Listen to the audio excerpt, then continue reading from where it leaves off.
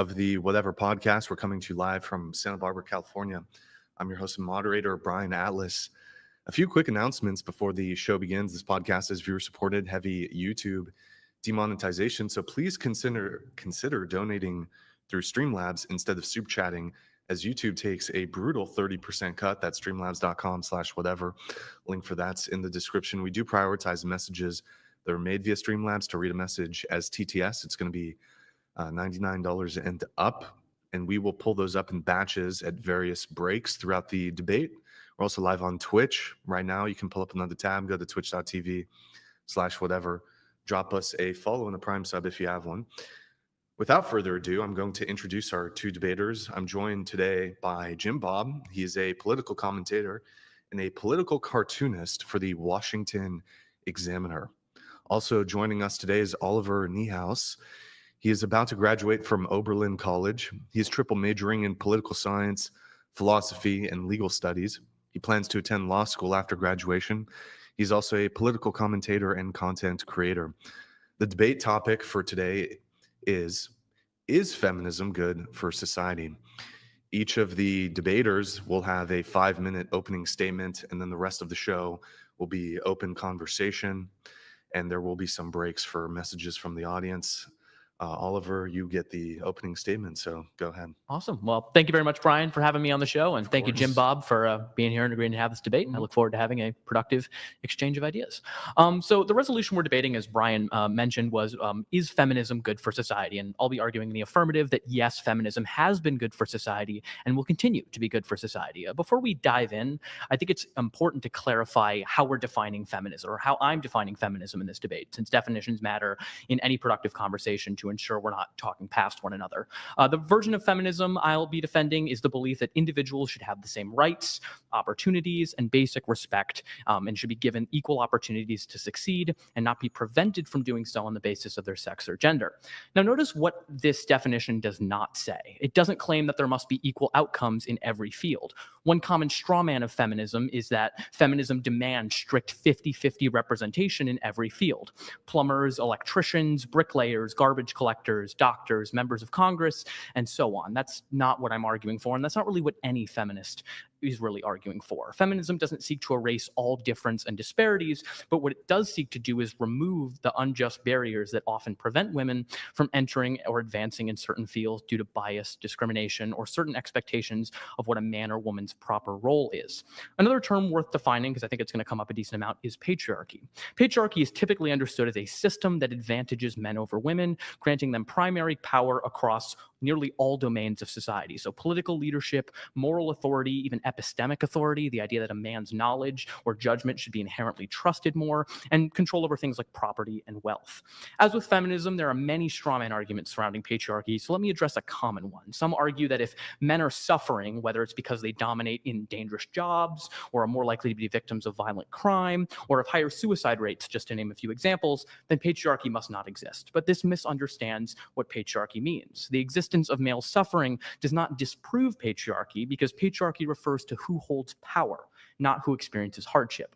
While men are absolutely harmed by many aspects of the patriarchal system, the people in positions of authority and control remain overwhelmingly male. So yes, patriarchy can and does harm men as well, but it systematically privileges men in ways that it does not for women.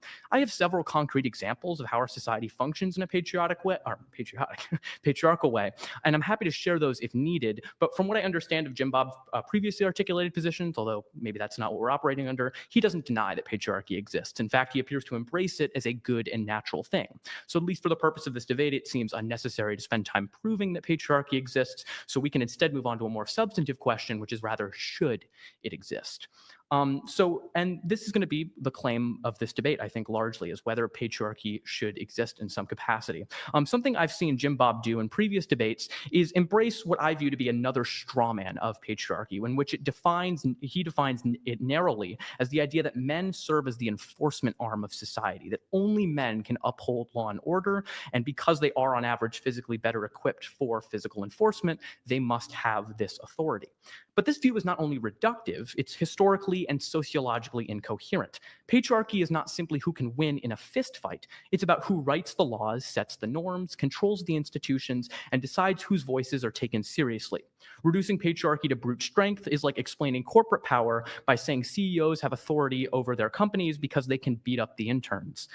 In reality, power is much more upheld by much more than muscle. It's reinforced through tradition, ideology, religion, economic control, and legal structures. The force doctrine idea here strips patriarchy of its complexity and reimagines it as this caveman logic of might makes right, which is not only inaccurate, but pretty intellectually lazy. The major point I want to make in my opening is this. You're going to hear a lot of claims made from Jimbob about how feminism has supposedly led to a wide array of disastrous outcomes: declining birth rates, labor market saturation and wage stagnation, rising divorce rates initiated by women, and much more.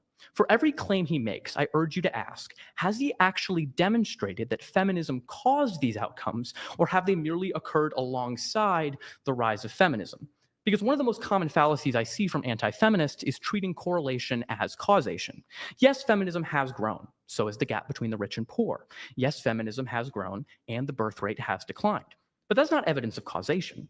To those who accept that line of reasoning, I'll remind you that there's a strong correlation between per capita margarine consumption and the divorce rate in Maine, or between the number of Nicolas Cage films released in a given year and the number of accidental drownings in swimming pools.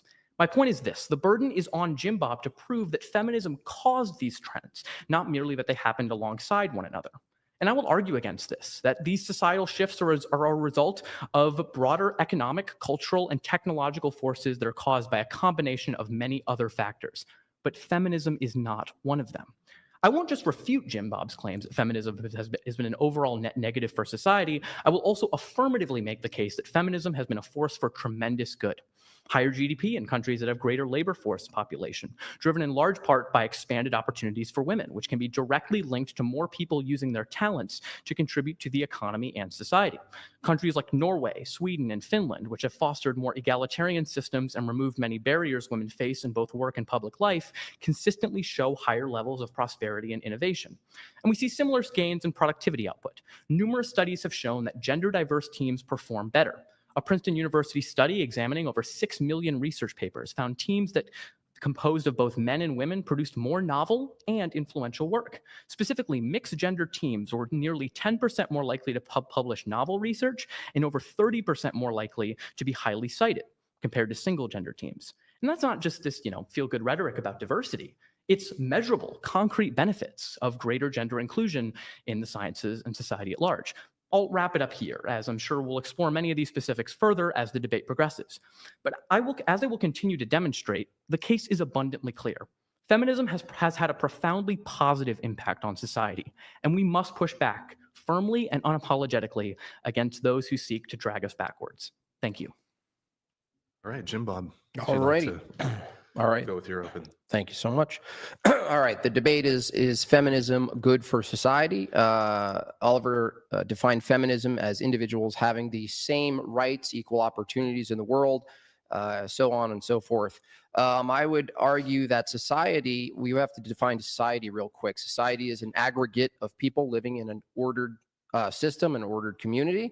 I want to focus on that word ordered for a second, because without any order, without any force, without any threat of force, you really don't have a society. So when Oliver says equal rights, equal this, equal that, well, it's descriptively the case that it's not equal, because women, regardless of how much they want inequality, it's always enforced by men, which is an inequality. So there's an irony there that feminism fights for equality but relies on inequality.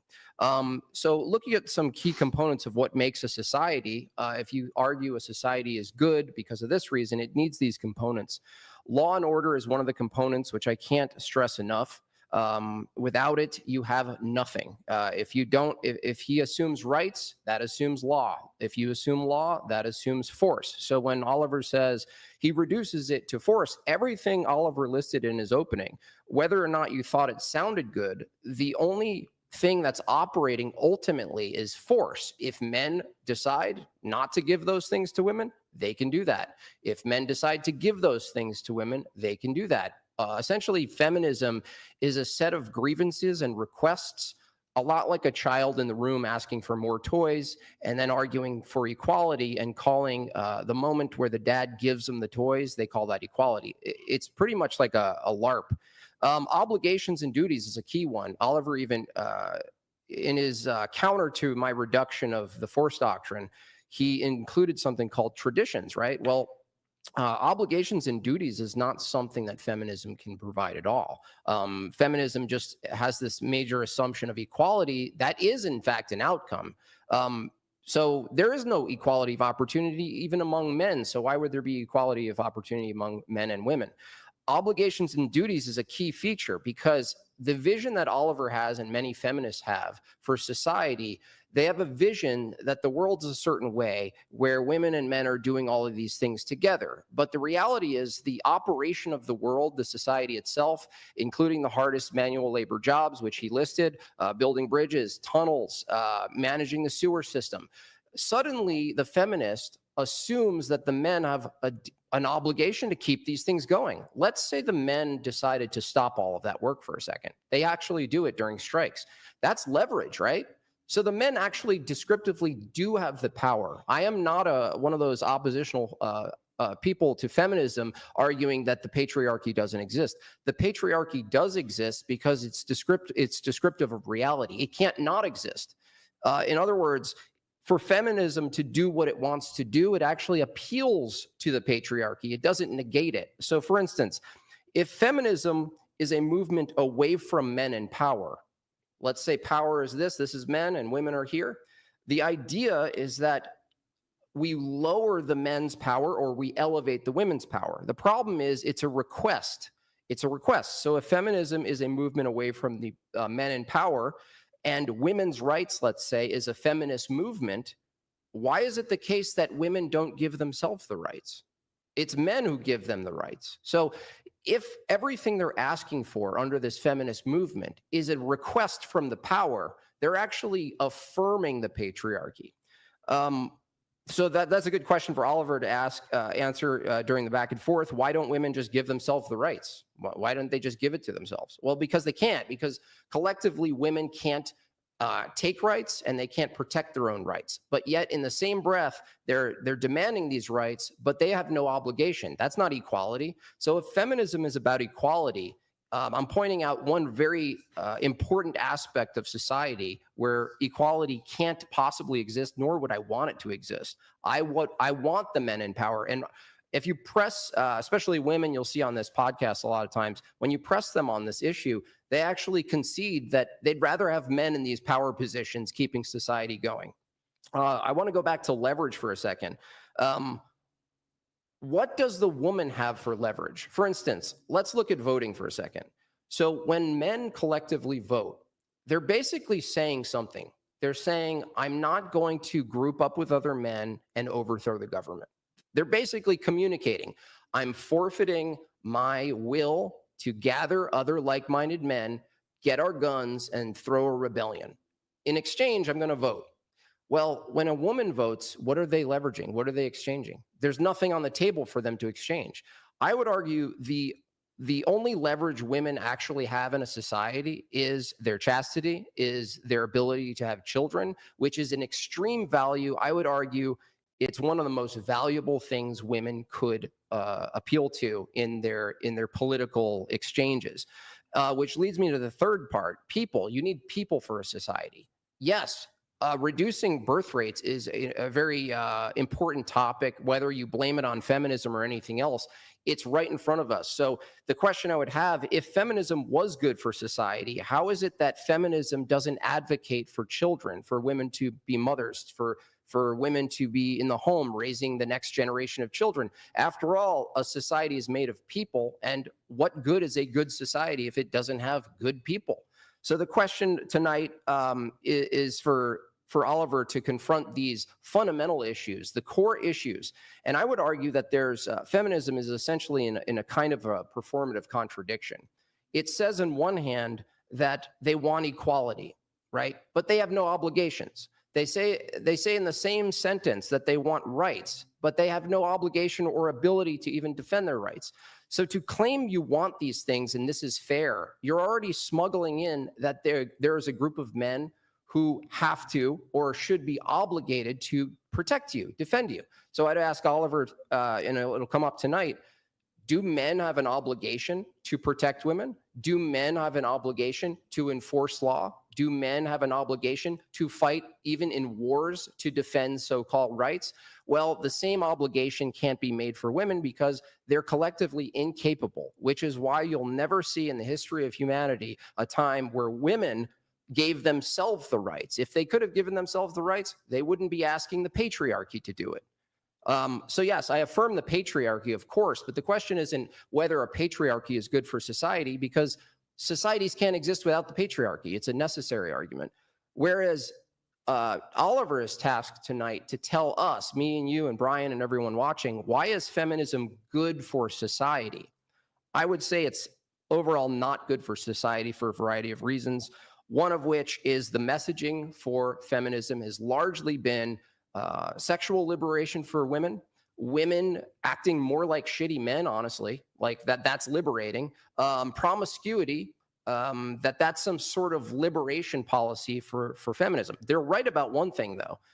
Their leverage is sex. Their leverage is birth, the ability to give birth and be a mother. The problem with feminism is that it's inverted the power that women have. Their sexuality, their womb, it's inverted it and convinced them to use that advantage against themselves. And we're looking at it. You know, women are more in debt. Was it a good thing to shove all the women to the workforce?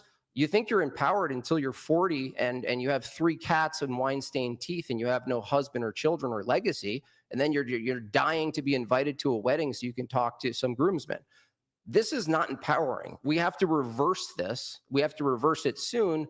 It's not just an issue of societal collapse, but it's an issue of morality as well, which I hope we get into. Of course, yeah, absolutely.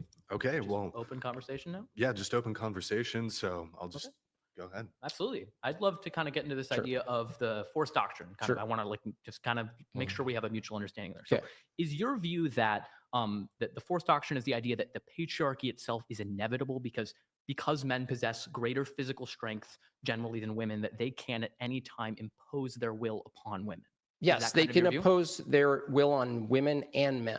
Sure. Okay. So I guess I'm wondering, even if we grant, this idea that men are stronger than women generally, does like potential equate to actual? Like, do you think that is kind of a general like idea that we can operate off of? Like, what could be the case is what should define how things are right now? I would use more of like induction. It's always been the case, and it seems to be always the case, similar to the sun rising. Okay. That men overall are going to be the ones enforcing and defending, offending, defending, and there's never been a case where women actually grant themselves the so-called rights that they're asking for or take those rights. So it goes both ways. Men can activate their force, take things from people. Men could activate their force and defend that people have things too. Now, feminism is the latter. So the question is, can women collectively overtake the patriarchy? I mean, I think they technically could. I mean, so I think when we're talking about what could happen, we're talking about hypothetical things. So the entirety of men, I don't think will ever agree on like enslaving women, just like every single person. There's always going to be some men that oppose them. Of course, there's going to be, maybe those men might win out in certain scenarios, but there's always going to be some men that are against them. So we're never going to have a situation where all men are trying to enslave women. So when I'm thinking about this, and I thought about this hypothetical, and I think it was brought up on a previous podcast episode, women could hypothetically, as you talked about, leverage the fact that they give birth and either kill themselves or kill their male offspring. And if they did that, and if they collectively did that, then they would have that power, right? They could leverage that. If they can do that, men could hypothetically counter that by using force to stop that from happening, right? I'm not sure. I think that if people want to end a pregnancy, if people want to end their own lives, they're very determined to do that. And I would be, I don't. But if it came down to force, right? Well, if it came down to force. Sorry. Yeah. If it came down to force, the woman would have the collection of women who you convince to, work against their own existence and their children's existence, which is pretty close to feminism already. men could actually step in, right, and reverse that. For instance, abortion's a perfect example of it. Women are fighting for the right to terminate their own children, right? Legally, safely. Right. Is that a good thing? I mean, in my view, yeah, I'm pro-choice. I think that's a good So thing. it's already a good thing. So your hypothetical was, well, there could be a moment where women start terminating their own children. I'm saying they're already doing that in the millions. Wait, no. They do that legally. But what happens when abortion is illegal? What's legal though? No, but that goes to my point, Oliver. What does legal assume though?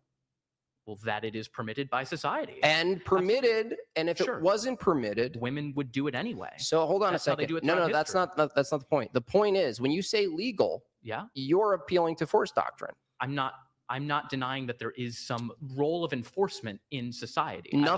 Anything legal assumes the patriarchy. So this is what in my opening statement, Oliver, I want you to get is anything you think is good for women as a permission of behavior is going to be permitted and allowed by a collection of men with guns. Sure. So my question would be, because you're defining patriarchy as the fact that men will always need to enforce things, that men always need to. I think that is a poor definition of patriarchy because what else would it be though? Okay. Well, I kind of gave a definition at the beginning here, this idea that it is a general idea that men hold more societal, institutional power, things of that nature. That they write the laws, they create the norms and the systems. That goes beyond just mere brute force.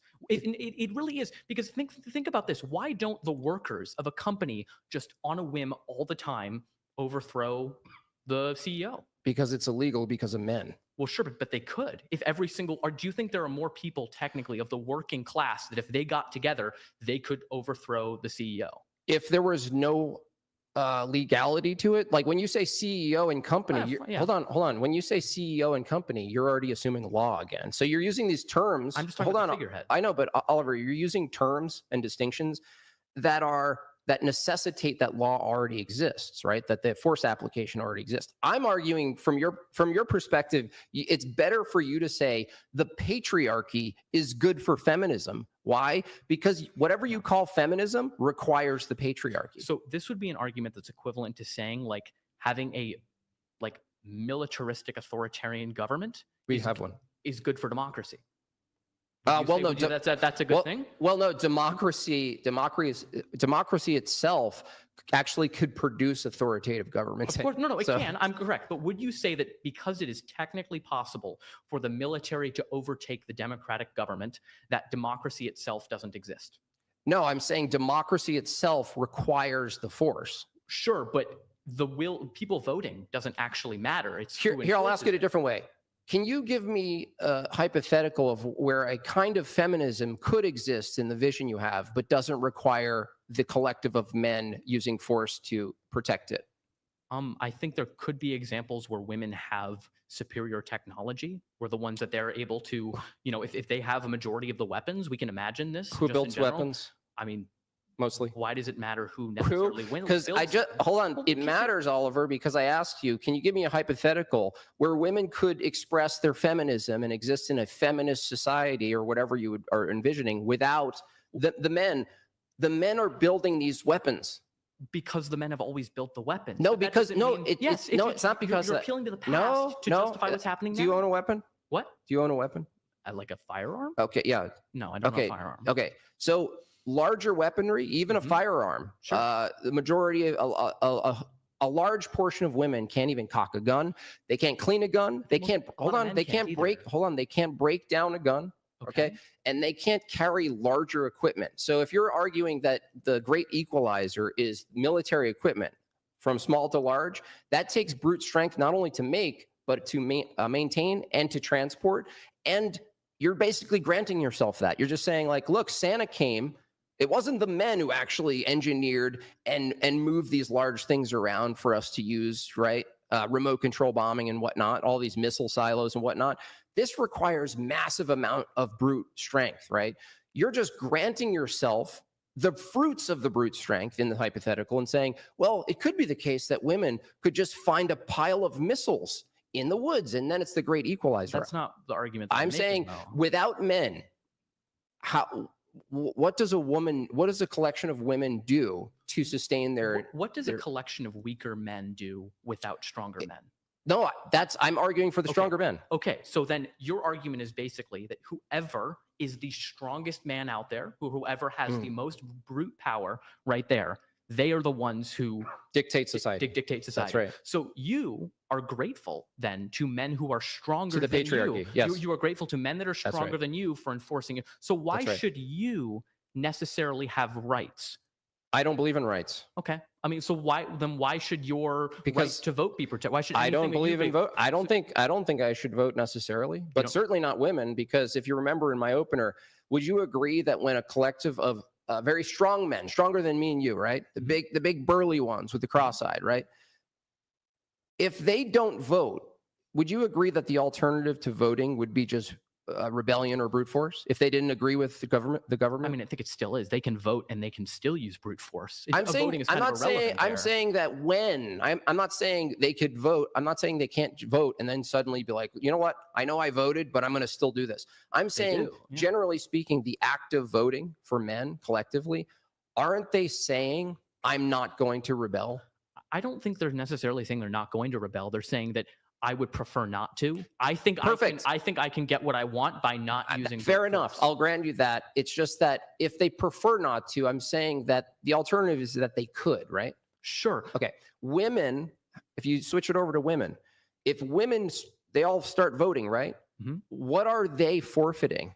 What do you mean? What are they forfeiting? If the man is forfeiting, I don't think he is. He is. He's basically saying, I'm going to vote and I'm going to hope that the outsourced force application, which is the military and the justice system and everything else included, right? They're outsourcing their brute force. Now, if they disagree and they decide voting isn't for you anymore and you're going to start a rebellion, they could do that. What I'm asking you, Oliver, is can women do that?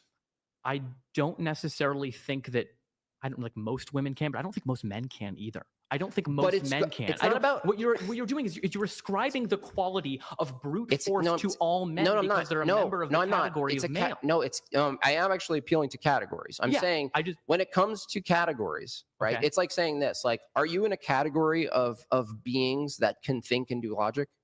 Yeah, Can all human beings do logic? not No, necessarily. no. But I'm appealing to the ones that can are in a certain category. What I'm saying is that category, Oliver, Yes. is men. But no, not necessarily. never a collection of women. No, it could be young men. Why should old men get rights? Because young men are the ones that are defending them. No, it's not. It's not that who gets rights. You're making an argument. You're the one affirming rights. I'm not, right? Your whole view on feminism, my counter to feminism isn't about rights. I don't even believe in rights. Okay. Your view is that women have rights. That's good. I'm asking you, well, why isn't it the case, you think, Oliver, that women gave themselves the right to vote? Why did they appeal to another body of people to get the right to vote? Because they're the ones who controlled society. Like, I don't really know what. Yeah, but I don't. correct. You're basically making a massive just is ought distinction. No, I didn't Something say is ought. the case, therefore I didn't say ought. I didn't say ought.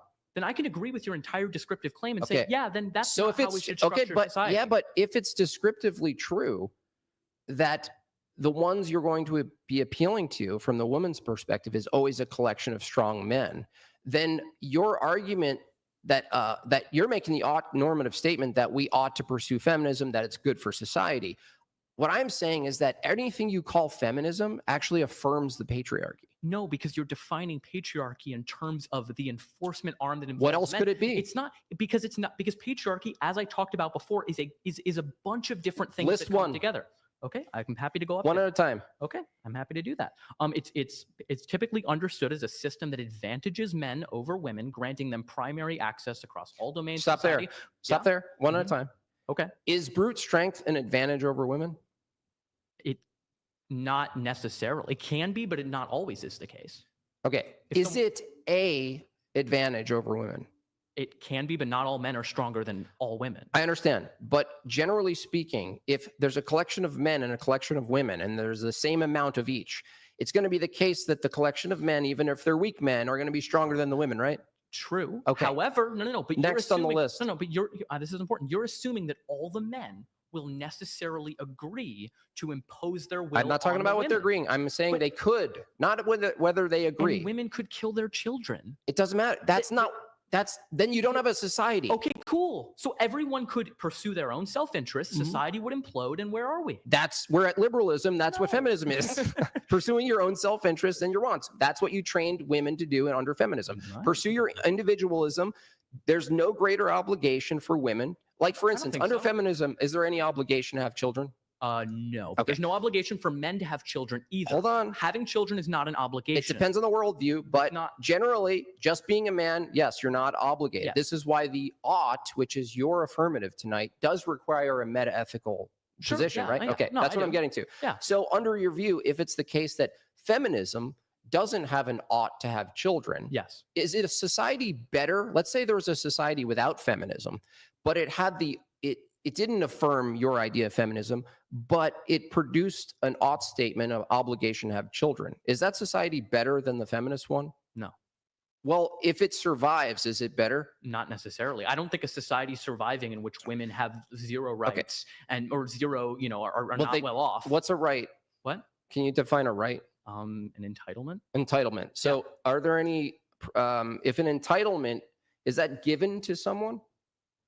In a large sense, yeah. Okay. Men and women, it's given to them. Who gives women entitlements? Society. Well, that's pretty Yes. vague. Well, but it is society. We as a society decide on which hold on, entitlements hold on. Let's give it. individuals have. Let's look at the 19th Amendment for a second. Okay. When women started screaming, some of them, the minority, by the way, Mhm. were started screaming for the right to vote. Right? Who are they screaming to give them the right to The vote? people were in power, are those were people? men. Yeah, but Okay. you're just making a statement that was the case. I'm asking you, why do they appeal to the men in power and not just give themselves rights? because those are the people that are in power. You're Men. asking, they were excluded from being in power. So when is it where women will be in the power position where men are asking women for rights? When there are women who are in power, do you think? Wait a second. If there is a female CEO and a man walks into her office and it's like, I would like a raise, is he not asking her to grant him some sort of privilege or some sort of benefit? Yep. Absolutely. Yeah, but this is not the same category as a raise because the raise doesn't depend. Well, actually, it does. It Yeah. depends ultimately on force, which appeals to men. So the question for you, It appeals Oliver, to was strong this: people. It appears to people who have the ability to people enforce who their have, will. people have the ability to enforce unjust or just laws. Mhm. So when you want a just law, when a bunch of women, right, when they wanted the right to vote, they were asking other people to give them the right to vote. That's how all rights work. I understand rights work because they're enforced by brute force every time. Yeah, there requires enforcement. So I don't. So All men if- don't enforce. I know it's not about all men. It's that the fact that the people enforcing are going to be predominantly men. And if that- they were predominantly women, they couldn't enforce it. Let's I switch it don't for a think that's second. necessarily Hold on, true. let's switch it again. Men want the power, the right to vote, right? Let's switch Okay. switch the history, right? Mhm. Men want the right to vote. Mhm. The enforcement are women as you see them today. Not as we stated it. If we want to flip the entirety of No, no. history, no. Wait a second. If we, We're not changing. We're not you are. all else equals. No. You can't do that. No. Because that's not how society develops. No, that's how a hypothetical works. No, but you can't change the hypothetical and not change the relevant variables. Look. We would have to have society exist so that women over the entire course of history had built everything, had excluded men No, I from didn't that. I didn't say men or women. I'm saying in this No. instance, Okay. right? Well, that's the thing is you're actually agreeing with me that throughout history, why is it that men with the brute force built all of the things? Like everything you see, right? All of the big skyscrapers, the tunnels, the bridges, underwater welders, all of these things. that's- Are you going to say that it just happens to be a social construct, that it happened to be men, or is that a feature of biology? So first off, I think that there's this general idea that men built society and that women did not play an integral or fundamental role to I wouldn't that. say that. No, but look. Hold on, just let him finish. Go Yeah, ahead. no, you're good. It's fine. It's We're- okay, go ahead. It's I'm fine with the back and forth. But yeah, Okay, so it's all good. continue. Yeah. So what I'm saying here is that there were women who made very important advancements in almost every part of advancement of infrastructure, advancement of industry that you just don't know about. I have some examples What that do you'd you- like me to bring up. Well, no. An advancement, is that an idea? I mean, sure, we can talk about individuals. Okay, Oh, no, but wait, this those is are a straw important. man. No, I didn't say they're not important. I didn't say women can't think of cool things. All right, we're talking about society. Let's say this city we're in right now. It's maintained. It's erected, maintained by mostly men. Sure, operating on what? Brute force. Not just brute force, organization and SIPs and ideas. It's based on ideas. That's fine, but without the brute force, you can't have the management of the roads. For instance, this is why I talk about leverage. Okay, men who run the city, who actually use their force and their will to get in tunnels and get dirty and die doing these things, right? Okay. To maintain.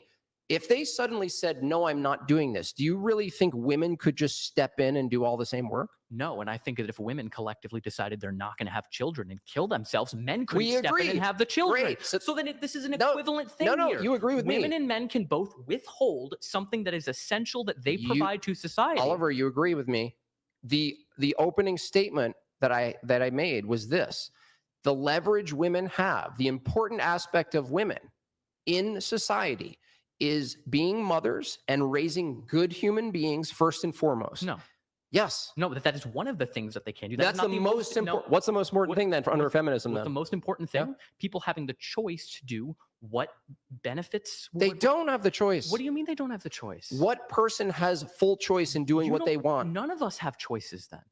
We don't. We are all a slave to the person who's stronger than us. That's right. So then where does this get off the ground? All you're claiming is might makes right. No, I didn't say right. I'm saying descriptively it's the case. I'm asking you from your perspective.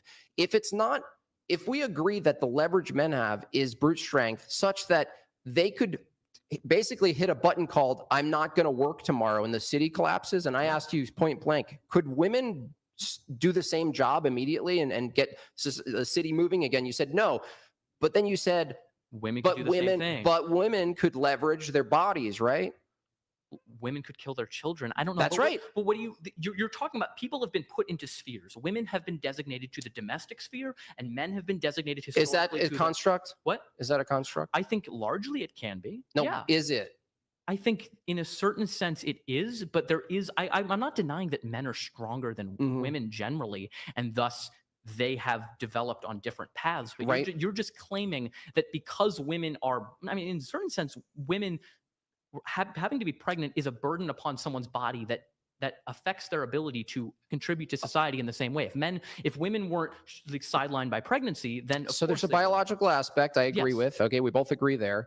The biological aspect of men collectively, not every individual man, but collectively, generally speaking, men are geared towards certain behavior, certain work, certain kinds of things, high risk things.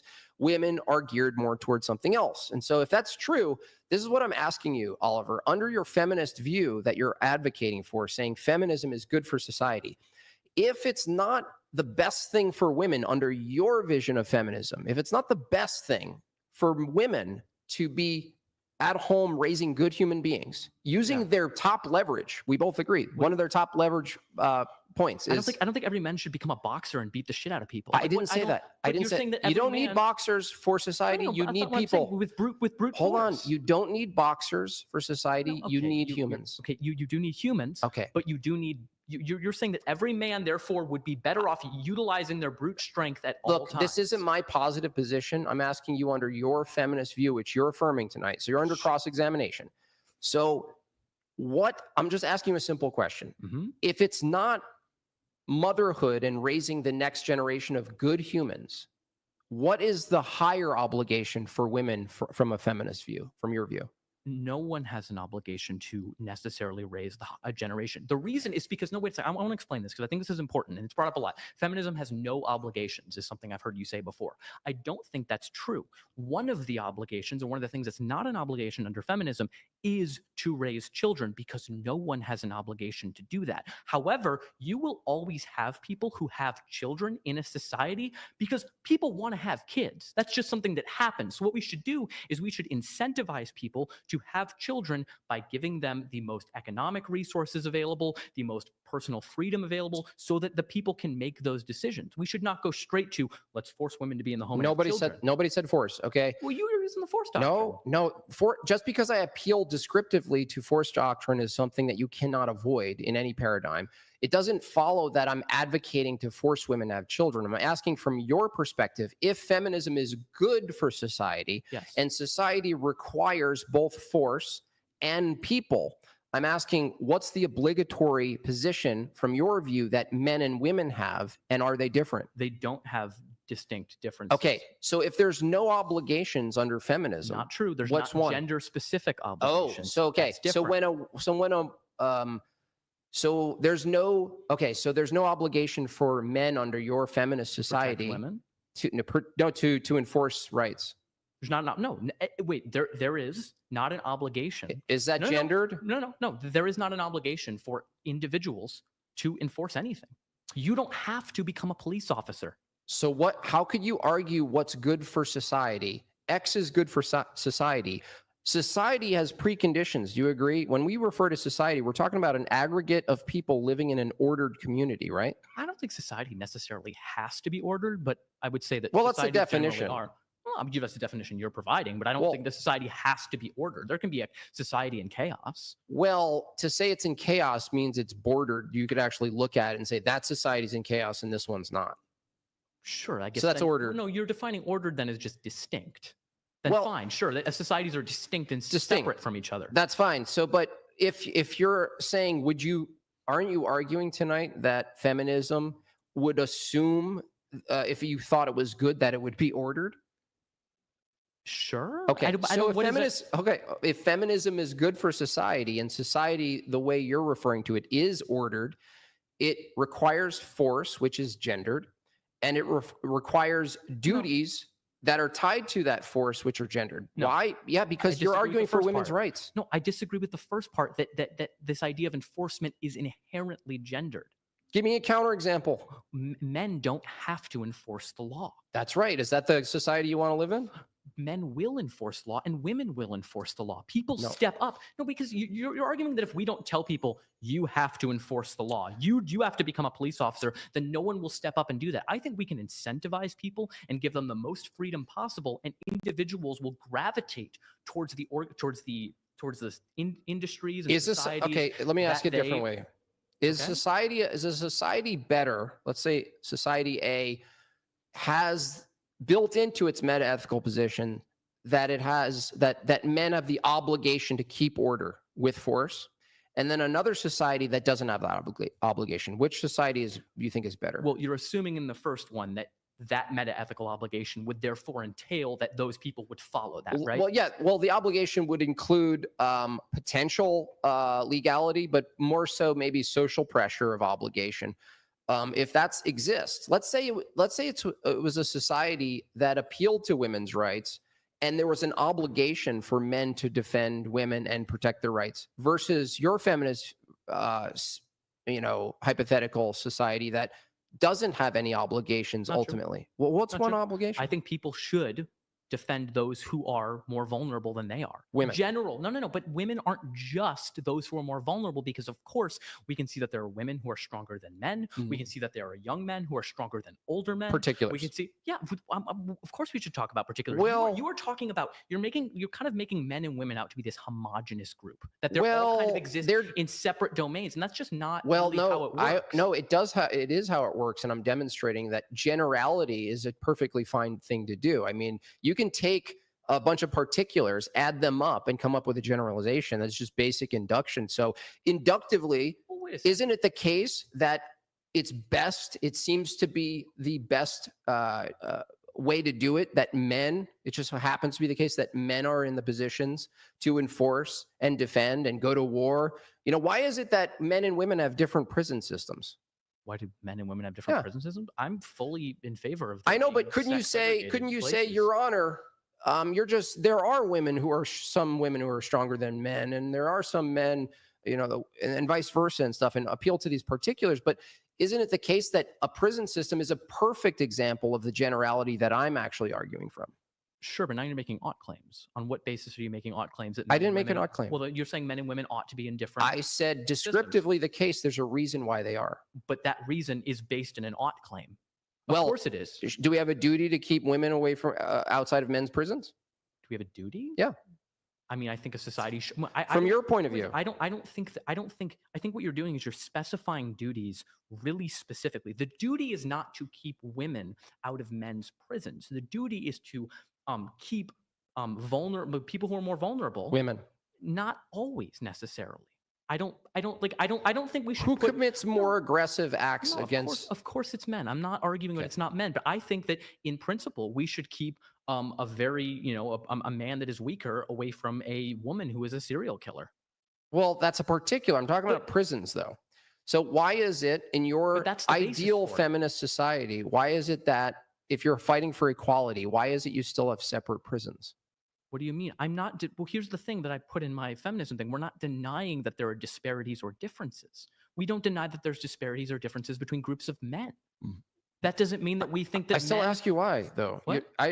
The question was, why in your society are you obligated, from your perspective you're arguing tonight, to keep prisons separate? Wait, who is obligated? Society as a whole? Is your ideal society? Look, it's Oliver's world right now.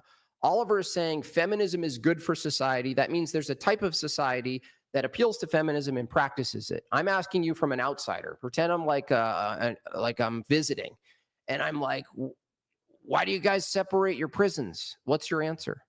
I think we should largely separate prisons because there are differences between men and women, and I think that men, if men are, especially men who are violent, especially men who are in prison, who have shown a lack of care for the safety of those around them, I think we should also ensure that men aren't hurting other men in prison either. I don't know. So now I'm going to ask you, if you argue that women are generally collectively more vulnerable than men, and that's why it's good reason.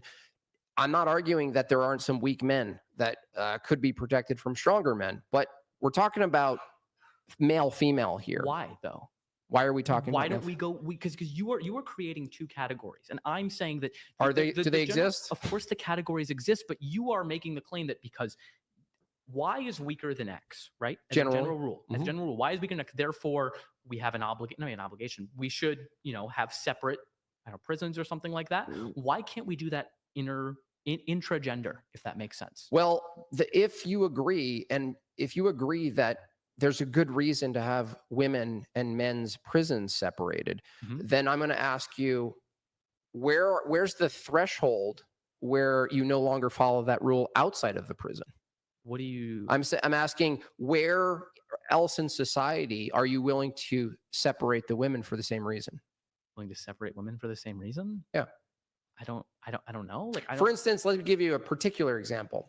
Is it better in your ideal feminist society that a weak woman is at home with her children and her husband at 11:30 p.m., or signing out of her penthouse office with her lanyard coming down the elevator at 11:30 p.m., potentially the victim of a male crime? I think you are reducing what is best for women like a homogenous level or a group that's going to be best. Just one example. No, I don't. What's better? Well, you're saying what's better because you're assuming that this woman is going to be assaulted or something. Well, like that. No, and I would rather not have a woman get assaulted, of course. Hold on. What's more likely, though? No. But the solution to that problem is not to say, okay, we need to keep all women in the home because men can't stop raping them. That's not really how we should operate. Society. Well, actually, the fact that it's mostly men raping women goes to my point that the specific argument tonight, it comes back to the force doctrine every single time. It's never the case where you're going to be collectively writing rules and basically making society around this view that we should protect men from women ever, right? We should protect men from everyone. But no, I'm saying generally speaking, we don't structure society in a way that gears toward the concern of women aggressing men. It's usually the other way around, right? I mean, I think we should do both. I don't know. I feel like a consequence of the patriarchy and these norms that we have is that men can't be victims of abuse. Men can't be physically abused by women, and I think that's a problem. We should not have that. If a man is is subject to persistent physical abuse, that should be taken seriously by a woman. Do you think that with enough manpower we can take down the patriarchy? With enough manpower? I think with enough societal organization, with enough I don't know. Yeah, work, we can do it, of course. We can restructure society. Of course we can restructure society. So with enough manpower, we can restructure away from the patriarchy. With enough change, we can get away from the patriarchy. I don't know, like, you're arguing that, like, because men have to do it, therefore it's invalid or something. Well, that's kind of what I'm asking is, like, if I ask someone with enough manpower and resources, could you take down the thing that's literally going to be mirroring what you're aggregating in resources? In other words, to take down the patriarchy, you need to find a bunch of strong people to fight against this bunch of strong people. And the bunch of strong people you're going to find are going to look exactly like the collection of people you're going to be fighting against. So sure, it's never the case where you go, let's revolt against this tyrannical body of men who are impeding on our rights. You never go out and knock on the doors and grab the women first. I mean, in order to fight? Or, yeah. Sure. What you also wouldn't grab weak men. Like, well, no, you would. You would. Why not? No. Why? Because they're still stronger than the women. Not all women. No. No. You're saying I think there are. I think the echelon of, like, weakest men out there would absolutely be less strong than the average woman. I'm not sure if you take the same body frame, if you knock on a door, well, no, okay, and it's like the same height, right, and even weight. If you're gonna go to war, you're gonna grab the dude. It's not just because of force, though. Would you agree that men are more likely to exert aggression, even for bad reasons, than women? Sure, yeah. Okay. So if you're going to war, you would want someone who is able, capable, and willing to exert their aggression on another aggressor. Whereas if it's generally the case, women are a little more timid. Why are they, though? Why are they more likely to exercise their aggression? I think this is biology. I don't know. I don't necessarily think that's the case. Do you have a son? Do I have a son? No, I don't. I do. Okay. So are you saying that? Well, you're raising your son, though. Well, no, I'm saying that. Of course, your son's going to reflect your worldview. Well, no. A 3-year-old, and even beforehand, you're going to notice when you become a father, God willing, which is anti-feminist. You're going to see that there's a clear distinction between boys and girls in their very instinct and the way they even behave and express themselves. And the aggressive ones, the males, are aggressive. You just see it right in front of you. That is not necessarily the case for all boys whatsoever. I didn't say all. I said generally speaking. Wait, but you're also raising your son specifically. Everything you do is in a gendered sense. You're raising your son to be what your version. You don't think we should affirm gendered society? I don't necessarily think we should tell people that there's a correct way to be a man or a correct way to be a woman. So no, I don't think that we should raise our sons to be aggressive, to show their, like I don't know, like that aggression is a good way to get what you want or something like that. Well, I'm not saying that, but ultimately aggression and violence is an excellent way to get what you want. It works better. It's more critically sure. It's a critical path. Would you rather your son, primarily when he has a disagreement with someone, like at school or something like that, get into a fist fight with the kid? Or would you rather have him have the communication skills to be able to talk that disagreement out? Well, in that instance, the ideal is to keep him in a system, right, than to fight. We're not talking about whether or not violence is useful every time. Now, just change it. Useful or not? Change it. No, is it more often useful or we're talking about maintain. The reason this came up is we're talking about maintaining society. For instance, let's take another thing. Would I rather the security guard at my school use force to stop an aggressor or talk to them nicely like the teacher does? So wait, it would depend on the situation because That's right. But I do absolutely think that in a lot of these situations, de-escalation can be effective and be more effective than just violence is great de-escalation. No, it's not. Yes, it is. Are you serious? No, wait a second. You're one, assuming that the violence will be successful in its aim, and two, that it won't have other ramifications. I think a society that always deals with its problems violently will actually have worse consequences. I don't think we should encourage kids to beat the shit out of each other. Nobody's saying that. Every time, but that's what you're saying. No, I'm not. What, violence is a very effective way to get what you want. I didn't say they ought. I described that it is. You keep confusing ought and descriptions. No, but first off, I actually don't think it is because it can become self-defeating. If your way of always resolving conflict is resorting to violence, people will be less likely to associate with you. People will be less likely to be around you. Yeah. Really? Okay. So But if you extrapolate that out, because we're talking about societies right now, is society better with feminism? Is feminism good for society, right? Yes.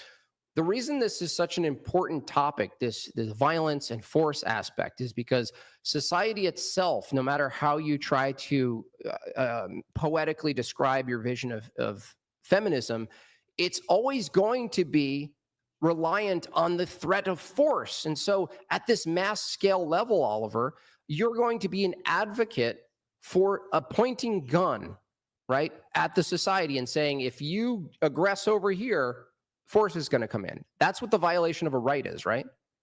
I don't think that's how I would want society to be You don't structured want, if you effectively. want society with rights, which is in your opening, feminism, individuals having the same equal rights, equal Yeah. opportunities. If you want that, you have to enforce it. Of course you do. If you want that and you have to enforce it, you need to appeal to inequality. It's a contradiction. What do you mean you have to appeal to inequality? Everyone has to appeal to inequality all the time in No, order to get what they want. specifically with sexes. No. Well, wait a second. No, because then every man has to appeal to someone who is stronger than him. Who's a man? Unless okay, then all men are at the mercy of the man who is stronger. That's right, than them. patriarchy. That's descriptively placed. Now that you admit that that's actually true, and I conceded that that's true, Why does that matter? I'm saying it matters because if you advocate for a feminist society, you're actually, I would argue that rights themselves, feminism is actually sexist, ironically, because feminism, assuming rights, assumes there's a body of men who are going to defend those rights. They don't have the obligation to do that. Of course, people have an obligation to defend those. Under who are- feminism, why? Why? Yeah. I just think in general, everyone should have an obligation to Who defend cares? those. Who cares what you Okay, think? sure. If you don't have any sort of empathy or care No, for anyone else no, other than yourself, empathy- no. But Empathy isn't it, dude. I've seen a video you did. Empathy is an involuntary signal that is perhaps what someone else is experiencing. That doesn't tell you what you ought to do. You're in a debate now arguing feminism is good for society. I bring in what's necessary to keep the good in society and highlight force. I ask you point blank, under your feminist view, do men have the obligation morally, ethically, to uphold law that provides the playground you call feminism, not feminist because freedom? they're men. Society in general has an obligation, I guess, to maintain itself. But it doesn't follow from that every man has an obligation to uphold society. I didn't say because he's every a man. Well, then this doesn't have any bearing. It does on- bear. It does have bearing because we're talking about a collective, right? We're choosing the people who already exist right now. Let's when- choose the stronger men. Let's choose. There's the a men- bunch of let's- strong men let's right choose now. the men that can actually Okay, enforce. there's their a will. bunch of men right now who are really strong. Yes, They're just in that. uniforms. Yes. Yep. Yep. They have to be trained. They're in uniforms. Sure. Cops, probably too unhealthy for my taste. But Okay. let's just say they're all fit. Okay. They're in a position where they come in and there's a man or a woman being aggravated, assaulted by someone. Okay.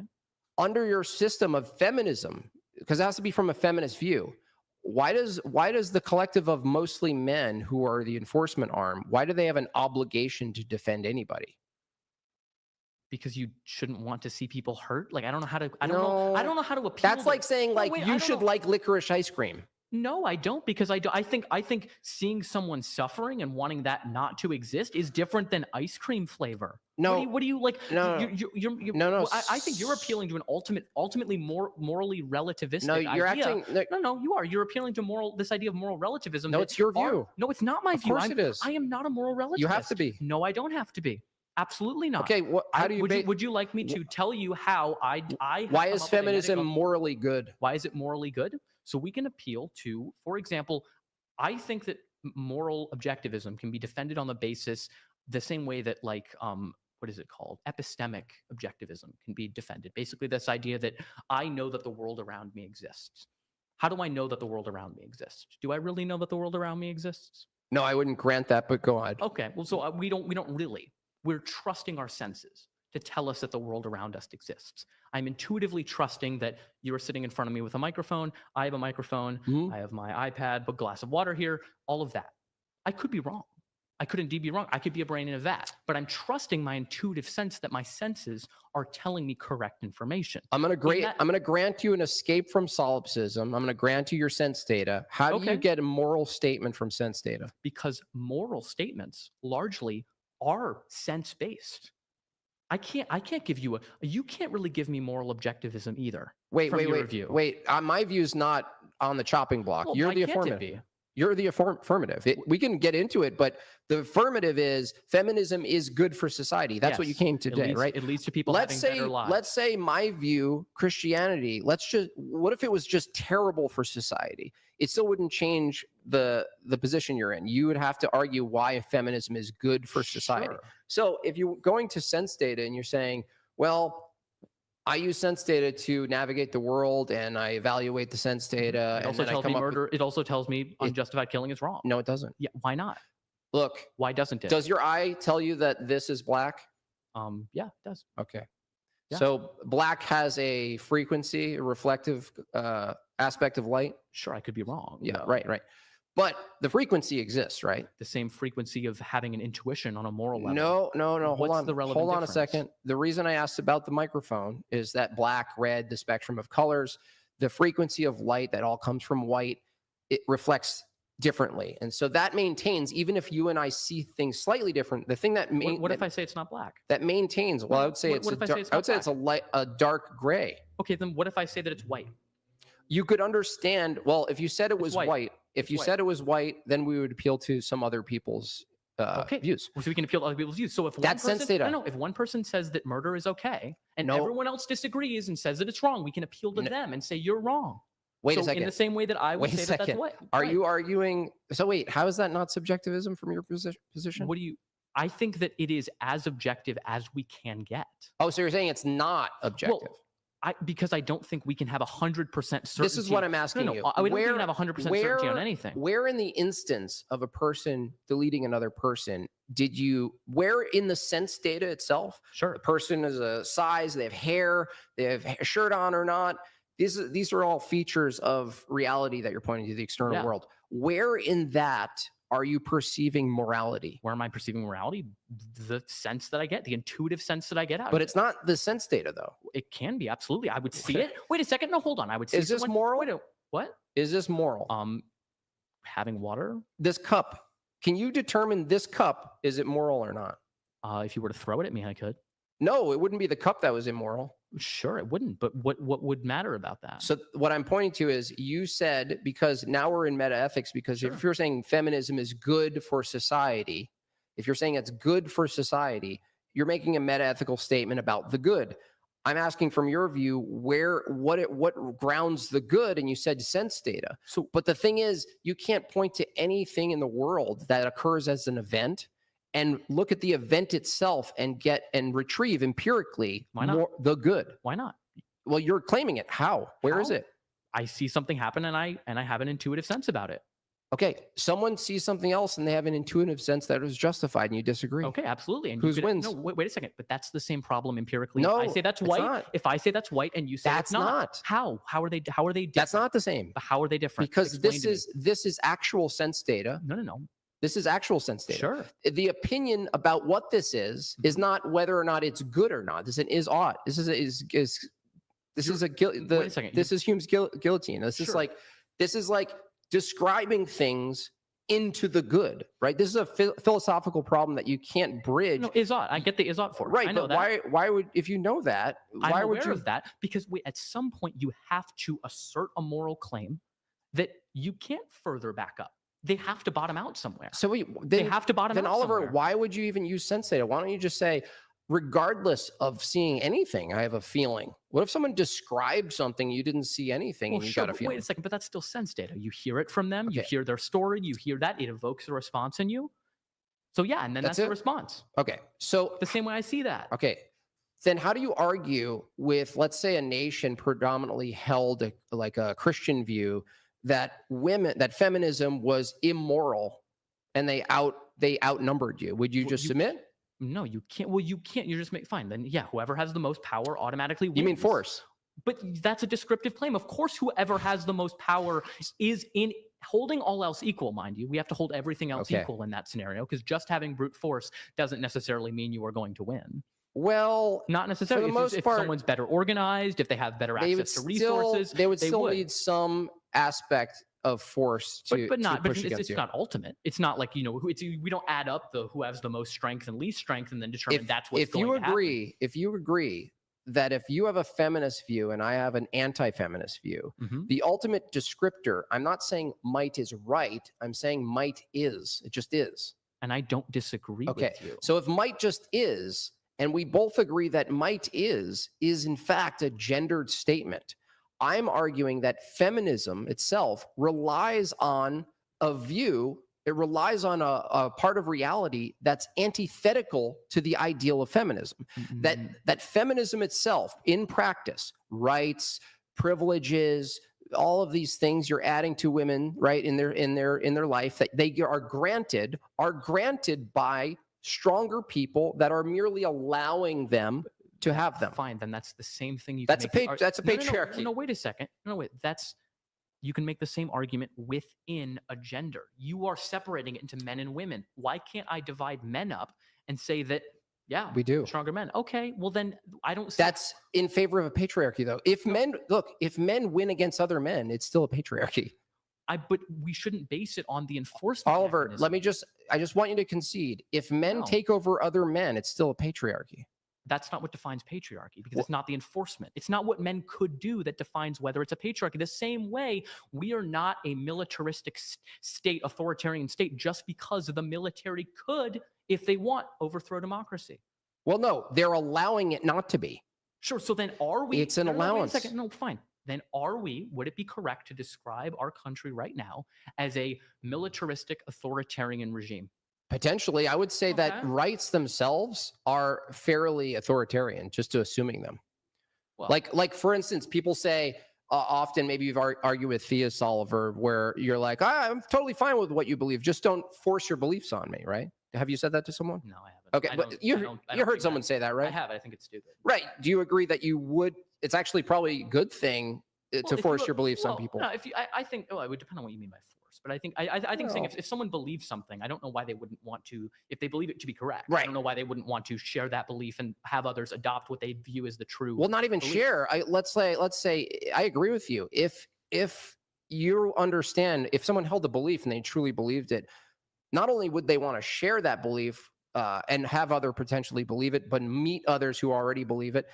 The next step would simply be, why wouldn't they, I don't know, take positions of government and legislative office seats and say, well, I love my view so much, and I've gained so many people around me who love my view. Why wouldn't I just use the enforcement arm? Isn't the ultimate goal here, like even in this debate, I don't like pizza, or if I love pizza, I want to bring the government into. Yeah, that's superficial. No, it's not, because it's the same similar type of view. You could extrapolate it that far if you want. And that would be ridiculous. Would you say it's ridiculous for someone who's like, I like pizza this much, I like cheese pizza, I would like everyone to like cheese pizza. If people don't like cheese pizza because I think it's correct and I think it's the best type of pizza, I'm going to enforce everyone to eat cheese pizza. No, regardless if I want that, I'm saying that that's actually possible. Yeah, but we would look upon that person as what? Like, that's fine if you. No, but it would be weird. Yeah, but I understand. We both agree that would be weird. I'm not debating whether or not we agree on things that are weird. What we're debating tonight is like the foundation of feminism rests on something that's counter-descriptive to feminism. No. Yes. How? If feminism, look, I'll do it again. Feminism is the movement away from men in power. Is that better than patriarchy? It's the movement away from men in power. Specifically. Men inherently having power. Dominant. Yeah, the dominant collective. Because they're men. Women being excluded from that. Women's rights is a feminist movement. Sure. Okay. So if women's rights is a feminist movement away from the movement of men in power, why does women's rights require the thing that they're opposing? Wait, because just because someone has power doesn't mean they're exercising it against you. Like I don't see, like you're saying like there's always going to be a man in charge, therefore there's going to be a collection in a society that's ordered, that has any kind of law or say rights, which are privileges or entitlements without any duties. In this case, feminism is a movement away from men in power. Women's rights is a feminist movement, supposedly against this power structure. And yet they're It's not against men, though. I know, but it's not It's not against. against No, men. you got to follow this line though. I'm not saying they hate men or whatever. I'm saying that the actual movement to affirm and defend and protect rights, they're asking daddy. They're asking daddy for an allowance. No, they're asking society in general.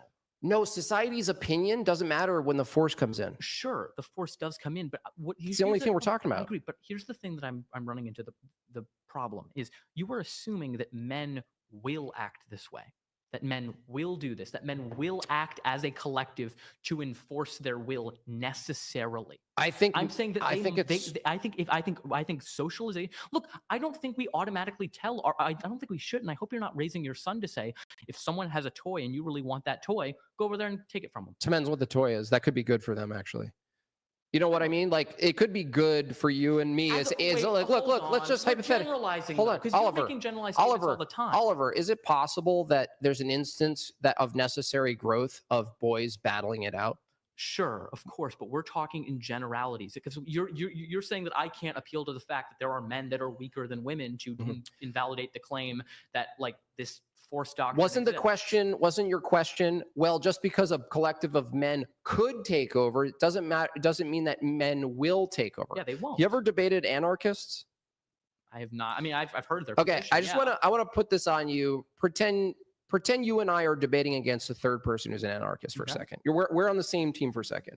And I ask them, why do you think anarchy is possible? And they say, well, because most people are passive and don't want to, use their force and their will to control people. Yeah. And then they ask me, why do you think anarchy doesn't work?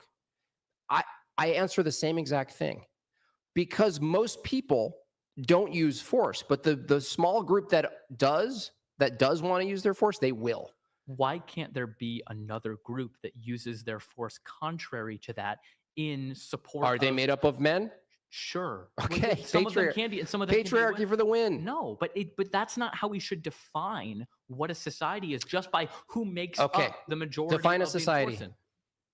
Whatever ordered thing you. Is that fine with you? You can come up with one that you like better. I don't find it can be ordered. I agree that there has to be some sort of order to society. I'm not disagreeing with you. Now, would you agree that order supposes force? I guess the threat of force, sure. But the threat has to be able to be actualized, right? Ultimately. Like if you call their bluff over and over. Sure, yeah, fine. It has to be actualized. This is what I'm saying. And I don't know how many more times I can drive this home, is that your vision of feminism being rights, equal opportunities, you're basically saying society is in a place where females should be more liberated to be in all sorts of different areas. Okay, that's what you're really arguing. You're arguing that society is essentially, which I kind of agree, is an amusement park that's already been built and maintained largely by men, right? You're just adding a police element. And what you're saying is feminism is Disney World. They should be able to ride on every ride. And then I go, no, everyone should have access to the rides. I know, but who enforces that everyone has access to the rides? Men.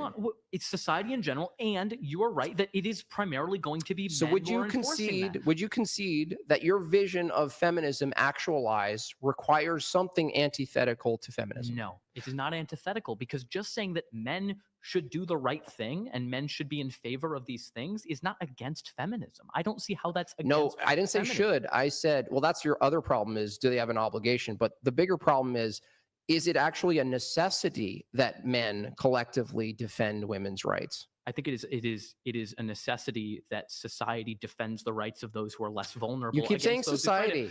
Okay, it can't be random people in society. Stronger. You're right. That men. Those. Sure. Okay. Will you concede for the audience then that your vision of feminism requires by necessity the actualization and the threat of stronger people who are predominantly men? Sure. Okay. So feminism requires men in power.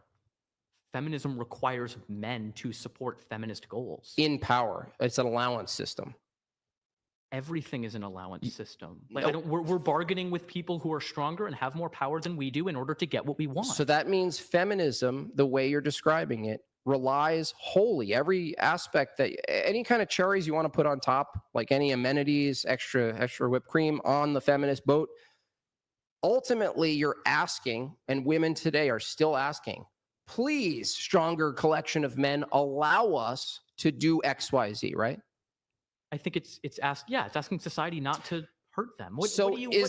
Yeah, but that's an inequality. I'm not arguing that women are as strong as men. I'm not trying to argue that as a collection that they're equal in every aspect. Yeah, but you said equal opportunities. Of course. Do women have the equal opportunity to defend or take other people's rights? If you're talking like everything all else equal, or are we talking like they can have certain abilities to do that in terms of the weaponry that they have, in terms of the organization of society that they have? Like, I think that you're assuming that we live in a state of nature, which we don't currently live in a state of nature. No, I still think that nature bleeds in. I know what you're saying, that we live in a state of luxury. Are you saying like decadence? A little bit. It's not like brutality of the wilderness, right? Sure. Because of men. Because that's men built structures, built concrete jungles.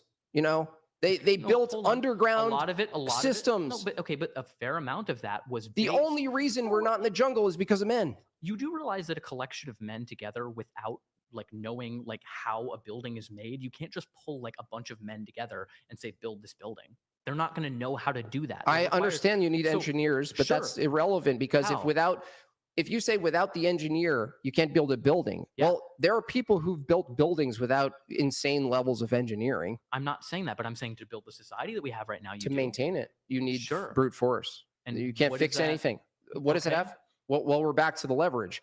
If men can leverage their brute force, so I gave the example of voting, that when collective of men vote, they're basically saying, you know what, I'm going to vote, even though the alternative, I don't want to do the alternative, but the alternative could be that I get all my friends with our guns and overthrow, if we can. We'll start a war or whatever. Why can't women get together with all their friends who are men and do that? Wait, you're saying men can appeal to other men to enforce their own rights. Why can't women do the same thing? Men can collectively do that without women. Women can't do it without men.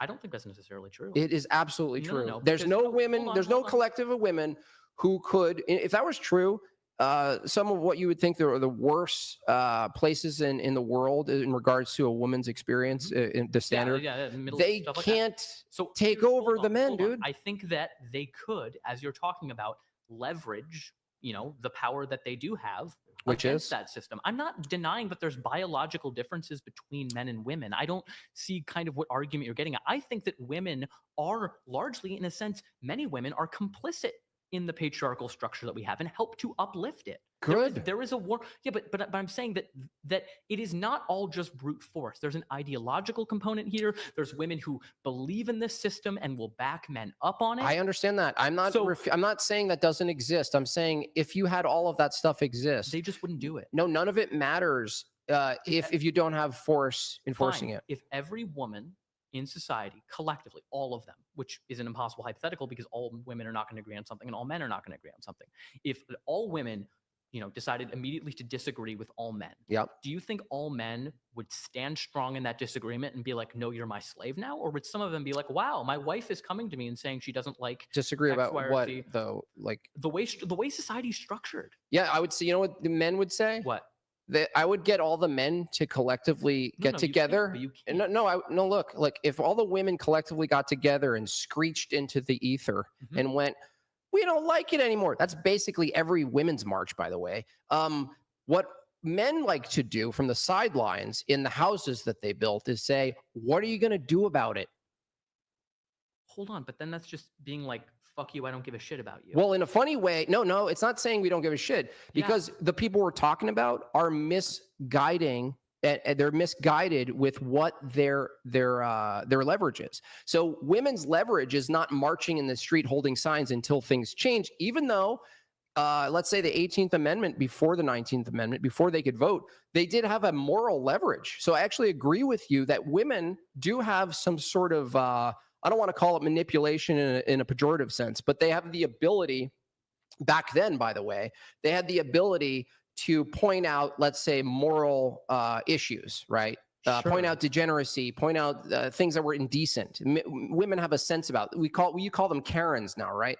Back in the day, before they were given the right to vote, the 18th Amendment, they actually used their moral leverage within society because men still revered women and their opinions about certain things because they had a specific place in their home and in society. Men still do that. You're never going to get all men to ignore the interests of all women. I understand. I'm not saying Or that. even- I'm even- saying even majority, I No, don't I'm think. saying that without men actualizing whatever the request is, it's just a grievance. I'm not denying that if a society does not follow through on what the grievances are, then sure. But Oliver, you keep swapping. I understand why you're doing this. It's fine, but I'm going to correct you every time. You can't swap out what we really mean is a collection of men specifically, and you keep saying society to ambiguate it. I'm going to keep disambiguating it because it drives the point home. If there's a collection of people who think society should be XYZ and they want to actualize it, that is force. They're going to develop laws. They're going to develop all sorts of systems. Okay. You're going to require brute force. What I'm saying is that's descriptively inequality. Why? Because in your opening, as you move away from feminism, God willing, at least take out equal opportunities because that's not even true for men. No, I'm not. But I'm not saying that everyone because everyone should be given the opportunity to Given do by that. who? Dude, Just don't say who society cares? again. But why? I don't see how Don't say that's society But again. it's not. I don't see how that's relevant. Okay, though. it is relevant. Look, I look at the world through a descriptive lens that it's patriarchal and it's hierarchical. I'm not saying it's a ought that might is good always. Might sometimes is good. But let's look at it as a house, right? Let's say you're the father. Again, God willing, I'm throwing this out there. Oliver the father. You have 5 kids, beautiful wife, big old house from being a lawyer. Okay. The kids are the women in this instance. I don't. Just it's just an analogy, okay? Yeah. Okay. The kids are screaming, "I want the house this way. They're screaming loud. They made signs. They march every morning in front of the breakfast nook, okay? Okay. Right? You're like, "Sit down, have breakfast." If they equal the protesters, right, in this instance, isn't it ultimately who is it ultimately going to be up to in the house, whether they change the house or not? But they changed the house. If they're screaming to change the house, right? Who's ultimately gonna decide whether it's gonna happen or not? Sure, the person who has the power. I'm not disagreeing. So you agree in the analogy? It's a good analogy because the women in society don't have the equal opportunity or power to change society. They need to get the ears of men. They need to somehow use other forms of leverage, but it's never going to be identical to power. What I'm saying to you, I think we agree. Men's leverage is brute force. Do they use it correctly or not? That's a whole other debate, right? Is it just or not? Women have the leverage of being the potential mothers and wives and the child bearers and the people raising the children. My view is that the best place a collection of women, I'm not saying all of them, and I'm not saying force. I'm saying the best thing to advocate for women, the truest form of real feminism would be to appeal to the feminine nature and what they're really good at, which is not fighting and making people bleed. It's raising children. Why is that not feminism? Why are you dichotomizing those though? Because you're saying that society is fundamentally dichotomized into fighting and killing each other and raising children. I don't think that those are the only 2 things. I didn't say that. Can do. But then why can't women and men? I think women and men should pursue other things that aren't just fighting and killing people and raising children, because there is so much in between there that both men and women can do. I'm not saying they can't do these things. I'm saying I'm trying to prioritize. That's why I'm gonna try to. You have to be a little charitable with the dichotomy because I'm looking at urgency and priority. Okay, I'm not saying that there isn't a list of things underneath that they might want to do and not do or whatever. I'm saying ultimately for a society to exist, you need 3 things. Law and order, which we already established requires men primarily for the most part. Obligations and duties, still a little bit blurry on your side of what provides obligations and duties. But then people, human beings, Do you know that I know that you mentioned it. We do have a fertility crisis. We have a birth rate crisis. Okay, I'm not going to blame everything on feminists, but would you concede that you've at least witnessed pretty high octane propaganda from a feminist view against mothering and being a mother in the home? As a requirement, yes. Not as a requirement. Yes, as a requirement. No, as an obligation that women have, and if they don't do it, they are failing as women. Yes, I have seen very little of feminists saying you can't have kids. Majority of feminists and people do have children. I'm not saying can't. I'm saying what's being presented as strong femme. Do you see mostly mothers, or do you see girl bosses? Just answer that. I think the reason we see it as girl bosses is because for so long, being a woman has been defined as being a mother. So what this is it's a reaction to the prescriptions that have been put on women for so long. What does it mean to be a good woman? You raise a child, you raise children, you're in the home. Still correct. It's still correct, though. I don't know, not necessarily. Women don't have to do that. Men don't have to. If you want a society, you have to do that. You do. There has to. So do you want a feminist society or not? I do want a feminist society. Then you need those things. No, you do, but you don't need to obligate people to do that. People will do it on their own. You don't have to tell They're women. Not doing it. Why aren't they doing it? It's because they can't fucking afford to do it. No, that's not true. It is absolutely. No, why are the poorest people have the most? Why are the poorest people have the most kids? Why do poor people have the most kids? Generally, largely because they don't have access to contraception. Hold on a second. Because they don't have access to education. Hold on a second. We don't have a moderator. You just said because people can't afford it. I just pointed a counterpoint. I just gave you a counterpoint that the poorest people are having the most kids. Mm-hmm. Yes. So that's not a good reason. Hold on. Just because poor people are having children. More poor people have more children than the wealthy, released from the fully liberated fembot, right? The feminoids are in Western luxurious countries. I would argue that it's not because they don't have money. It's because they have a materialist worldview.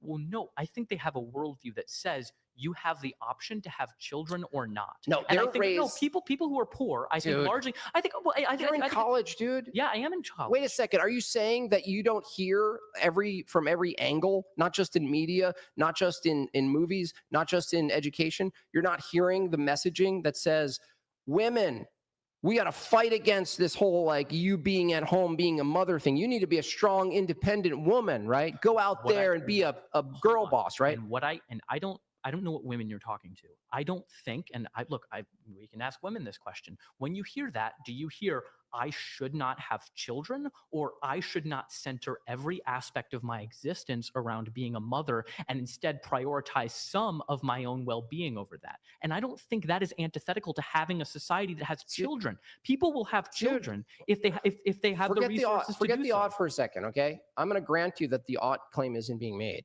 But are you saying the power of media in today's age, you and me are not going to agree that doesn't influence the way women see childhood, see birth. Look, every single image of childbirth in media for the last 20 years has been like an emergency screaming fest where everyone's it looks like they're about to die, dude. And what happens after that? What do you mean? What happens? No, in the scene, what happens after the screaming and all that? Well, they give them the baby, and if it's not poorly written, well, they get a shot of endorphins. There you go. Yeah. So it's not anti having children. Well, it shows that, and then that's women they love their children, and it's a beautiful baby. Fair enough, but when you're looking at the overall propaganda from feminism, right? Okay. I don't think you're the representation, by the way. Would you agree? I don't really think there is a representation. You don't think there's a central through line of narrative from the general feminists, even every phase of feminism. There's a through line. I think there is a type of feminism. I think there is a picture of feminism that gets amplified by the media. Okay, what is that? And people who are sympathetic to your view because of the way that algorithms are structured and the way that media is structured. What's that? You get presented. Tell me that. Yeah, of course. Yeah, women hate having children. They view being mothers as inherently oppressive, right? And they yell that. I'm not saying that's not a narrative. I'm just saying I don't think it's actually something that most people and even women subscribe to. I think most women ideally want to be mothers. They just don't want to be defined as child bearers. They don't want to be, because they want to be able to have because just like men aren't defined as as fathering children. I know, but like, okay, Like, I don't. what else? What else would you define a woman as in her lifetime? Right. I'm not saying all women have kids. It's like they could live into different futures, especially women who can't have kids. But ultimately, we're looking at what should be advocated. Right. Here. I'll put it simply. From your view of feminism, why isn't feminism prioritize motherhood? Because your side of it prioritizes motherhood in such a way. No, wait. Because it prioritizes motherhood in such a way that is oppressive. No, dude, Yes, it's the total opposite. No. Let me tell you why it's the You opposite. want women to be in the home. No. You don't want women in the workplace. Let me tell you why it's opposite. What? Let me tell you why it's opposite. Are you really telling me right now? You don't Let me think tell you why women it's should have the opposite. right to vote? Is it more oppressive on a woman to be in the home or to be in debt?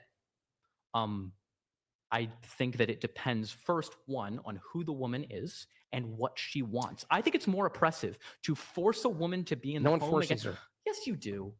How do you Hold force a woman to be at home?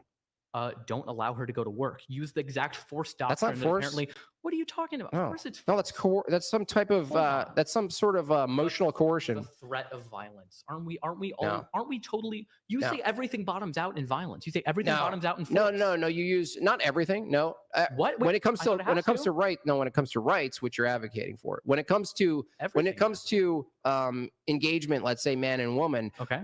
both the man and the woman have different forms of let's say manipulation, type of coercion, some type of like ultimatums, this kind of thing.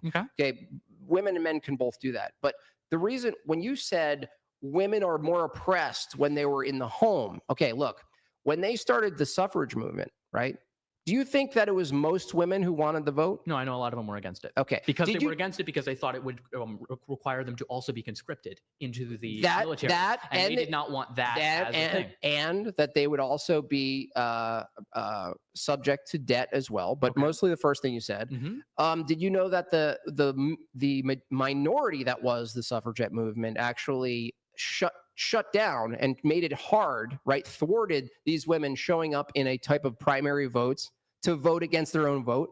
Hold on. I mean, I feel like that's not that surprising, though. I know, but how? Look, dude. Hold on. Wait. No. Wait. If a bunch of this is going to be a poor analogy, but it's coming to mind right now. Imagine that. I guess black people wanted to be free from slavery, and they knew that there was a faction of black people who would outnumber them, and I guess had been convinced that slavery was good, and they tried to stop those people from coming in and keeping them in chains. Would it be ridiculous for them to do that? I don't think so. I think it would make sense. Well, we don't want these women voting against us having freedom. The analogy actually comes back to the force doctrine because these people used force and other techniques to stop the women from actually showing up. You know what they said?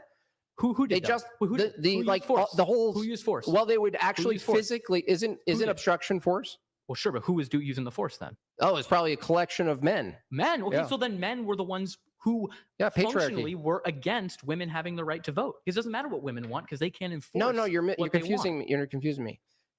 I'm saying the people pro women voting shut down the majority of women who were going to come to vote, right, against their own vote.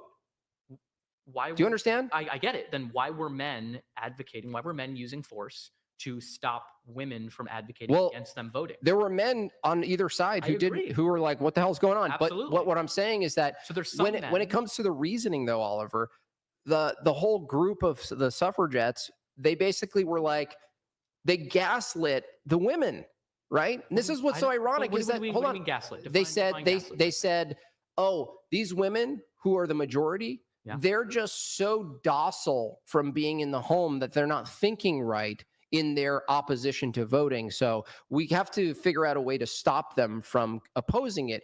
They were literally looking at the women like the women didn't have the right mind to say, no, being in the home is best for society, best for motherhood, best for children. It's best to not get conscripted. It's best to not hold debt. And it's best for men to manage all these other things. There's this gendered system that they were living in. These radicals basically were saying, no, we got to change the world, right? It's always this revolutionary movement, right? But the thing is, the revolutionary movement, ironically, still requires the thing that they're opposing. They're asking daddy for the force. Fine, I can be against violence and realize that in order to actually be against violence, there must be some threat of violence to back that up. But that doesn't make it contradictory to be against unjustified violence. Well, no, I'm talking about violence. I'm talking about feminism. No. But you're saying that feminism is a contradiction. It is. Because they are against men and their Power. power. Mhm. And in order to be against that, you have to Appeal to it. appeal to men. Yeah. So in order to be against violence, you have to have some sort of violence opposing that. Well, no. You have to have- it is a No, I'm saying it's actually worse. It's like to specifically the feminist. I understand the violence paradox. This is more than that. It's that women, them, because you could have a violence paradox with two groups of men, right? Sure. But I'm saying that if you switch it to a group of men and a group of women, the women don't have the leverage of violence at all. So it's not even violence against violence. It's literally violence against a bunch of people who can't fight, right? They're going to annihilate them. So what the feminists need, and they still need today, they're saying, down with the patriarchy, down with the patriarchy. The reason that they're chanting is because they know they don't have any power. Hold on. Wait. Do you deny that like protests can be effective and protests can help change hearts and minds and things of that nature?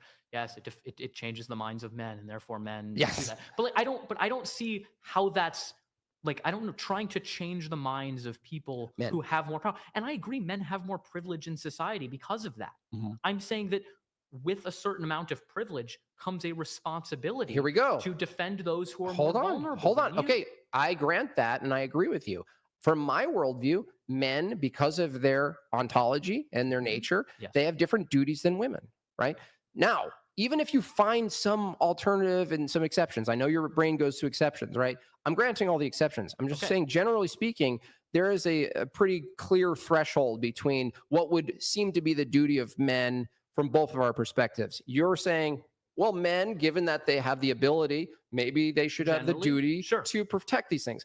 What I'm And more asking vulnerable what men. I'm asking for is the counter deontology. The what is the duty and the obligation of the women if you and I both agree that the duty and the obligation of the man is to protect. Not men. People who are stronger than others. And I Generally agree. men. Generally men, fine. But it's not Why do you do that? virtue. Why do you do this? Because it's not in virtue of the fact that they're men. I would think that a stronger woman would have that same duty that the men has to defend someone who is weaker than they are, regardless of whether they're male or female. So you're right that there are differences between men and women that generally result in men being stronger. Okay, look at but this. it's not necessarily the case. Look, you're like 6'1", 6'1". I'm like Okay. 5'11". 5'11". Okay. So let's say you let's say you're dating a woman who can beat you in arm wrestling, and it's kind of funny. Like, Sure. it's just people know about it. It's like they make fun of you or whatever. Yeah.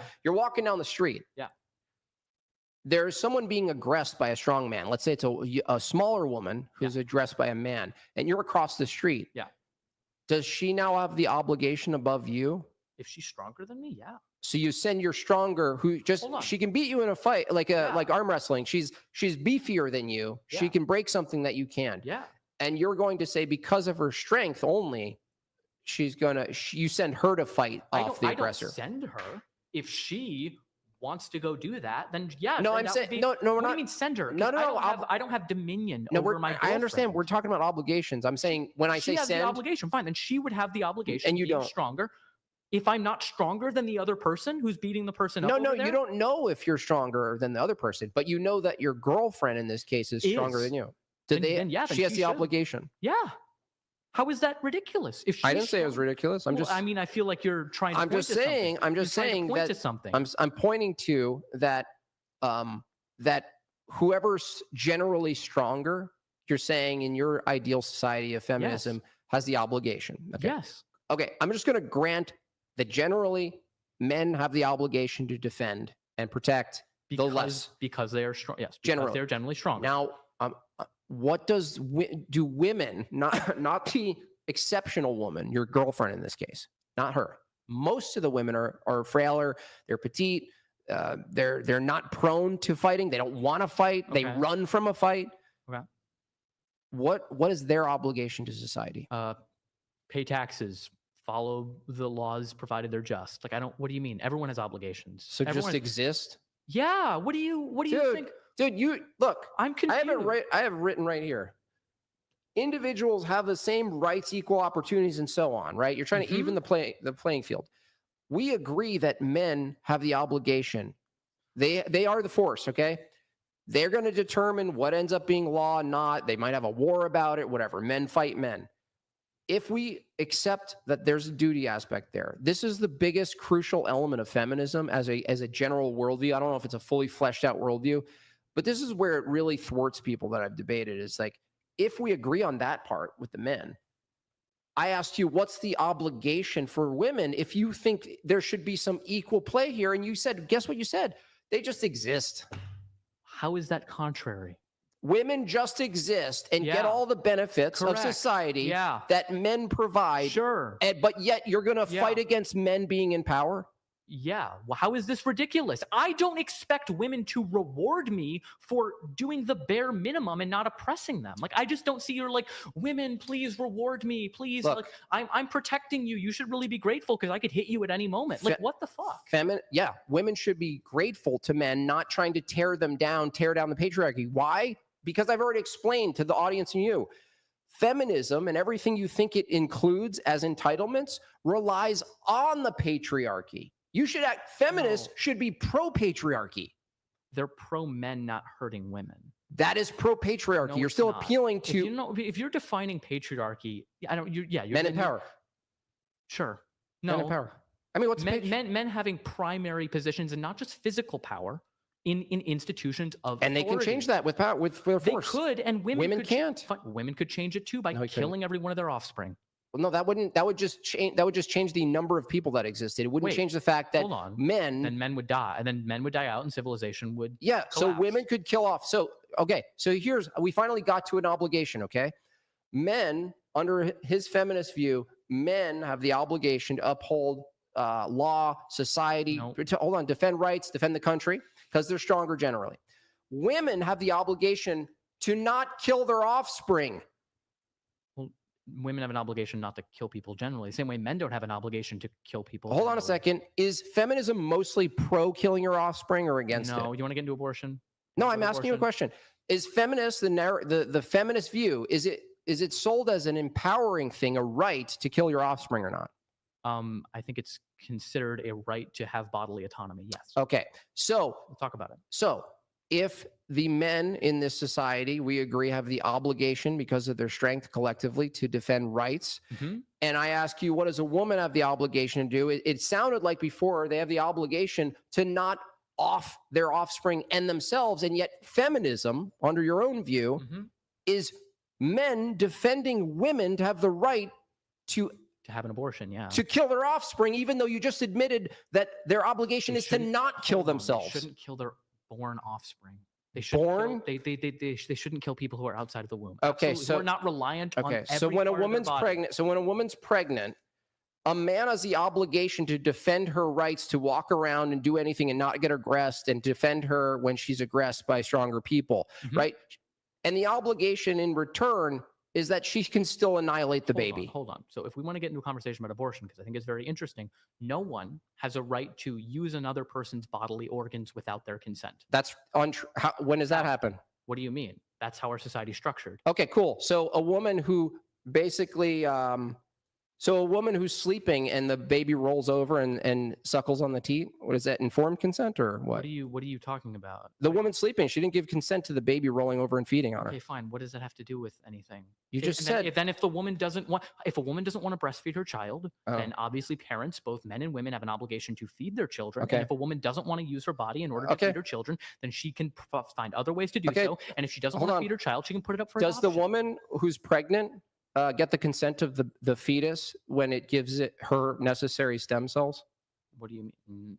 Well, it's not an autonomous being. What do you mean? Oh, so it just can't decide at all. But but the woman is still gaining types of nutrients for itself from the baby. What does that have to do with anything? Well, you're saying it can't be otherwise. You said no living being. Would you say living being has the right to take it without the consent? Because the baby's not capable of giving consent. Well, baby's not capable of giving consent when it's 1 week old either. Sure, and I don't think you should, I guess, like So kill that feeding a child. baby without its consent is wrong? No, why would I say that it's wrong? You just said you have no right to violate one's consent. You don't have a right to use someone's bodily organs without their consent. Their bodily organs? So yeah, so kidney donation, someone cannot forcibly, let's say that, someone else needs your kidney to survive. Mhm. Let's even say that you put them in a position Mhm. where they require your kidney for survival. Yeah. As a society, at least currently as we've structured it now, it's not legal for them to take that from you without your consent. If you hit someone with your car, let's imagine, and because of that you were driving recklessly, and now they require your kidney in order to survive. The state can't obligate you to donate your kidney to them. You mean men? Sure. Yeah. So again, we're in a position where even your argument for consent being the ethical norm is still wholly reliant on the disparity of force and power between men and women. When have I ever denied that that's like factually how things are? But there's a difference between how things are and how things should be. I want to get to the should. How do you Okay, let's get determine to the how should. things should be under feminism? Under feminism? Yeah, because that's what's being defended tonight. Sure, I'm defending feminism on the view that I think it leads to better outcomes for everyone. Okay, so why ought...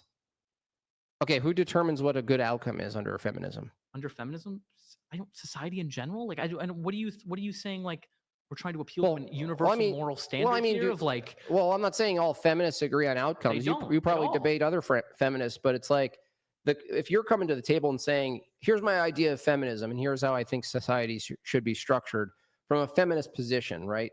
Yeah. We already agreed that society can only be structured in a way that actually creates disparity. It's descriptively so between men and women. Like that's the only way a society functions. But what else are you arguing ought to be the case? Men should not use their power to oppress women. I don't know how this is so hard for you to understand. What do you mean oppress women? To exert their will on women with force. Just because you're stronger than someone doesn't mean that you should use that power to make them submit to your will. I don't see why. Wait, how does that... I mean, that seems to be happening more with men. What do you mean? Yeah, men should not also kill or coerce or cause violence against other men. I mean, women get a vote that not directly, but indirectly, a woman's position through a vote could actually result in men getting drafted. Sure, I'm against the draft. Okay. I'm against the draft entirely. I think it violates the 13th Amendment's clause of involuntary servitude. Okay, but so you would agree that would be a violation of the man in that case. And it shouldn't exist. The draft shouldn't exist. Draft should not exist. Okay, but here's the thing: is like can you think of an instance where the draft should exist? No. Really? I don't. So I think you can always incentivize people to fulfill that basic need. So, for example, if people don't want to go to war, pay them more. Have it so that when they come back from war, they are provided better. Maybe it would be less of an incentive to go to war if you don't know whether you're going to have a fighting force. Honestly, I think that the scenarios in which the dire situation that a draft would be necessary. It was Vietnam. I don't think money would be the last one was Vietnam, though. Like that was a war that was a terrible decision to go to war over. Yeah. Well, I mean, I'm fine with you just opposing the draft because some people they basically ask, well, when is, where's the disparity and equality between men and women? Descriptively, I've already established that, but that's one thing that we can always go to where they're like, well, then make it legal to draft women. And we're arguing, no. You shouldn't draft anyone. Like we shouldn't want, I don't want that either. Agreed. Now let's talk about standards. Like if equality, do you agree that when you argue opportunity, you agree that opportunities require capability, right? Sure. And if some people can't meet a standard, then they should not be in that position. Should people lower the standards for equality? Lower the standards. Let's say a firefighter, police officer, Navy SEALs. No, I don't think so. Okay. You should not lower standards. However, it doesn't. There is not a standard of brute strength in order to occupy most positions in society that aren't enforcement based. Yeah, I'm not arguing. The counter to feminism isn't necessarily arguing keep women out of things by force. It's countering a descriptive claim that's false, that assumes women have the same duties or even power as men. And two, the question is a should versus a should. Should we prioritize women doing what they're really good at. Well, if it's the case that women most, are not a homogenous group. I We're understand. grouping women Hold on all a second. together. Hold on a second. But I'm going to reject that every time. If it's the case that women are mostly good at certain things, I don't think that's necessarily true. I don't think women are inherently better at taking care of children than men. No, they're not inherently better. No, men can do that too. Well, I'm not saying it's not capability like one or the other. Is there a better scenario? Is it a better scenario that men are put in certain no, not as a duty positions than others than women?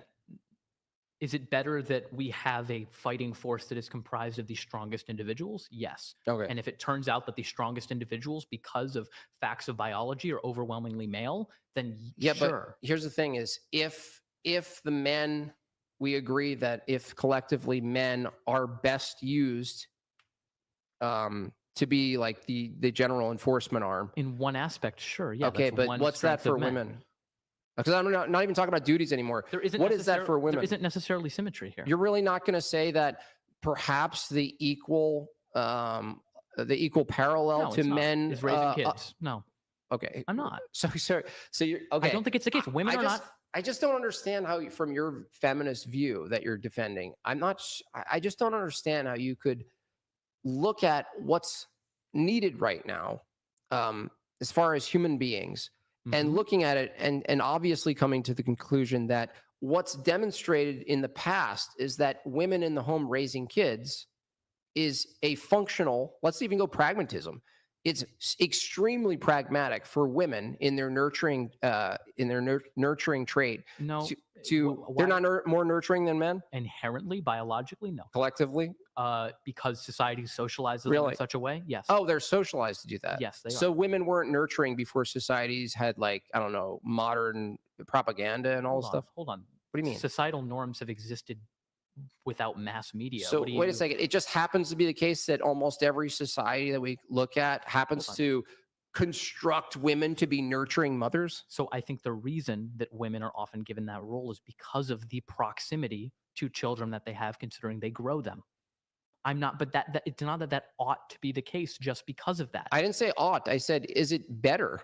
No, not necessarily. Why can't men could raise the kids too? Okay, so do you think that a woman has a child, it's better for her to stay in the home or do an equal swap with the let's say a husband and a wife. Hold on. Let's say a man and a wife have the same exact skill and ability to work a job. Yes. A woman just has a child, right? Yes. All right. And you're saying it's an either or situation. Correct. that she goes back to the job and he stay home. Correct. Whatever's best for their preferences. If the man wants to work, we would also depend on who is better at raising a child. And I don't think it's always the case that the woman would be better. Okay. There are some men that are more nurturing than women. So if the man is better capable of nurturing that child, then the man should be the one to stay home. Well, how would you know? I mean, what if the preference is to do it, but he's not as good? Then I think there's always going to be a trade-off between what's best for the child and what's best for the parents. I don't think that always we must do everything that is completely in the best interest of our children to the utmost degree. Okay, I'm going to ask you a hypothetical. How would you know that your view of feminism was realized? What do you mean realized? Like actualized. Like right now, for instance, you agree. If there weren't people calling to abolish women having the right to vote, that would be a good start. Abolish we already went over this. Like, to get the right to vote, they had to suppress and silence women. Okay. So what if women collectively said, we don't want, hold on. What if women, because you're talking about what your standard right now is that the actualization, one instance of actualizing your view of feminism is that women outright have the right to vote. What if women went against you and they said, I don't want the right to vote? As a total, then sure. Then I don't. If collectively women all come together and say they don't want the right to vote, I'm not going to stand in their way. But there's a reason we don't. There's a reason we don't see that right now. Okay, so why would then you be against a bunch of men getting together and saying that women don't have the right to vote? Because they're taking away rights that aren't their own. Wait, no, hold on. If there's a group of women who got together and they dominated collective. There was like 75, 80% of them. Hold on. Then maybe hold on. Then maybe I misspoke. I don't think that Then I don't think that people should be able to like vote away rights of others. Yeah, but why if you don't think you should vote away the rights of others, why do you think you should be able to vote in the rights of others? What do you mean? Those things could change. You had a right to own a slave at one point. You're saying you don't think you should have vote away the right for something. Hold on. You don't believe that? Hold on. The right to own a slave and the right to vote are two very A different right things. is simply an allowance that's given to people as an entitlement with no obligation that groups of men with guns allow or don't allow. So was there a time where technically you had the right to own another person? Are we talking morally or are we talking like descriptively? Sure. If you want to talk about rights in the sense of what was the case and was just the case then yeah, sure. There was a societally recognized right to own another human being. But you said you don't have the right to take someone's right away.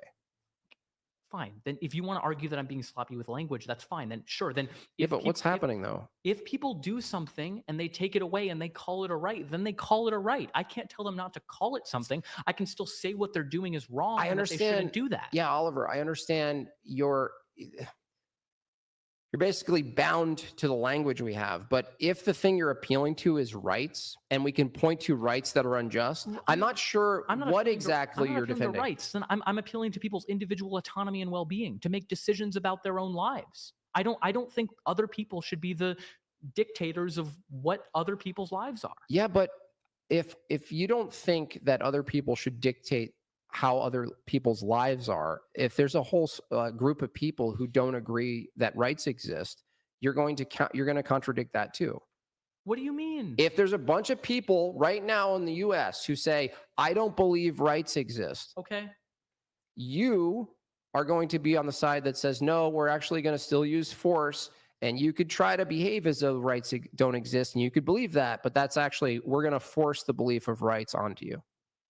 Right? Yeah, we're going to force good things over bad things. Cool. If I think it's a good thing, like this is a thing. Yeah, you're right. It's just whoever has the most power. Dude, if your entire ethical paradigm just reduced here right now in the moment to whoever has the power and their preferences rule out, as long as you have the power to rule it out, you agree that under even your own standard, that if a bunch of men got together and went back on giving the women the right, and they thought it was good, if they could argue that it was good, it was even better for women than they thought, then you wouldn't really have, it's totally consistent with your ethical position, right? Sure. Okay. I guess I'm not fully understanding. I'm asking whether it's consistent under your ethical system, where the majority of people decide that what's best is, well, we're going to actually go back on the 19th Amendment. And women don't realize it at the moment, right? But it's actually going to be better for them. It's going to make them safer. It's going to make them happier. If they really thought that, I think they're wrong. I don't think we should be infantilizing people on the basis that men know what's best for women. I think that's just not. No, I didn't say that it is. Like, it could be or couldn't be. I'm just saying the activity of doing it is consistent with your ethical paradigm. That it would happen or that it should happen? No, that it could. It wouldn't be counter to your view. What do you mean counter to my descriptive view or normative view? Your normative view is this. If a bunch of women decide they don't want the vote and they overpopulate the women who think they want the vote, they should then it's fine. No, then they shouldn't vote. If they don't want to vote, don't vote. No, they don't even want other women to vote. Well, no, then why are you trying to take away other people's ability to vote? Well, no, they believe that it's not a good thing. Okay, then don't vote. I don't care if you don't think it's a good thing. I don't know why. Wait. If someone is subject to the laws, if someone is subject to how they're being governed, then they should be represented in that process. Yeah, but why don't people under this system have the right to establish a majority view that informs law that removes entitlements? How does it remove entitlements? Men's entitlement to have dominion over women? No, dude. Any entitlement you look at is provided and can be overturned, right? Sure. Okay. I don't really see. You're just saying. I get it. Whoever has more power is able to do what they want. Where do we go from here? Well, what's interesting, where we go is if we both agree that descriptively it's the case that whoever has the power does what they want, The only question between everybody in the political spectrum, whoever you debate, libertarians, Christians, Trumpers, progressives, commies, the only question from my view is whose ethical paradigm is informing the force? Is that fair? I guess. Okay. What, okay, cool. Yeah, whoever has we've established the conclusion over and over. Whoever can do what they want can do what they want. We're at a tautology here, and I don't disagree with you that whoever has the most power can do what they want. The question isn't what can they do; it's what they should do. I know. That's why I'm saying ultimately all of these debates come down to, including the feminist debate, who should have the power and whose worldview should inform the use of force. Sure. So under a feminist disagree. view, being that here's another aspect of feminism that I've debated against that it doesn't have a normative authority or standard to say you're being a good feminist or a true feminist, right? Or a false one, for instance. I mean, feminists disagree on so much that I don't know. I also wouldn't claim to be the authority on feminism. That's fine. Like, know, just go out on a ledge. Like, if a feminist, if a woman is like, I think that a woman's proper role is in the home, and I don't think that she should have the right to vote, and women who do that are going against being a woman. I would say that that's pretty counter to every single. What if they said that was? What I'm pointing to is there's that feminism itself is basically pluralism. Like even among feminists. Like so. If a woman came to the table, a trad mom, right? She can live in the home. She can say that's feminist, right?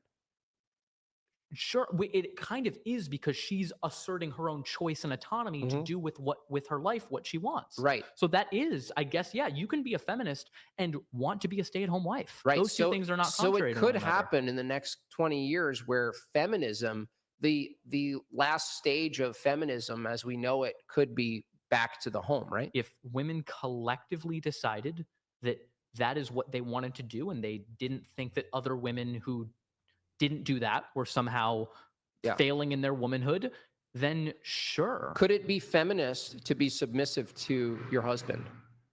If a woman wants to make that decision, sure, but it would depend on what you mean by submissive. Would it be? But first, would it mean that you are kind of giving away some permanent kind of stake that you have? Like, so once you decide to be submissive to your husband, would that entail that you can never not be submissive? Or could you go back on that arrangement and be like, no, you know what? Well, I've been submissive to you for a while. I've decided that this is not a paradigm that I like. Well, I'm not going to do that. That's why probably there's so many divorces is that I want to blame it fully on that, but I would say individualism, both from the men and the woman perspective. I think feminism is rooted in individualism, and I think individualism is actually basically a net loss for society because what you get is people pursuing their own individual preferences, wants, desires above the any view of a collective. And I would call the family one of the more local collectives. So I think that individualism in the home, for instance, I don't think people should be individualistic in the home. I fully agree with you. Okay. People should, if they have children, especially if they have families, you should absolutely prioritize the well-being of your family to an extent. Okay, what if the man decides what's the best well-being for the family is X and they vote this way, and the woman having the right to vote cancels out his vote? Well, then, yeah, that's how it should be. People should? Yeah. They should just cancel each other out? Yeah. Okay. How is that counter? Two people voting oppositely do cancel each other out. I know, but they represent the same house. And people who represent the same house can disagree. I know, but granted, is it better that the heads of two houses are in disagreement? I actually would agree that I don't think it is, which is why I think certain political differences, that if you have them, you should not marry someone who contradicts your core values. Well, I'm just wondering, why would it be an advantage to give the woman the vote inside the house and not just give it to the man anyway? Like, what would be the advantage? What's the advantage? What's the advantage of giving women the right to vote inside a house where it splits the vote? Because the man could be wrong. The man could be wrong about what he wants. We should not assume that men know what's best, because they don't a lot of the time. Well, I know, but that you could just reverse that and say the woman was wrong. But sure. I'm saying, what's the advantage though? Because to me, there's an advantage. What if we do the there's opposite? even an advantage for the man being wrong and there being a consequence to him being wrong. What's the consequence to him being wrong? Well, if he votes based on the house, he's the representative of the house, right? Right? No, he's a representative of himself. I'm Well, sorry. no. You're claiming No, that that's not whatever- true. No, hold on. You're claiming Dude. whatever he does is therefore representative of the House. That Yeah. doesn't mean that he's voting in the best interest of the House. I didn't say the best interest, but he's certainly not representing just himself. When you're a father, you're going to realize this, right? Even at voting at the local level, you're going to realize that your influence and your voice to vote at the local it affects level, others. I completely it's agree. going to reflect on you. Like you're basically speaking on behalf of your children. Sure. And I don't think that adults should inherently, or like spouses should inherently speak on behalf of their spouses and take away the ability for their spouse to speak for themselves. Yeah, but why? Why Let's give women then the woman should be the representative of the House. the woman only women voting? I mean, why can't we do that instead? Well, what I would argue that women only voting, Mhm. like I would say, if women only vote, then women only fight wars. No, why does that necessarily have to? Well, I would say that the vote, and you can go back to even Lord Cromer, who I think stated tying voting to conscription is stupid. Well, no, I'm saying that I use that as the hyperbole. I was just saying that even very early on, when women's votes were started to be the talk of the town, very early on, men realized and vocalized that women, because they can't enforce the policy that they're voting for, they can't do it, right? They can't enforce the policy they're voting for. Certain weaker men can't. No, but men collectively can, and Wait, women but why- collectively can't. Okay, then weaker men collectively can't. So why? So That's fine. That's fine. They shouldn't be able to vote. Fine. shouldn't be able to vote. I concede. Okay, But okay. then you're conceding that why should women vote, right? If you understand this logic, I'm not advocating for everyone who's a man biologically should have a vote.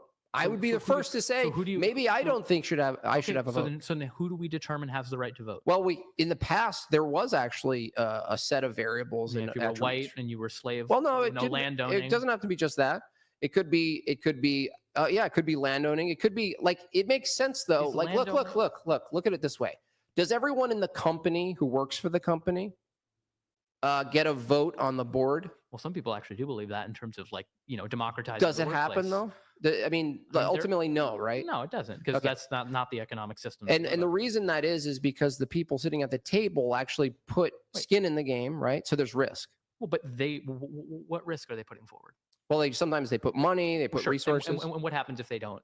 Well, if they lose that money that they put. And then what do they do? Well, they could vote or get kicked out or whatever. No. I mean, if someone puts forward risk, in terms of starting a business and something like that, and it fails, and their business fails, what do? Start over or get a job. As a laborer. Yeah, but so they're not risking anything that the other people who aren't already laborers it's still are not already doing. Forget it. There's already a loss. The fact that they can do something else doesn't remove the fact that there was a loss. I'm not saying what they're not losing. I'm saying what's the loss for the person who has no skin in the game. Skin in the game is afraid. You know the phrase, right? Why don't you think women have a skin in the game in the society that we live in? They don't have a skin in the game because they don't have to enforce anything. I think maybe this comes down to the disagreement we're getting at. I don't think that shaping society, even fundamentally or primarily, comes down to who is stronger. I think ideas are so much more powerful than force. Why should Hawk Tuah get a vote? Because she lives in a society and is subject to the laws. No, if the society determines that she shouldn't have a vote, that's just circular. I'm saying, what do you mean? Why is it the case that Hawk Tuah? Why should Andrew Tate have a right to vote? I don't know. Maybe he shouldn't. Okay, so then what? Yeah, you agree with me with the inquiry. Why is it that you have an immediate defense to voting? Isn't it, Oliver, possible that our voting structure currently? So you're just collapsing this into monarchy then? Monarchy? I think monarchy is pretty cool. Okay, well. But voting itself, like certainly if voting meant that you were going to influence policy both domestically and foreign, you would perhaps understand the system, perhaps understand some level of policy. Most men don't. I understand that. Okay. That's why, dude, you already got me to concede that I don't think most men should vote. But certainly the men who have skin in the game, collectively, I would say collectively, men who offer their body in service that they could die. Hold on. Women offer their body in service of birthing these men? Yeah, that's the only leverage they have. No, hold on. But that seems like pretty powerful and important leverage, right? Well, no, they can't enforce the rights though. Because voting. Hold on. Voting they don't have their kids. No, that's not enforcing rights. How? What do you mean? How is not having a kid enforcing a right? I absolutely think it can be a very powerful leveraging tool if we talk about it. And what is it? If women all collectively say, if you don't give, I mean, some people are saying, if you don't give us the right to do this, then we're going to. You mean the 4B? Not have children? Yeah, 4B. Yeah, they're all ugly. No one wants to have children with them. Wait a second. That's not. I mean, it's true. Well, but what is that? What does that prove? That doesn't. It proves that just like the suffragette movement, who were a bunch of goblins who couldn't find men. Okay, all right. Okay, just seriously. What does that do? It's just what it just properly identifies the actual problem, which is women who actually put themselves out there with the hopes and the desire to be found by a man to be taken care of, will in return give them children, raise their kids for them, and then return be respected and be taken care of. Largely, society was this. In fact, what's so crazy about the feminist movement is that before all these goblins came on the scene, is that women were actually revered. They were protected. They were let out to be in the home. Yeah, sure, and guess what? Fine. Guess what? Benevolent. Fine. It's fine. Benevolent slavery. Benevolent slavery. Beautiful. Okay, well, could be. I don't know how we come to an impasse where you think that certain people having their autonomy restricted is how we should operate society. Look, it's not even, there's only certain things that are restricted. By the way, a society of rights and entitlements, your autonomy is restricted all the time, Oliver. Of course, I'm not saying it's so not. What's the difference between in the street and in the home, dude? What do you mean? What's the difference between your autonomy being restricted right here out on the street and a woman's being restricted in the home? What is the difference between if mine is restricted in the home? Why shouldn't mine be restricted in the home? If a society is based on restrictions, of course it is. Then I don't understand why you're picking and choosing between one and the other. What's the threshold? Hold on. What's the what do they call it? Yeah, I think you should have to pay taxes, but I don't think people should be able to steal your bodily organs. Okay, like I don't. You know what I mean? Like, so this gets down to the whole libertarian argument: taxation is slavery because I don't you're think taxing your labor. Okay, but then there are certain entitlements that are fair or things that you owe, such as a portion of your income to ensure that society continues. But you don't have to donate bodily tissue, or you don't have to donate your blood, or something like that. I mean, I myself, I know this is a feminist debate, but I myself might actually consider violation of autonomy for certain things, but I don't know exactly where that is. Exactly. But I'm willing. And it is ambiguous. But what we at least hopefully agree on is there seems to be some line there. We don't know exactly where the line is, but there is a certain balance between freedom and autonomy that exists that society has to be at. Okay, but here's the thing. What is being ultimately violated if you repeal the 19th Amendment? What do you mean? What ultimately is what's ultimately being violated? Like, what's the big? Their right to have representation in the society in which they live, and that they are affected. What do you mean representation? They should be represented in the government. Why should Hawk Tua be represented in the government? Because she has to pay taxes and follow the laws. Wait a second. Hawk Tua can spit on that thing. And because she can spit on that thing, and we live in a shitty, degenerative society that prioritizes garbage. Your view is because Hawk Tua, I don't have to agree with her. Hold on. Hawk Tua can spit on it, and because she made some money on spitting on it, that she should be able to inform with her vote things she doesn't understand. Most people, it's not about understanding. You're saying it doesn't matter to understand? No, because, and I agree with you, democracy is a fundamentally flawed system. It's a pile of trash. Okay, and this is what Churchill said, is democracy is the worst form of government except for all the others. There is not a better system. There's not a better system out there. I don't believe that. No, I mean, when you're saying sympathetic to monarchy, then you are saying that you are sympathetic to one person making those determinations. Well, no, you could have a monarchy, and the one person making the determination requires some external view or paradigm that's higher than them as a person who has preferences. Wait, what do you... Like a Christian monarchy? Okay, the person at the top, the king... if he went outside the normative authority of his ethics and he started to run around with his preferences, which would be an individualist view, then that's how you get rid of those people. It's like, you can have that, right? And it's not locked into this view that you're just sitting on your own throne of preferences the way it's always depicted, right? Isn't it possible that a monarchy could exist that's informed by something larger than the individual sitting in the seat? Ideally, yes. Okay, But I'm so it's saying possible. that there's no way to know that that's not going to collapse into that individual I doing think- what they want. And that's what largely happens in, Well, in dictatorships. It also depends on those how things. long it takes to collapse. For me, because the topic is feminism, what I've seen since the feminist movement started in all of its phases, and there are people on the right wing, the conservatives, they're actually classical liberals who think, well, no, the feminism we have now is trash, but the early phase, no, I'm saying it's all bad.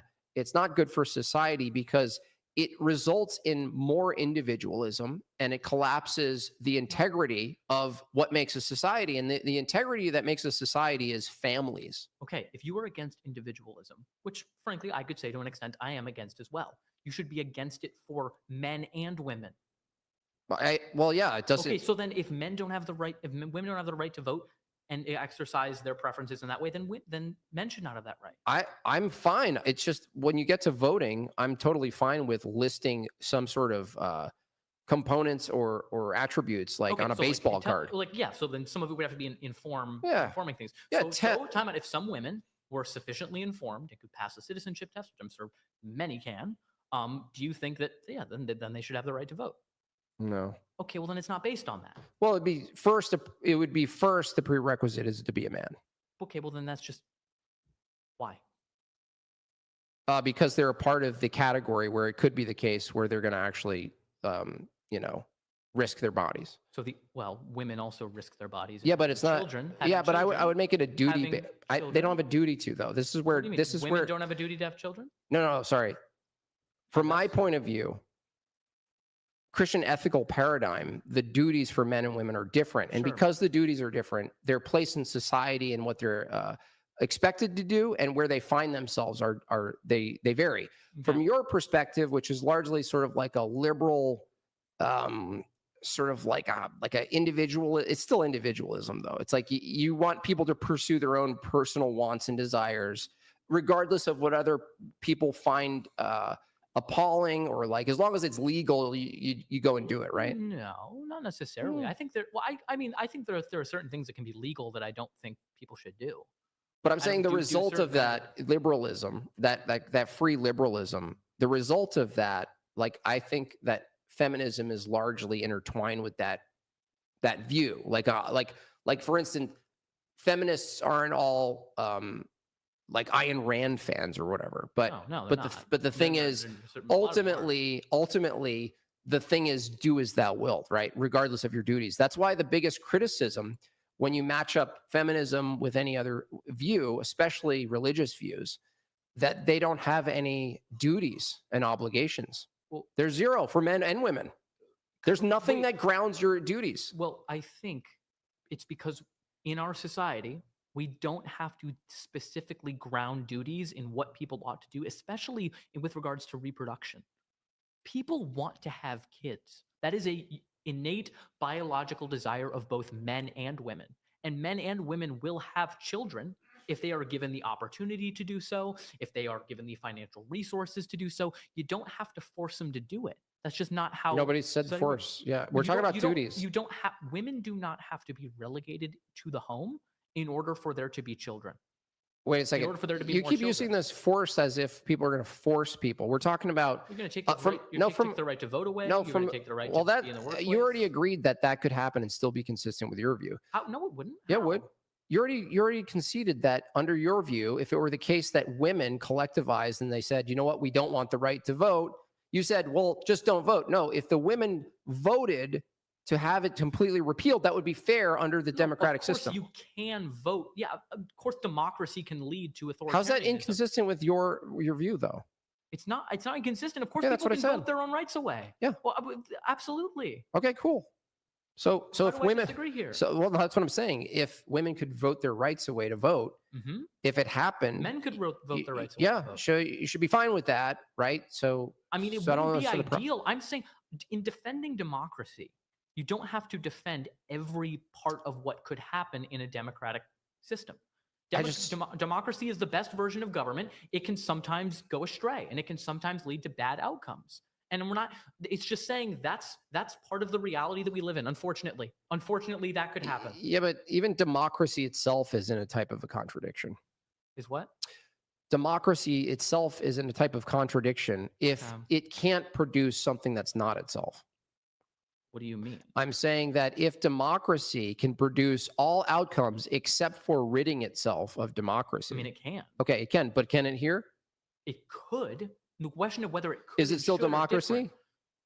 Yeah, people can democratically vote away their power. That's how Hitler got into office. Okay, so if it's still democratic, right? Sorry, maybe I shouldn't say that. I think you can say that. Okay. If that's the I don't understand. That seems to be like something that's crucial to the view itself, because feminism is all downstream from you have the entitlement, and entitlements are are rights, and then rights give you this voice, and then the voice gives you a vote, and then the vote gives you a policy, and so on and so on. Okay. I don't understand why we're under the assumption that this is something like worth defending. Like, would you die to defend this system? Defend what? Democracy, voting, just the whole system. Against anything alternative that you didn't know the outcome of. Sure, yeah. I mean, in terms of like authoritarianism, yeah. Okay. And authoritarianism, you would define, how do you know you're in an authoritarian system? How do I know I'm in an authoritarian system? I guess when people's constitutional rights are being violated, when individuals are not respecting the checks and balances of the government that are currently being set up or are in place. But aren't those things authoritarian? What do you mean they're authoritarian? Those structures. How are they authoritarian? You can have democracy with safeguards. I'm not saying democracy is not direct. When we talk about democracy, it's always a trade-off between absolute, complete mob rule will of the people and some safeguards to ensure it doesn't go awry. That's kind of what a constitutional republic is. And that's kind of what the Bill of Rights is. That's what the Supreme Court That's what I'm saying is, like, everything's authoritative in the end, and every view. You balance it. I know, but that's where it comes into play, is that if the topic of the debate is feminism is good for society or not. Yeah. I'm still not sure how feminism produces an ethical framework that anyone should appeal to at all. Feminism doesn't produce an ethical framework. Feminism is just a description of, it doesn't produce an ethical framework. It's based on an ethical framework. Okay. But it just doesn't produce it. Feminism is not a meta-ethical theory. Okay. So there is a framework that's judging feminism. Sure. And you're saying feminism, according to this view, is good. What's that view? Feminism, like what is determining that feminism is good? At a certain point, some type of moral objectivism, but I don't know exactly what kind of moral objectivism that is. So wait a second. I can't. Hold on, Oliver. I can't justify the axioms of logic. Oliver, if you're coming to a debate and saying feminism is good for society, yes, feminism is a type of an apparatus, sure, and the thing that's judging it, in this case, you are holding the meta-ethical view, is saying this is good for society. So you are the meta-ethical view, right? Is it just your preferences? No, it's not. I could be wrong, and I'm not. This doesn't collapse into relativism, because what any other kind of objective view. I mean, one that appeals to God, one that appeals to this, just says, yeah, that's right because God says it's right, and therefore I'm going to ground it in it being right because of that. So it's masking this. Isn't that still better than a pluralistic feminism where two feminists could coexist having completely counteractive preferences and still be called feminists? Well, you can have counteractive preferences, but what they would agree on is both of them are living valid expressions of womanhood. Well, I mean, that would be the agreement. If one of them believes that the other should be legally prevented from doing that or something like that, then yeah, they would not be a feminist. Okay, so it sounds like you're now, I don't want to say shifting is like you're dancing. I'm just saying it sounds like what you're saying now is feminism is about the expression of womanhood. I mean, it's the expression of, I don't know, it's the expression of saying that people should not be defined by their sex or gender. That they should not have their rights, they should not have their privileges taken away because Oliver, if all of the men in power, we agree it's a collective of strong men in power. They can do that. They shouldn't. Why are we going these circles? No, hold on. If all of those men declared that they were women, would it still be men in power? Would it still be men in power? Do you want to get into the woman question? Is that what you want to do? Well, I don't know your view. I'm just wondering if there's a group of biological males who hold a position of enforcement and power in a society, if those, you point to them, right? Because the feminists are saying we're being oppressed. That's the whole point. It starts with the assumption that they're being oppressed. Well, what are they being oppressed by? By a patriarchy. Okay, those are men, right? Yeah. Well, if men can be not men, we can get into that. I'd be happy. I wrote a lot about this idea of like what a woman is, and the reality is, I actually don't think that it is possible to provide a set of necessary and sufficient conditions for womanhood or manhood, or what is a man or what is a woman, that includes all the people we would normally think of as women and all the people that we'd normally think of as men. So how would you, and this is a really interesting question, how would you define a woman? A woman, someone who has the developmental pathways toward having ovaries and giving birth, even if they didn't fully develop. Okay, so there are certain individuals who don't have that because the pathway is always there. The pathway isn't necessarily there. Yes, it is. Oh, have you heard of something like Swyer syndrome? So Sawyer syndrome. No, the pathway is always tilted one direction or the other. And that one is tilted towards male.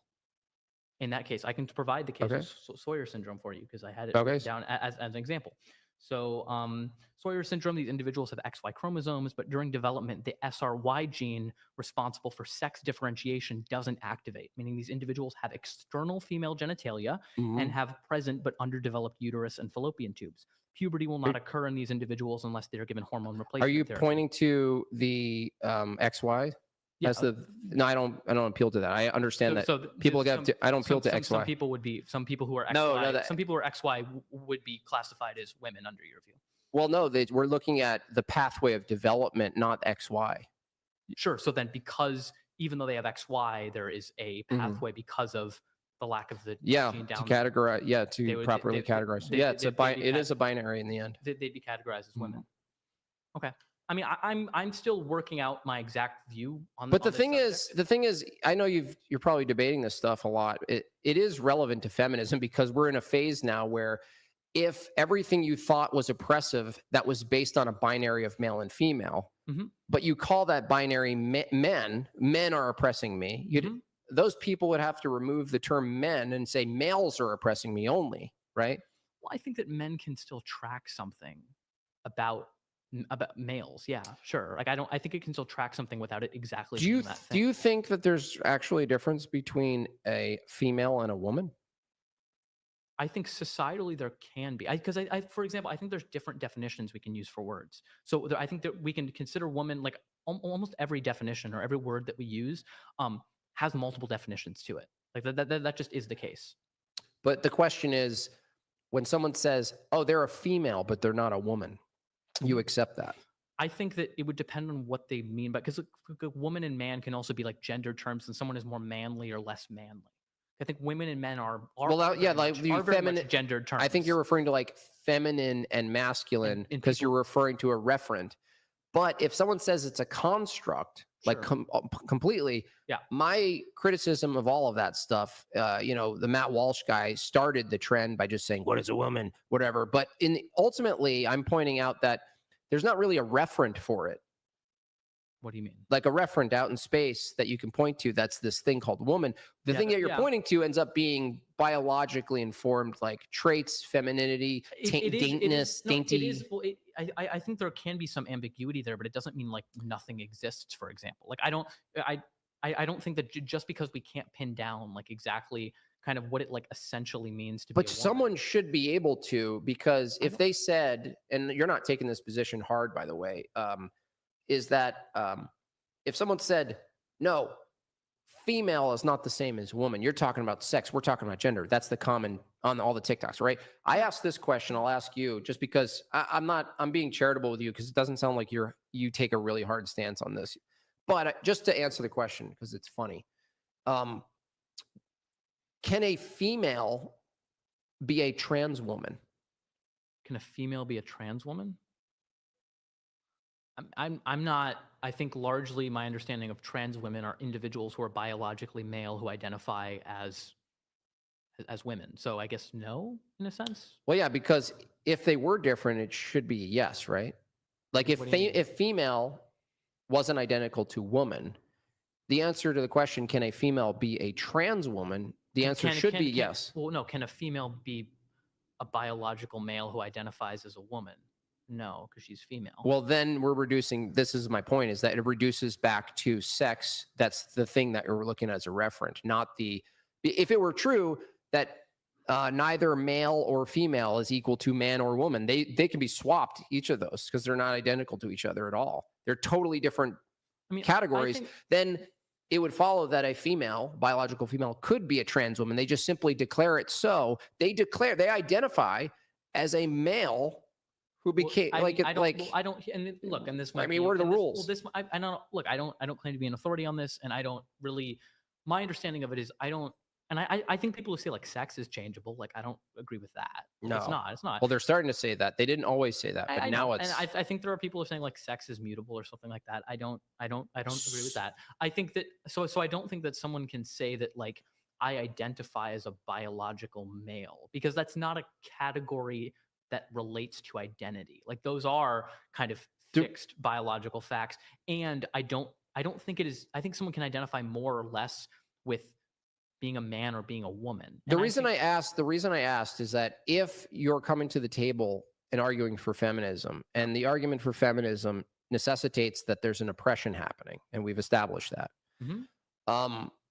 then once you get into the territory where there's ambiguity of what a man and a woman is, then you don't have much to argue in regards to correcting feminism. I don't think that's true, because you're basically arguing is because we can't point to an exact definite line between, man and woman, or an exact definitive point. Therefore, the difference is meaningless. Kind of, right? Is that kind of what you're getting at? Well, if there's no distinction, if there's no distinction, are you familiar with the Sorites paradox? This No. idea that it's kind of the same thing of like the fallacy of the pile in a heap or something like that. Like how many grains of sand make it a wave, all these things. Make a heap versus a pile. I understand. And you don't have to say that, it's exactly this many grains. I know, but to say there's a difference between the two. So I think there's a difference between women and men, and I don't know if I don't think we have to necessarily go down to like an anatomical level in order to kind of. I understand. I know you're saying that you don't have to, but I think that if you're going to claim that there's a thing called feminism, and feminism doesn't apply to men or males, it's specific to what you're calling feminism. And feminism is this counter to this other power structure. What's ironic and kind of wild is that the whole I guess Peterson would be like the postmodern people changing all the things, that is leading people to not being able to argue for the injustice because the distinction doesn't exist. And I don't. Look, I'm not, you have to ask other people this, because that's not a position that I necessarily hold. But here's what I would say in response just a little bit is, when we're talking about like, I think it's still possible, even if maybe you don't agree that trans women ought to be classified as women in the sense that like, I don't how we ought to consider a woman. I think that if people consider them women, they could experience a type of oppression that women face because they're viewed that way. For example, here's a really good example. No, someone can experience discrimination on the basis of sexual orientation, even if they aren't gay. So let's assume that at work, someone assumes you're gay because you got a margarita shirt on or something like that, and they're making bad. Like, so let's even if someone fires you on the basis of that, they're like, you're wearing a margarita shirt, it must mean you're gay. I hate gay people. I'm going to fire you. Okay. It's true that you could face that would basically kind of be you as I'm assuming you're straight, or you straight. You would be experiencing actually homophobia as a straight person. So it could actually be possible that a trans woman would experience misogyny. I understand what you're saying, but there's a truth of the matter, though. Sure. Of that scenario. That's where it gets into trouble. Like, for instance, there are people who have this experience that they don't have a limb, right? I forget what they call it. Alien limb syndrome or something. So they have this, right? And so if they have this experience, let's say I discriminate against a person who actually doesn't have a limb, right? Okay. Over there. I just don't ask them for help. That's like a form, like maybe they want me to ask them for help because they don't want to be like a burden or whatever. Yeah. But I don't. I discriminated. I just said, the legless person, I'm not going to ask them to help me, okay? There's a person next to them that believes, they declared it so, that they identify as not having a leg, and they're offended that I didn't affirm. Yeah. Okay. See, that's the... I use that. Fine. And look, I'm gonna probably say something that people on the left. I think. I think there is a level of kind of like, I don't know if craziness is the right word, but I don't know, expecting people to accept things that they intuitively see as just not the case immediately without question, and just like just if you don't accept that, you are a bigot and you are bad. I get it. I'm against Fair enough. that. Okay. I'm against, I don't think so. And look, the trans issue is something that frankly I try to stay away from, mostly because it's not that I'm like scared to speak on it because I think that I'm going to get canceled by the left. Mhm. It's rather I don't really think that there's much value I can provide to the conversation in terms of like what I don't know, like, is it possible that biological males can feel like they are women? I don't know. Sorry about that. I don't know, because I'm not a biological male who feels like a woman, so I don't have that experience. So I think gender dysphoria is a Yeah. real thing. This is I what this is what I have a problem with. Okay. Okay. So there are people who say my son feels like a girl. Yeah. Okay. I don't agree with that. Okay, but then I would ask even the person who's young or the person who's They old. could be wrong. I would ask, how do you know what it feels like to be a girl? I think people look. I think if people like know what it feels like to be a girl, I think especially at those younger ages, kids say stuff that like. Oh yeah, I thought I was I thought I was a monkey. Of course, I told my parent I was a and, monkey. and I think it's possible also that if boys are expressing they want to be a girl, they might just actually be expressing I like girls and I like girls. They could be, yeah. I'm I guess not of the view that like if a young boy expresses a desire to be in accordance with anything that is typically associated with the female sex, that we should start treating him like a woman or start identifying him as a woman. Right. But that's the thing is like, to bring it back to feminism, at least you acknowledge in order to have feminism, you at least need a little bit more of a rigid position on categories between men and women, because otherwise you couldn't argue that women are being oppressed if you can't tell me what any of those are. Well, I can understand the kind of appeal of that kind of like framework, like how can you be a feminist if you don't even know what a woman is? But I think that it's also true that you can acknowledge that there is ambiguity between categories, that there kind of is, and there might not necessarily always be a fact of the matter that we can like know. Like I don't know, like how many grains of sand does it take to make a human? I think because you can point to some threshold where you might find ambiguity. I don't think that's what's going to inform all of our decisions. It's more so that we're going to be informed by typical things, right? We like it might be the case we all see the red, green, and yellow lights at the stop sign differently, but all some some frequency of those reflections. But it wouldn't follow that we suddenly have to come up with names for each of the different ways in we see the yellow for everybody, right? Sure. So that's why I'm thinking like, well, my view, which is counter to feminism, is based on what's typical. And what's typical, that's why force doctrine is argued so well, is because you're arguing for what's typically the case, descriptively. You're not making a claim that it ought to be that way. But feminism, if it counters how it actually is, I think the strong statement I make is that feminism is actually a lie. It's actually lying to women. I really don't see, and you can try to explain it to me again, how you're getting from the descriptive claim that because men are stronger, they will like always be appealed to with force, or like because they have force, they will always need to be appealed to.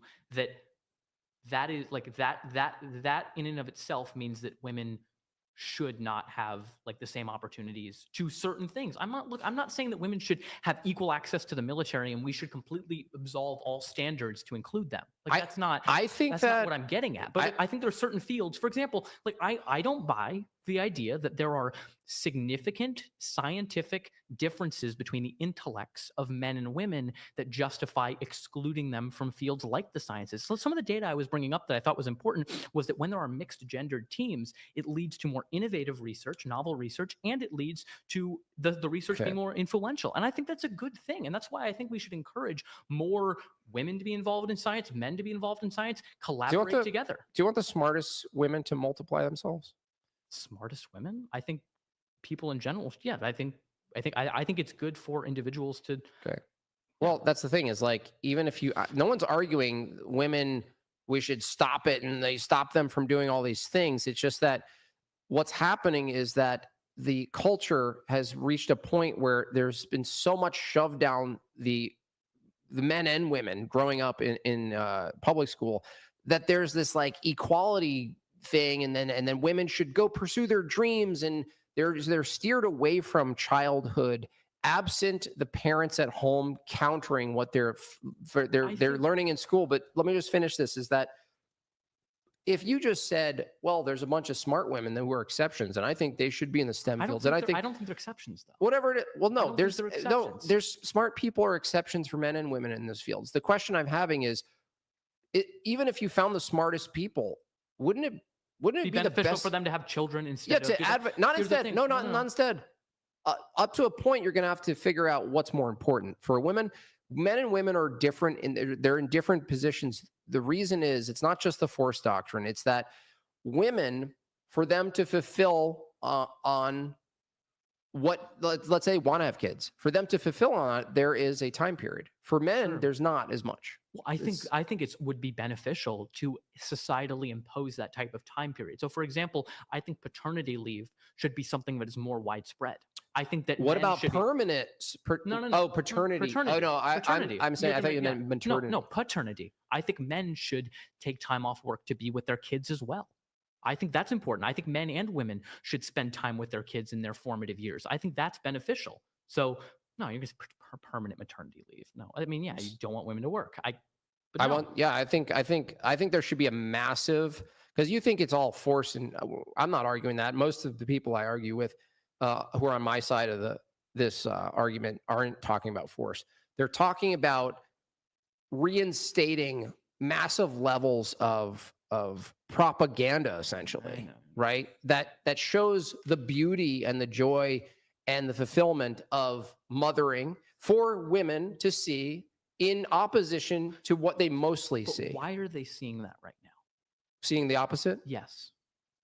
What do you mean? Because the arm of propaganda is left-leaning and progressive. That's sure, but why is that the pushback? Why are they seeing messages of you can be whatever you want, you can go out, you can do because of Disney? Because of Disney. Why are people doing that? Why would people, I guess, who are sympathetic to my view, feel it is necessary to tell women, hey, you can have a career. Because you cannot center your life around your children, and that's okay. It's because before that, and I guess you want to return to that, is a view where it is you should center your family. I'm saying that's inevitable. I'm saying that the return to that is inevitable because you run out of people. So, yes. We're running out of people. Okay. Is it possible, Oliver, hold on. Is it possible that people like you and the whole bullhorn of academia and Hollywood coming down on the women and saying, go be a boss, babe. Don't be a wife. That's so weak. Portraying, hold on, let me finish. You're strawmanning. No, portraying them. Portraying these women as dumb, weak, right? Nope. Submissive. This is bad, right? Well, maybe it's a good thing for women to be submissive. You never hear that feminist argument. Wait, why is that the case? Hold on. Because if women want to be submissive, they can Why be is submissive. It missing from the feminist machine, propaganda machine, that being submissive could be feminine empowering? I don't actually think it is. Oh, really? Yes, absolutely. I think that largely from feminism, what it says is that women should have agency in the choices they make. Here's a really good example of it. And I don't know how much we can talk about this because it kind of gets raunchy, but I think a big part of this is kind of like fetishes and things like that, and things like people like. So for example, some women, like to be degraded in that type of sense in a sexual setting. We don't view that as anti-feminist because they're making a choice to do something that they enjoy, which is engage in a type of fantasy. Right. However, it's entirely still based on their consent and based on what they want. So in that sense, this is exactly the point, is that feminism, you're calling it an apparatus that's judged by an ethical paradigm. Right now, you're talking about your ethical paradigm about feminism. Your own ethical paradigm that's judging feminism would allow for basically posthumous sex with a cadaver, so long as it was consented. What do you mean posthumous? After death, like if someone consented to their body being used afterwards and there was no harm, that would be fair game. That actually, that kind of is my philosophical worldview. I do take a very harm-based approach, and it does have some counterintuitive implications. I think that there are instrumental reasons. I've actually had a lot of conversations within philosophy just about this in particular. There might be instrumental reasons why we don't want to do that, but I don't think there's something like inherently wrong with it. Great. So if your worldview that's telling the audience why feminism is good includes maybe large amounts of companies renting out cadavers and that being totally fine in the same paradigm, why What would do you mean? Like, you have people renting out dead bodies? basically some of the worst atrocious behaviors, whether it's after cadaver stuff or the rise in pornography with young girls? Basically, 1 out of 10 women from like 25 to 30 have an OnlyFans account because they're told it's empowering, dude. I think the reason, no, hold on. I think the reason that they're told that it's empowering is because it is what it is. It's a pushback against. Is it empowering? What is it empowering? I'm not them. I don't know. It depends on the woman. Should we? How? It depends on the woman. Look, and what Oliver. she wants. Oliver.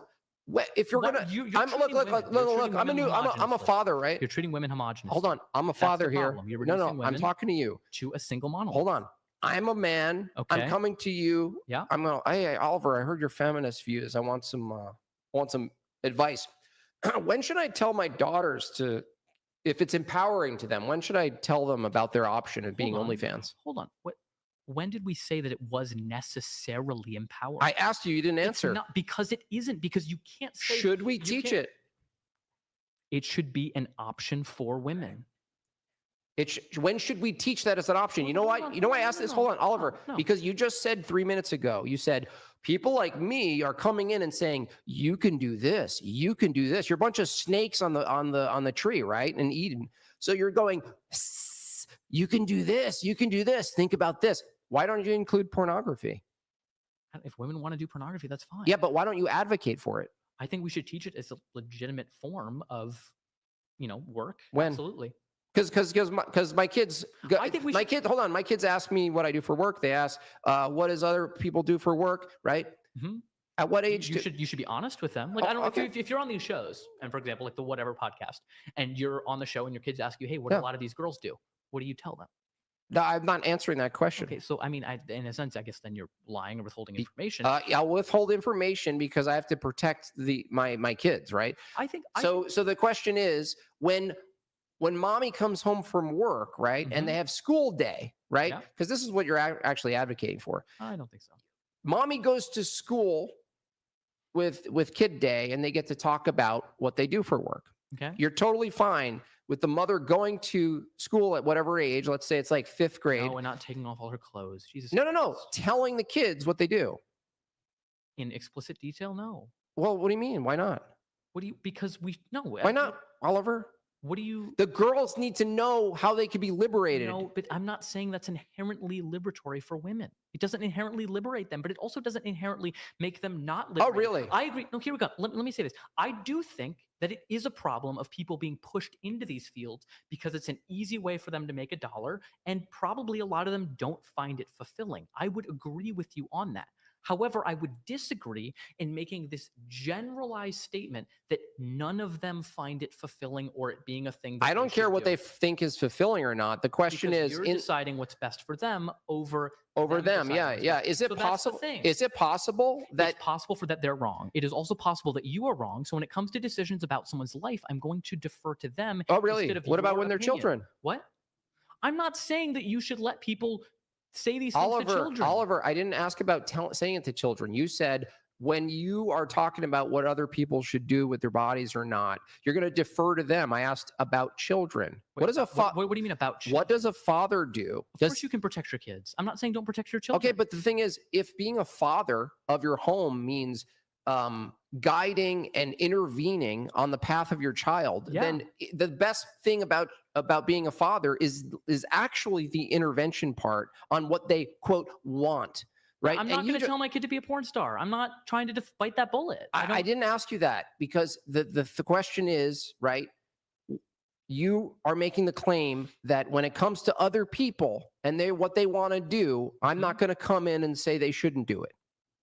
I'm not. Here's how I would view it. I am not a woman, and I would not view sex work as something that I would want to do. Because of that, and because I don't understand it, I would not tell my kids to do something that I don't understand and isn't. If, for example, I don't know, I have a family member and they are in that industry and we have conversations about that and they tell me and my kids want to learn about that from this family member, I would want to be present in that conversation so that I can, okay, I think what you're saying is not true in this way and we should have a full holistic picture about this. But I don't think that like we should withhold information from like children in the sense that we can teach kids about sex. How do you it's important to teach kids about sex and about the importance of consent, the importance of that. We don't have to teach them to be porn stars. I don't think this is. I didn't even say like.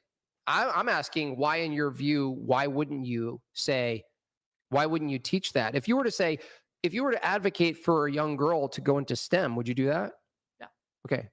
Why? I'm not trying to, and this is, you're not going to pin me into this corner. I know. I'm not trying to argue that all forms of work, like societally, are seen as like equally liberatory. Dude, it's so simple. Your view of feminism is women having the choice to do anything that's quote legal, right? No, that's not true. Why not? What do you mean legal? How's that not empowering from your view? I think there are some things that are legal that women shouldn't do. Like what? I think that, for example, people can have moral obligations. So, for example, I would say that if a woman in my life had a family member who had a very serious condition and they needed a blood transfusion in order to survive, and the woman in my life was uniquely qualified because of blood type or something like that, I would probably tell her, you should help them out. You should do that. You should help them out in that way. What about it wouldn't be legally. They should not be legally obligated to do that. But I think morally they would have a. What about a shouldn't? They shouldn't do that? No. What about? Give me an example of a shouldn't. Something women shouldn't do, I would apply it to men and women. So I'm not making like the women shouldn't do this like because they're women. It's women shouldn't do this because they're people, and people in general should not do this. So, for example, I don't think doing hard drugs is a good thing. I don't think doing heroin is probably a good thing for most people. So I would advise women and men to not do that. That doesn't therefore follow from it that I think it should be illegal for a lot of other instrumental consequences that I think would follow from laws of that nature. I think it would make the problem worse.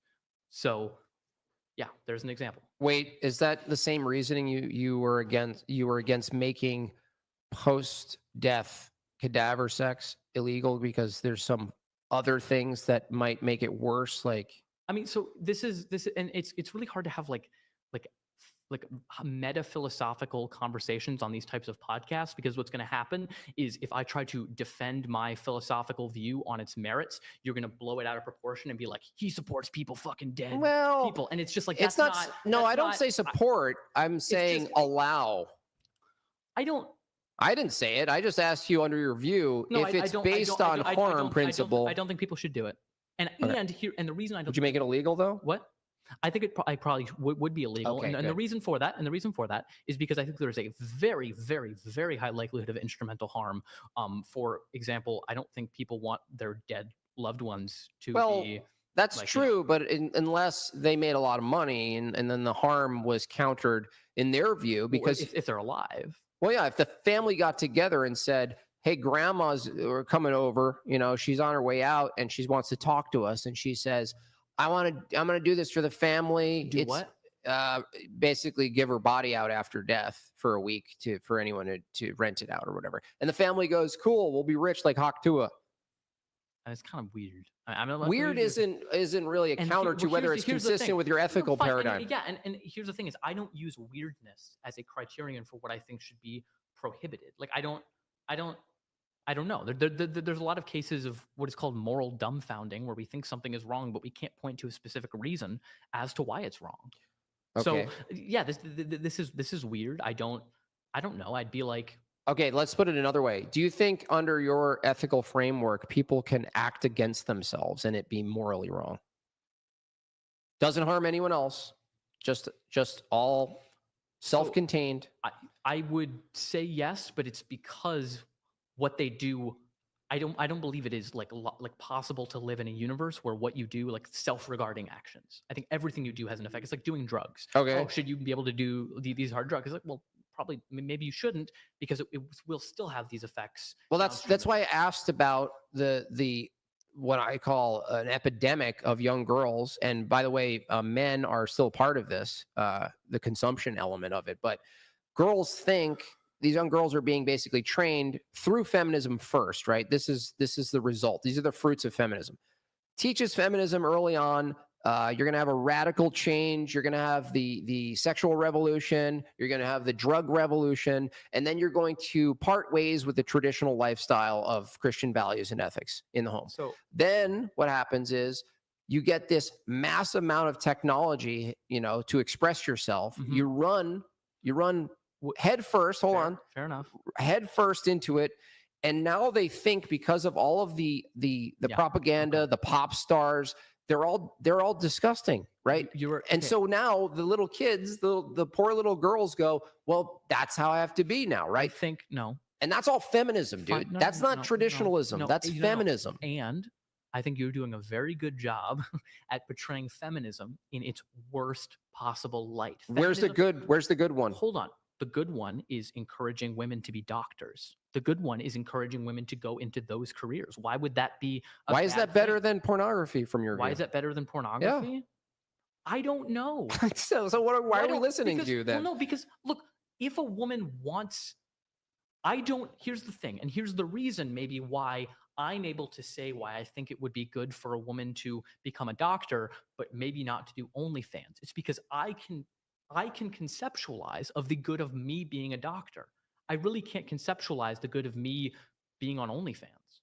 Okay, but so I don't know. I would have to talk with certain individuals who are involved in this industry. Like I don't know. I don't want to make these blanket statements that we have to choose between being in the home or being sex workers. I think there is. I don't think it's a dichotomy. I think there's so much gray area. I'm not presenting a dichotomy. You're doing a reductio. No, it's not a reductio. If we accept feminism, we have to accept that every single woman. It's actually not a reductio. Whenever they, it doesn't actually. It's not actually reduce you to absurdity, though. You're actually consistent that you would say, yeah. Teaching young girls that that's an option to get into pornography would be empowering and in line with feminism. I think you could teach them that it is something that people do, but be honest about it. And I'm not a fan of the porn industry. I agree it's incredibly exploitative, and I agree that it has a lot of problems.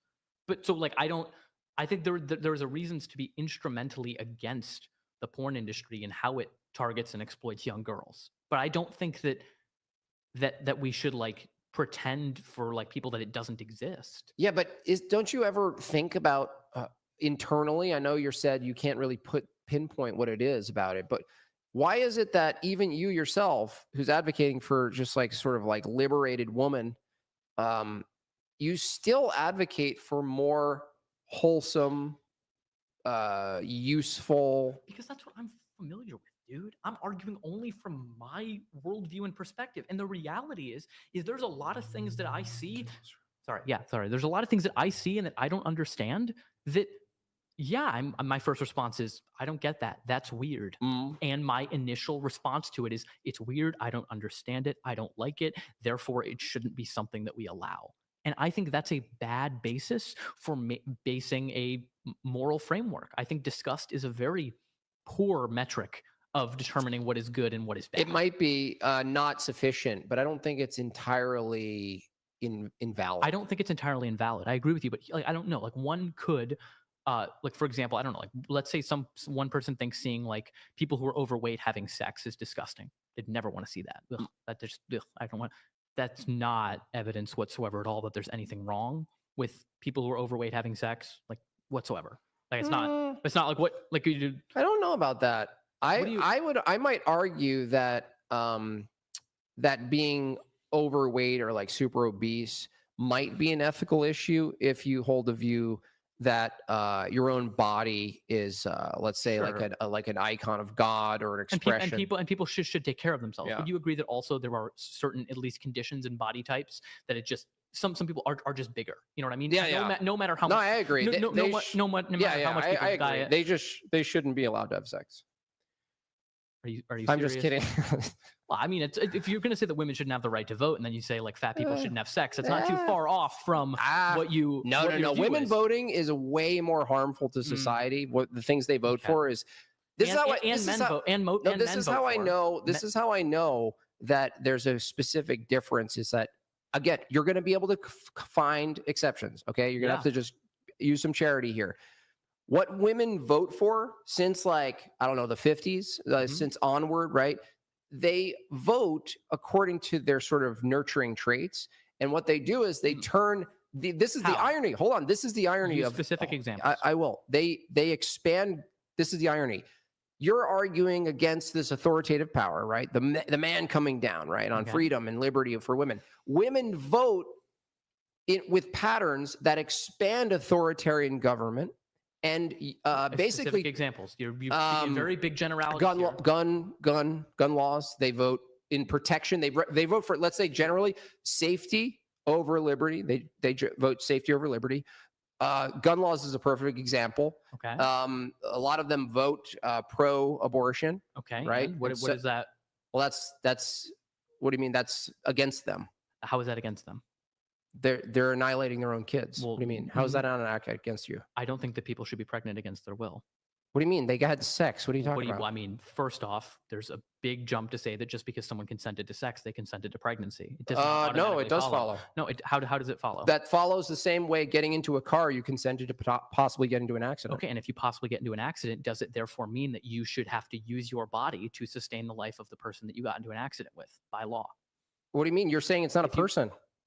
I'm not saying that actually. No, you can't No, have I'm not both saying of that. those. No. You can make a bodily rights argument for abortion that doesn't deny fetal personhood. It's something that Judith Jarvis Thompson No, did. no, she in her doesn't. paper- She in can't. her She paper can't in tell me what a person. 1973. No, who cares about Judith? She doesn't even know what a person is. What do you mean by that? How did She grants to you whatever your view of a person is. She says we don't even need to discuss that in the abortion debate. We Mhm. can have a conversation directly surrounding bodily rights. really? So why does the doctor save the non-person then?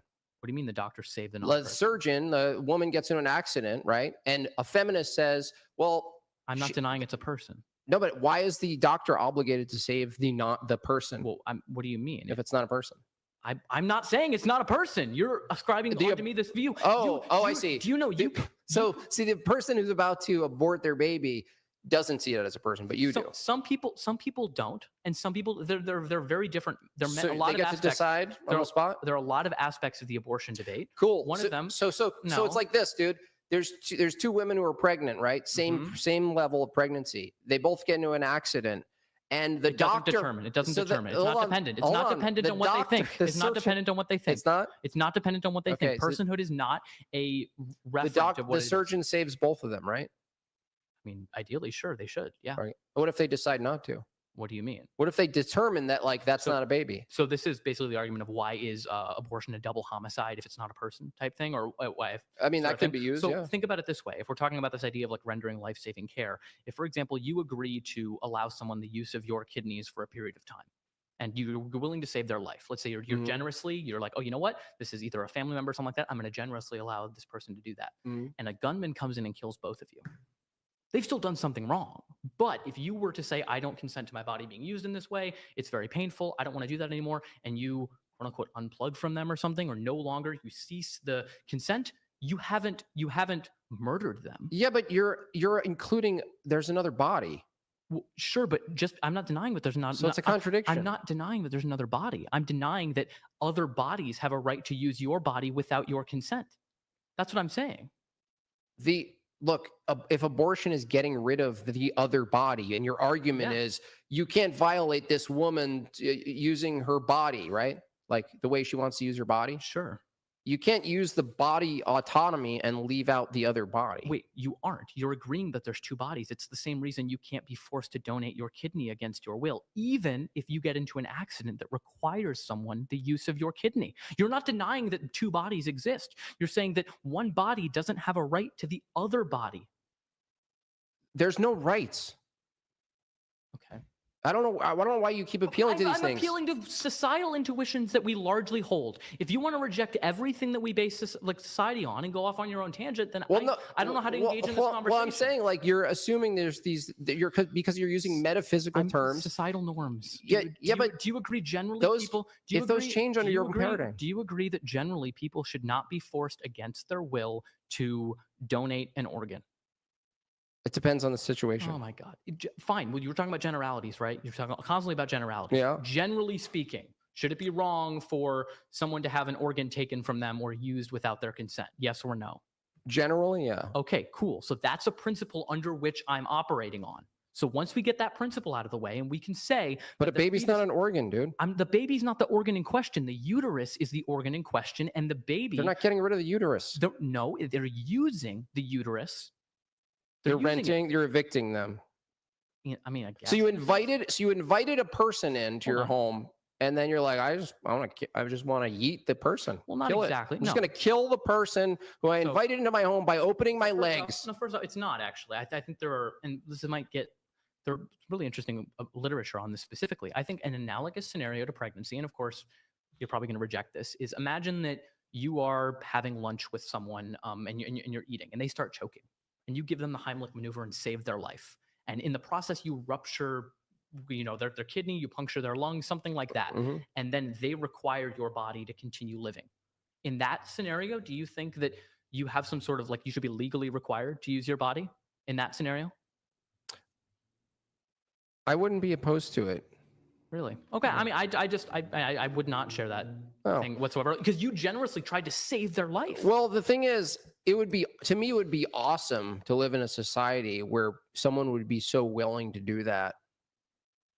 One could argue it would be super erogatory. But that's for saving a life. That's what's so different about this view, is that we're talking about saving lives and what you would do or what's required, which is a totally different system of thinking than whether or not women, for instance, let's forget it.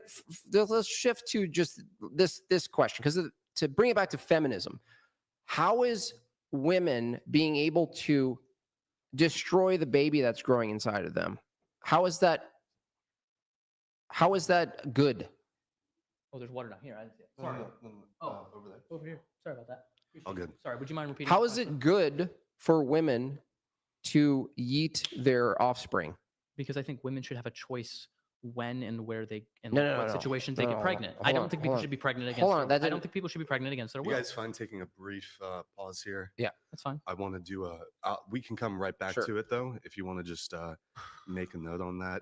I want to read a couple chats here. We have by the way, TTS has been lowered to $69 TTS if you guys want to get it in. Nice. We're going to read a couple chats here. So we have Just Gerald. Just Gerald donated $100. Brian got that deep, sultry voice tonight. Jimbob, because Jimbob. But shout out to Oliver for having the stones to fight tonight and remain in good faith. Brian, you're the man. Gerald, thank you so much for the TTS. I really appreciate it. And it's been a good conversation. So thank you, man. Kai Baka, thank you. It won't let me pull it up, but thank you for the gifted 20 subs on Twitch. Then we have Dax here. Dax donated $69. Bro, we're arguing about what is a woman while China is building 100s of nuclear plants and out-competing us in every metric. This is so dumb. Yo, Dax, thank you for the $69 TTS. Really appreciate it. We have Emotional Damage coming here. He says, on a scale of 1 to 10, 10 being the manliest man, how would you rate yourself as a man? Okay. Also, rate your dad, who produced such a weak offspring on that scale. Also, can you explain why a woman would choose to get impregnated by him to produce useless garbage?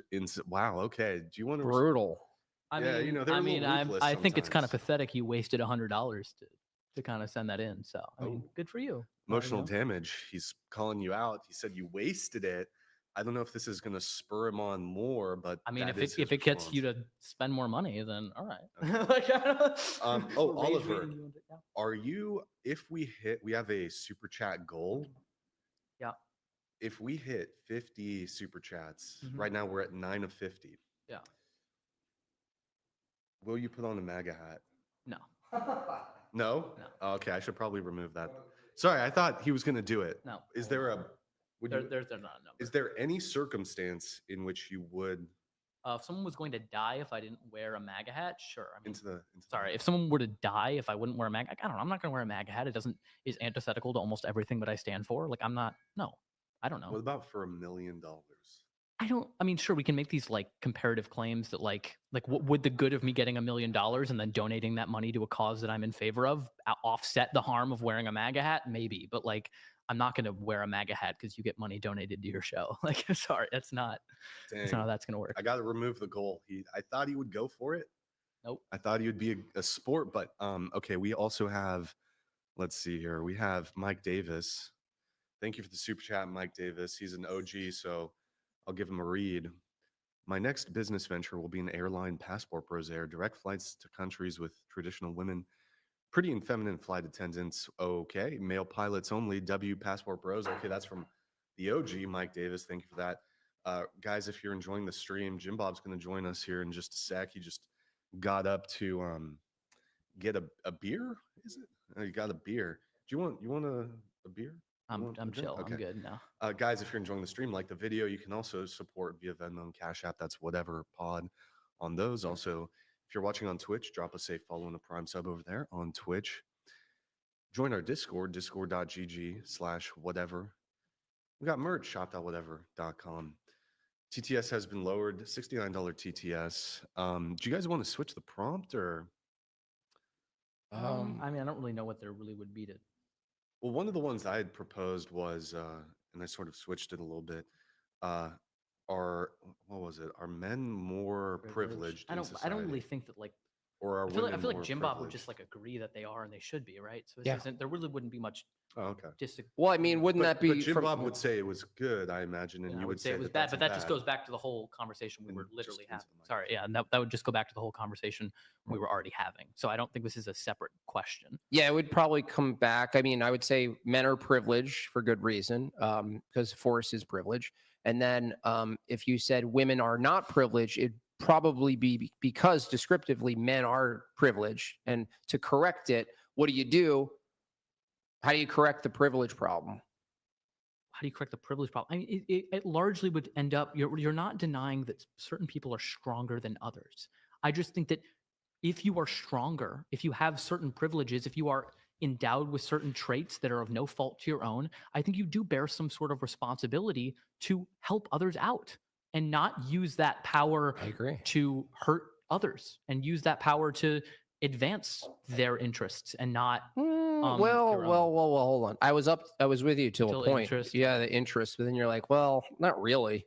Like if it's an interest for women to yeet their potential children, I don't think they've earned the right of men collectively to protect their rights at all. I think we should come down harder on women for yeeting their children because they're in a state of luxury. Like they're in a state of absolute decadence right now. What do you mean? I mean that the privileges they're provided wholly dependent on men allowing them to be like this.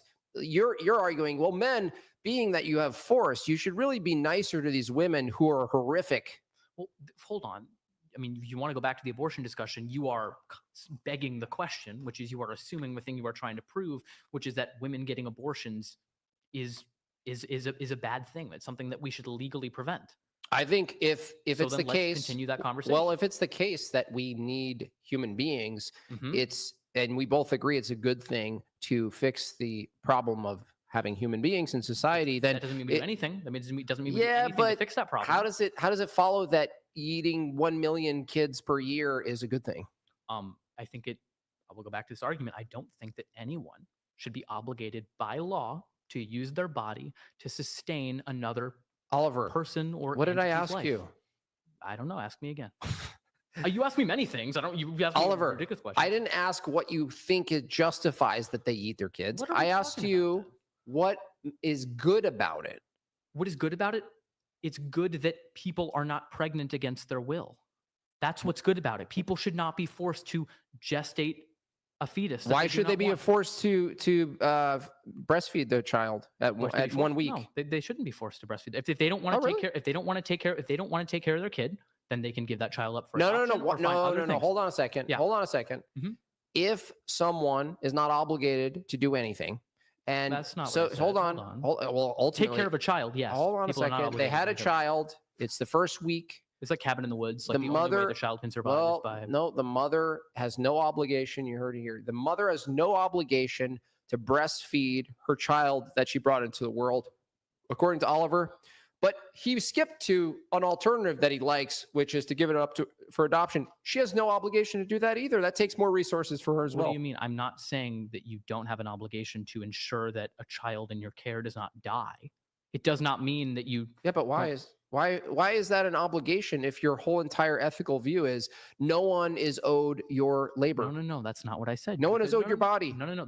Those are two different things, Right? right? Would you say that there's a difference between people paying taxes and being required to pay taxes and being required to donate their bodily tissue to the government? Would you say there's a meaningful distinction there that at least most people would, it's at least defensible? It makes sense. You can tax your money, but you can't really request that I donate a pint of blood. That's kind of a little bit too far. I mean, I could grant that they're different scales, but they could be closer together than you'd think. One could make the argument that your money is an extension of your labor. I get that, but I want to point out something before you move on with this hypothetical, is that from my view, taxation as it originally existed was an obligation and a duty. It wasn't based on some sort of rights or anything like this. It was there was a social contract. There was a social component that rich people, they actually wanted. It was like an elite status to be able to help others. And what happened to that? Well, what happened? People started entering the workforce and people made more money, and then it got people weak in the middle class. People got rich and then decided they actually didn't want to keep being altruistic. Well, no, it wasn't just that. It was that as more people got rich, because there were less rich people, right? There's more rich people now than there was before. It was that rich people were less available, and so there was like this essence of like, well, we're rich. This is what we do. We take care of the little people, right? This is great. I'm sorry, I was not paying attention. I'm just saying, this is great. Oh, you can read them. I just think it's really funny that he's spending $100 to insult. I'm impressed that he thinks that I'm worth $100 to tell me that. I think it's a compliment. I mean, he thinks apparently it's his opinion is so valuable that he wants to spend $100 to do that. Okay, hey, keep them coming. You know what? Here's what we're gonna do. We're gonna actually lower the TTS. We're gonna do a $30. We're gonna just do a roast session to wrap up the show. I wanted to maybe do a little rapid fire segment here at the end. Okay. Just some of your prompts on TikTok, if you're fine with that. We won't linger for too long, but okay. You guys see this vibration? That's crazy. Okay. We do have emotional damage. I'll pull it up. Does this guy realize that he's going to be the kind of man who gets affected the most by what he's advocating for? He will realize it when his blue-haired husband makes him a stay-at-home mom breastfeeding his kid who questions, I do think How can I men be a can, mom? I think men can breastfeed because they have nipples, right? So if you have nipples, you produce milk, right?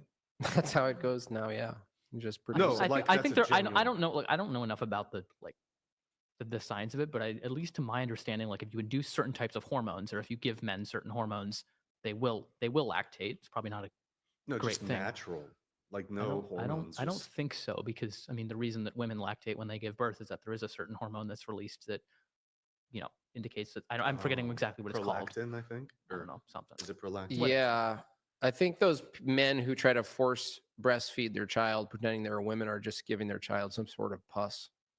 Isn't it? I mean, I think that's kind of weird. I don't know. What I don't like to do in that situation is kind of paint a whole demographic or group based on the actions of some select few. So I don't know. I think there are perfectly fine individuals who don't identify within the gender binary. I'm not going to claim to have some ultimate epistemic knowledge on what it is to be either of those things, but I don't want to demonize those groups of people just because some people are doing something. Yeah, I don't think that men should be putting their nipples in their kids' mouths. That's weird. Don't do that. Yeah. But I don't think it follows from that all automatically men who are, choosing to express their gender differently or is deciding to not identify as men are somehow equivalent in that group. I don't think it's fair to paint people like that. We should not judge the individuals like a monolith. So, well, I mean, go ahead, Brian. Oh, okay. Yeah. Excuse me, guys. I'm a bit sick. So, all good. Okay. There was maybe 3 or 4 that I thought were interesting that could perhaps prompt some conversation. Why women choose the bear? So this isn't the man versus bear thing. Yeah. Do you guys want to have a quick little 5-10 minute? I actually I switched my position on this. The impulse from the pro male side is to say you're crazy. Men can protect you, and bears are ferocious and they'll kill you. I kind of thought about swapping and just being yeah, men are dangerous. That's my point. I mean, I'm horrified by your conclusion, but I guess I admire your consistency. But it's true. Like maybe it's the right thing to say, yeah, women, you should be afraid of men because you don't know what they're going to do.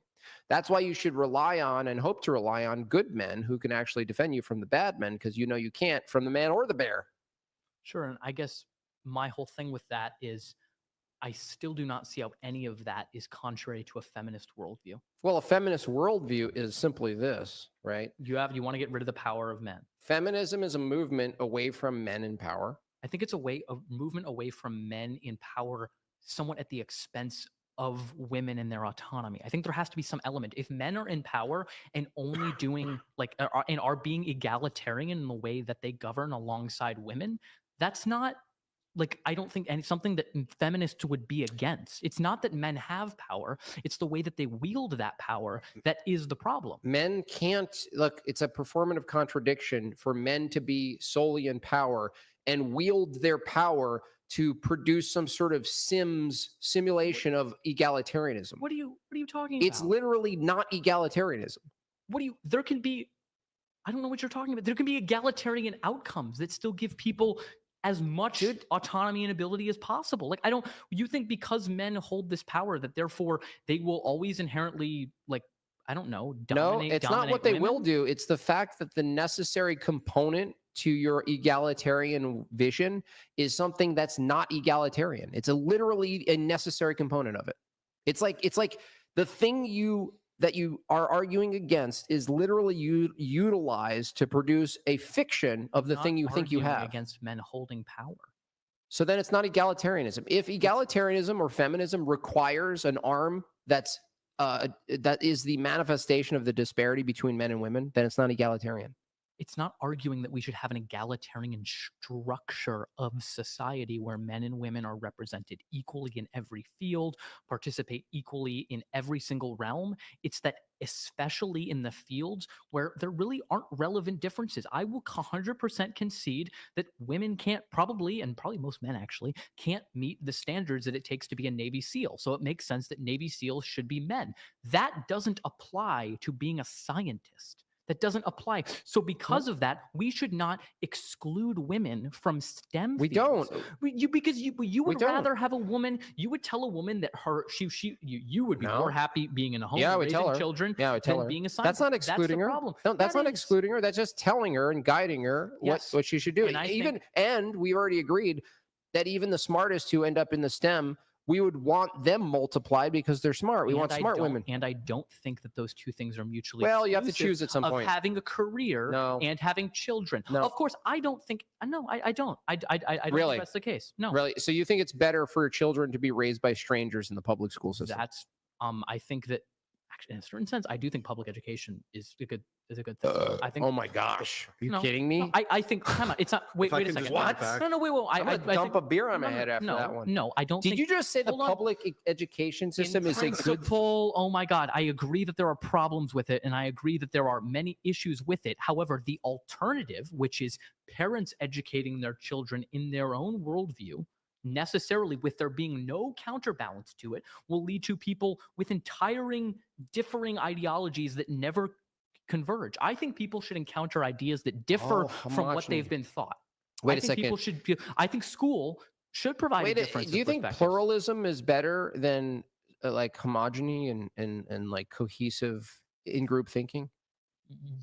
Yes, but I don't think that they're mutually exclusive. You know what I mean? I don't think that I think you could have I think it requires some of both. You can't have the whole idea of you can't be so open-minded your mind falls out. But I do think that you should be open-minded enough that you're not dogmatic in your conclusions. That's very dogmatic.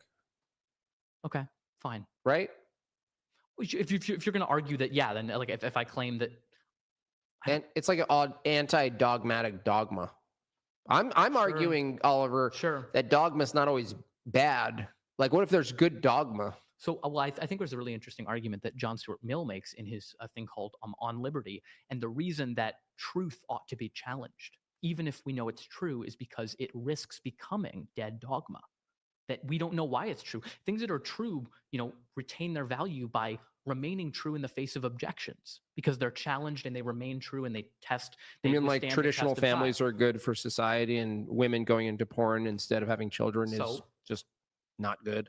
I don't think that. I think that's going to be Oliver, I think you're going to come back in due time, and you're going to go, that wacky Jimbob guy with the gay shirt. No. He was right, and he actually his statements align with John Stuart Mill's view that the truth actually prevails. But that's not. I'm not saying. But you were saying dogma is good. No, I said dogma could be good. Dogma could be good. I don't think so, because I don't think that uncritically accepting things is really not critically accepting women's rights. Sure. Okay. Yeah. I'm not saying I don't think you should be. Yeah. I don't think you should be dogmatic about anything. If someone says, I'm not telling people that, like, if a woman says, like, I have a right to an abortion, you should just, like, if you don't know what it is, then research it. What about, are you dogmatic? Do you think it's a good thing to be dogmatic that rights exist just generally? I don't think you can, because I agree with you that rights fundamentally don't exist. What exists? What is it we're calling a right that actually does exist? That's not a right. Like when we say, you and I agree rights don't actually exist, there's some sort of construct. What's the only thing we're really pointing to that does exist? I don't know. I think pain and pleasure, suffering. Humans have the capacity to suffer. That is something, entities have the capacity to suffer. It is bad when an entity, I'm going to is suffering. Well, it's linked to that. I'm going to say force. Okay. Why do people, I think we can bottom out. Why do people exercise force? They have a worldview that informs whether they should exercise force or not. They have a sense that it was justified. It's a type of justified true belief in a lot of senses. But ultimately, on the grand scale of things, when we're talking about a society, people execute force because it's either counter to force or it's the maintaining of an order with the threat of force. And I consider those things two sides of the same hand. The threat of force is the use of force. I can keep going. Why do we care about order? Well, if you want a feminist society, no, I'm just asking you. I'm trying to. Why do I want order? What I'm basically trying to build it down to is, like, it kind of just comes down to a combination of, like, pain, like just suffering. Like, if a society is not ordered, people would be suffering, people would die, things would not be optimal. It would be suboptimal because of, there would be a lot of suffering. If there's disorder? No, yeah. That might be true in some sense, but you can have a fair amount of order and there's still suffering. You can have ordered suffering. True, and I think there's ordered suffering. The fact whether it's ordered or disordered doesn't make it good or bad. It's whether there's suffering that makes it good or bad. Go ahead. I do have to move it on. Did you want to give your position, though, on what's your position on the man versus bear? I think my position, and I've stated this a bit in the Jubilee video that I was in, and I think it is the case, is I think that the point of the comparison that was made, and my understanding of it was originally a man who actually, like, brought it up as an example.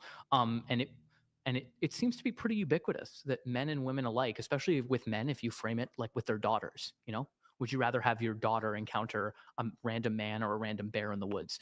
Men almost universally choose bear. So I think that men who kind of get offended by it, it's like, if you're not part of the problem, then why are you offended? You shouldn't be offended that women don't want, like, bad men. So I don't know. I think we should defer to women. I also think it's true, and this is something that I really hadn't considered, that for certain women, they would consider things to be, there are things that are worse than death, like being, like, assaulted and tortured, and whatever a man could do is just worse than being mauled by a bear and dying. So I think that in that sense, it could be just, I just want to be killed painless. Oliver, this is what I ask. Instead of that, I just move it forward. I say, you encounter a man in the woods, mm-hmm.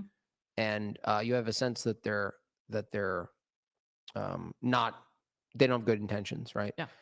Do you ask for another man and risk that it might be another bad man or a good man, right? Or a bear? What do you mean? So like it's man and bear, except you're already in the instance of a man. So I don't know. I think women would probably just do their very best to get out of that situation. I also reduced it to an elevator, and how that changes things a little bit. Would you rather be in an elevator with because a man there's a ton. I'm staying at a hotel, and twice now I was in the elevator with a woman. Yeah, like alone. And so this, I think it's a little different though, because but that's what I'm pointing to is like what makes different. But what makes it different? I'll explain a way it's different, and it might not be different. Let's assume that it's an elevator that you can't get out of. I think it's very different than, like, most elevators. You get in the elevator, you click a floor, and the door's going to open. Like, you know what I mean? Like a woods is like an isolated place. You know, anything can happen. There's no supervisors or people around. And an Are you elevator. saying an elevator is worse to be isolated with a man than a woods? No, because I'm saying fine. If we stipulate that maybe it's a broken elevator or it's an elevator that can like be prevented from being opened. I still think sure. the man. It's like you might be able to get a couple shots in with a man in an elevator, and if you're in the room with a bear, it's pretty much over. I'm not. So I look, and I think. Right, Brian.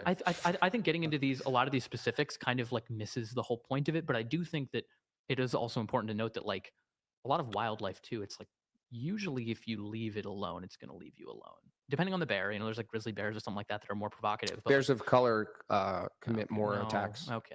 It's just true. Yeah. Good job. No, All it's literally true. Yeah, but you're making a thinly veiled rhetorical point. What are you Good talking job. about? No. Yeah. Okay. You're really smart. Yep. Mm-hmm. There you go. Okay. All right. We Yeah. have a super chat here from Emotional Damage. He says, Brian, can you give him this $100 to this guy to get a shot of testosterone? Yeah, you can. I bet his views will change if we can give me balance the $100. estrogen content produced by his ovaries.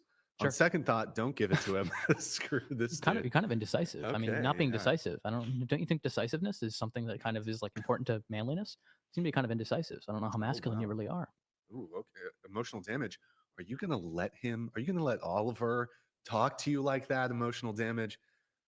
Thank you for that. Emotional Damage. Appreciate your super chat. Guys, we're doing a roast session. Can I $30 comment on one of TTS. these? Yeah, sure. Because I think that the 499 was really interesting. It's like, I'm wondering like when people like kind of call like men who they like view who disagree with them as like not real men, I think it kind of enforces this idea that like there is a very gendered aspect to manhood. You know what I mean? Man isn't only used in the biological sense. Like it very often is used to, you know, substitute the stereotypes that people often associate with male and female. So, Stereotypes are very useful, though. okay, yeah, that's true. But there definitely is such a thing as gender, and it exists socially. And like, you know what I mean? Like you can't like if that wasn't the case, then no one would use man or woman as an insult because it wouldn't have any social connotation, which it does. So thank you for acknowledging that there is a social component of gender that isn't just purely biological. Gonna let we got some roasts coming in. Here we go. Thank you, Sons of Liberty. Sons of Liberty donated $29.99. Will there ever be a time when we realize what these leftists advocate for is evil? Like evil. This isn't to debate and agree to disagree and live happily ever after with them. They are evil. Jimbob? Yeah, well, evil, I don't call people aren't evil. People can be wicked if they know what evil is and they continue, but I don't think Oliver here holds a theological view or a Christian view. So he's operating from what he's got. But yes, I believe feminism ultimately comes from a denial of truth, and I believe that a denial of truth ultimately is evil. Yeah. All And right. I think the denial of feminism comes down Selena to the Gomez denial of the donated humanity of women. $32.10. I'll have you comment. Did you after. get new mics? Sounds different. No. Also, does this guy not realize that mainstream equality has literally morphed into equity? Even his definition of feminism is wrong from the majority opinion. So, I mean, that actually is an interesting point that I do want to get into. I'm not really defending the like prevailing view of like, I don't know. There's this idea, there's this idea that like all outcomes have to be equal. There's this kind of idea within critical thought that like all disparities are a result of some underlying like systemic issue. And I actually don't subscribe to that. I think there can be benign disparities. I think differences between groups don't always call out for the evil of the system. There can just be differences. And so I don't always agree that like equity and as it's like advocated for is the best thing. We shouldn't always strive for equal outcomes. We should subscribe for people to have access to opportunities and not be denied things arbitrarily. How is it access to opportunity not an outcome? Because you might not necessarily do the same thing with that opportunity. I agree they're very much linked because the opportunities that you have depends on the like outcome of your family or something like that. Yeah, like if you look at a scenario and you summarize it and you say, look, there's equal opportunity. If you wanted to produce equal opportunity, the equal opportunity on the table is now the new outcome you produced. So I feel like that, a lot of that came from like, I don't even know, 10 years ago, rhetoric from the right. You'd get Ben Shapiro be like, I'm not for equal outcome, I'm for opportunity. And he'd be ranting that around. But I realized that in a different debate, that you actually can't separate those two. You're always arguing for some type of outcome. Equalizer, basically, some type of artificial. I mean, and I don't necessarily think that I would entirely disagree with that. Like, for example, I don't think that poverty should be a reason why someone should be and are two different things, but I don't think it should be a reason why someone receives either a worse education or less opportunities. We should do what we So can. you're in against society. reparations? Against reparations, like specifically like regarding slavery and things like that. I haven't given a ton of thought to the issue. You're a lawyer, right? You're going to be a lawyer? I mean, I've thought about it. And I think what we should do regarding that is try to alleviate the injustice that's been done in terms of like, I don't think we should give like cash payments or something like that. Like, I just don't, especially because of the way the system is set up and how fast a dollar circulates throughout like low income communities. If you just give them an influx of cash, it'll just immediately go to the top. So it's not actually going to solve the systemic issue. Goes right to Amazon. Yeah. So I think instead we should invest that money more effectively to solve a lot of those further systemic issues than just give people a bunch of money. I don't think that's really going to do much good. So some people in the chat saying the audio has been low. Chat, is the audio okay, or am I also just not like sometimes close enough? So low for me too, or it might be that? I'm not sure. Yeah, sorry if I'm too far away from the mic. We have Lulu here with a message. Thank you, Lulu. Lulu donated $29.99. Killed each Bob. This was easy for you. Women hate you, Oliver. Oh, really? You want women to go fight wars while you hide in the closet getting fisted. Brian, would you pay for Oliver on a first date? What? Here, I gotta play it. What? All right, Lulu, thank you for that. When I pay for Oliver on the first date, he's not my type. No offense. Wow. No offense. Wow, no, Brian. No offense. No offense. It's okay. No You offense. aren't either. Damn. But I just don't like podcast Dagger. hosts. So Dagger to the heart. Okay.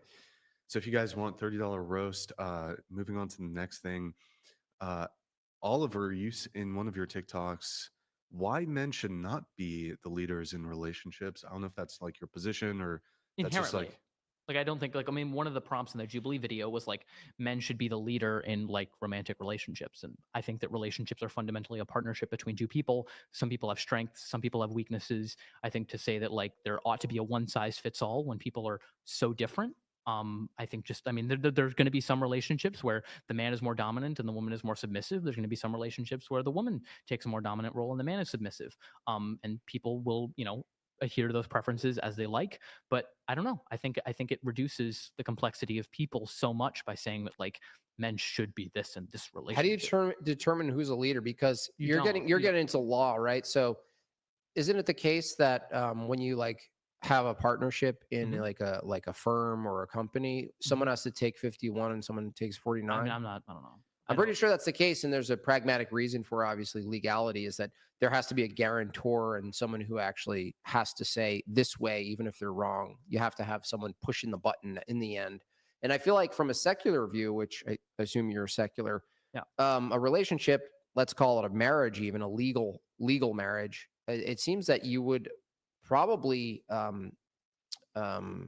determine one of them was the 51% leader. Why would we have that? Well, because it's illegal. It's a legal contract. Well, so no, the marriage is the company in a sense. But marriages aren't companies because they're not trying to turn a profit or make a. I don't know. Well, they kind of are trying to survive. They're trying to. They can be red line and black line. So like, I don't. No, I don't think there should be a 51% and 49%. If that's the case, if you want it to be that way, then sure. When people get married, they should designate one of those people as it. I don't think, of course, now you're going to make the argument, it should be the man. I don't think there's necessarily a reason for why that should be the case. That should be up to the individual in question or individuals in question who are getting married. If for some reason we decide that should be the way that marriage is. Are you going to be the leader in your relationship? No, I'm not going to be the leader. I don't think there should be a leader. I will lead sometimes. I assume that my partner will lead sometimes. What if she says, I want you to lead? Yeah, then I will. It depends what you mean by like lead. I would never want my girlfriend to like take the back seat on everything. What if she wanted to? Then I wouldn't date that person because I want someone who's also assertive, who matches my intellect, who I feel is kind of my intellectual equal. Whoa. You're this close to being gay. No, I don't. Yeah. No. Dude, no, I'm listen, not. everyone listen in the audience. No. Look. I don't want to date a man. Look, I'm 44, okay? Okay. I'm assuming authority by age. Okay, well. So Bernie Sanders has authority over you then. He's very old. Yeah. He loves Choice, yeah. I think that everyone should have an abortion. That's your guy? You voted for him? I can't vote for Bernie Sanders. I'm not in Vermont. Oh. What was I asking you? Oh. You said that you want an equal intellectual, right? Yeah. What I'm telling you, men collectively, generally, are not. They're more philosophical. They're more. No. They can do this. Nope. Yes. Nope. Not inherently. No. I'm telling you. Inherently. No. You're basically looking for a dude. I'm not looking for a dude. You are. No, you are reducing. You're going to find a woman who can do everything that provides you, let's say, being a wife, being a mother of your children, and because she's not going to get some stupid ass obscure philosophical fucking school of thought, you're going to be like, no, she's not really philosophically No, you are reducing. So just find a little Sally. You are reducing my preferences in a partner to a checklist, like, oh, it has to be this, it has to be this, it has to be this. It's not that way, and that's not how. That's not how she doesn't works. Get your John Stuart Mill references. Is that a check? Is that a? Actually, a little bit. I mean, I do think it's the case. So here's an example of it, and I think that I don't know. This is what's wrong with men today. No, it's not. They're looking for women to be men. No, they aren't, because you're assuming that being smart and being intellectual are manly. And I don't think they are. Philosophical and logic is, of course it is. No, it's not. It's been historically manual. It's been historically why? Because they've been excluded from practice. No, that's not it. Yes? That's not it. Okay. No, even when you even the playing field, right? I think some Nordic country, even the playing field, it turns out, like you just said minutes ago, that the disparity ends up being a function of choice. Do you think that people exist in vacuums and are still not socialized into certain fields, and thus the entire historical backdrop disappears once you say, go do what you want? No, generally women are not interested in philosophy and all this shit, okay? No. Generally. Yeah, that's true. I don't. What do you mean? No, I don't find. Okay, cool. I don't care though. Then I'm going to find a woman who sat. I know plenty of women. I have a very good friend she's at NYU and she's getting a PhD in philosophy, and she's one of the smartest individuals. She's never going to have kids. I know. Okay, and so you're just going to find a woman who doesn't have kids, who you can have masturbatory philosophical conversations. But here's the thing: is then you are reducing types of intellectual conversation as to that. Look, men, I'm talking to you in the audience. Okay. If you go on a date with a girl and she doesn't get your weird philosophical thing, don't fret. I think you're intimidated by women who might be smarter than you. That's not it. I think it is. No, it's not. Are you intimidated, Jimbob? I think so. Are you intimidated? The woman generally, when you say John Stuart Mill, all this shit, they should look at you with a blank stare. No, you want women to be dumb. No, yes, you do. I want them to be interested in what they're valued at, where their value is. Yeah, okay. Then it's not dumb. It's an disinterest. Okay, you called it dumb. I'm calling it generally a disinterest in things that are more manly and intellectual. Well, yes. Okay. Men and women are geared toward different things. You just admitted this just minutes ago. No, and now you're finding what? And not inherently. These are entire. You are basing generalizations are not. Wait, steady. I don't think that women are less interested in philosophy and highbrow things because inherently they are women. I think that society pushes them in a different direction. And how would you know that? Because I've had conversations with women. Oh, anecdotally? Look, how do you want to? At least I'm basing I see, Oliver. Women. If we did a poll for all the women and the answers came back, I'm not interested in philosophy, you would just say, well, you just conditioned to be not interested. No, right? So it's question begging. All of us are. I don't think men are inherently more interested in intellectual stuff than women. If men are like, yeah, we're more interested in that, I'd be like, yeah, society is structured in that way. That makes sense. No, I don't think so. I think it has to do with the way men think. Is they think in terms of like systems and operations and doing stuff and activity, and women are geared. Hold on, and women, because I know the study. Women are geared toward systematizing versus empathizing. No, people. And systematizing versus empathizing brains. I've heard of this. What study does it come from? I don't know. It comes from Simon Baron Cohen. He did Simon Baron Cohen. That's a comedian. Nope, that's Sacha Baron Cohen. They are related, though. It comes from his study. It comes from a study in which he did the primary study on toddlers. And he determined that because the boy toddlers picked more masculine things and wanted to play with trucks and things like that, and the girls, it is, and the girls wanted to play with dolls and things of that nature, that therefore boys are more geared towards systematizing things, and because it assumes that toddlers at that point are blank slates and are not already imbued with all of these gendered ideas. No, that's not it. No, that's not the study. The study was a Nordic or Switzerland or one of those countries he's where the one who coined the term systematizing and empathizing. No, they basically said, okay, everyone, we're going to reset. Women get to do anything. We're going to do a whole big, great social reset on expectations of men and women. Wait, you think you can do that? Hold on. 1 year. In 1 year, how do you do that? Women, it evened out that the women went toward for their own free will. By the way, that's even hold on, worse dude. Example. They went.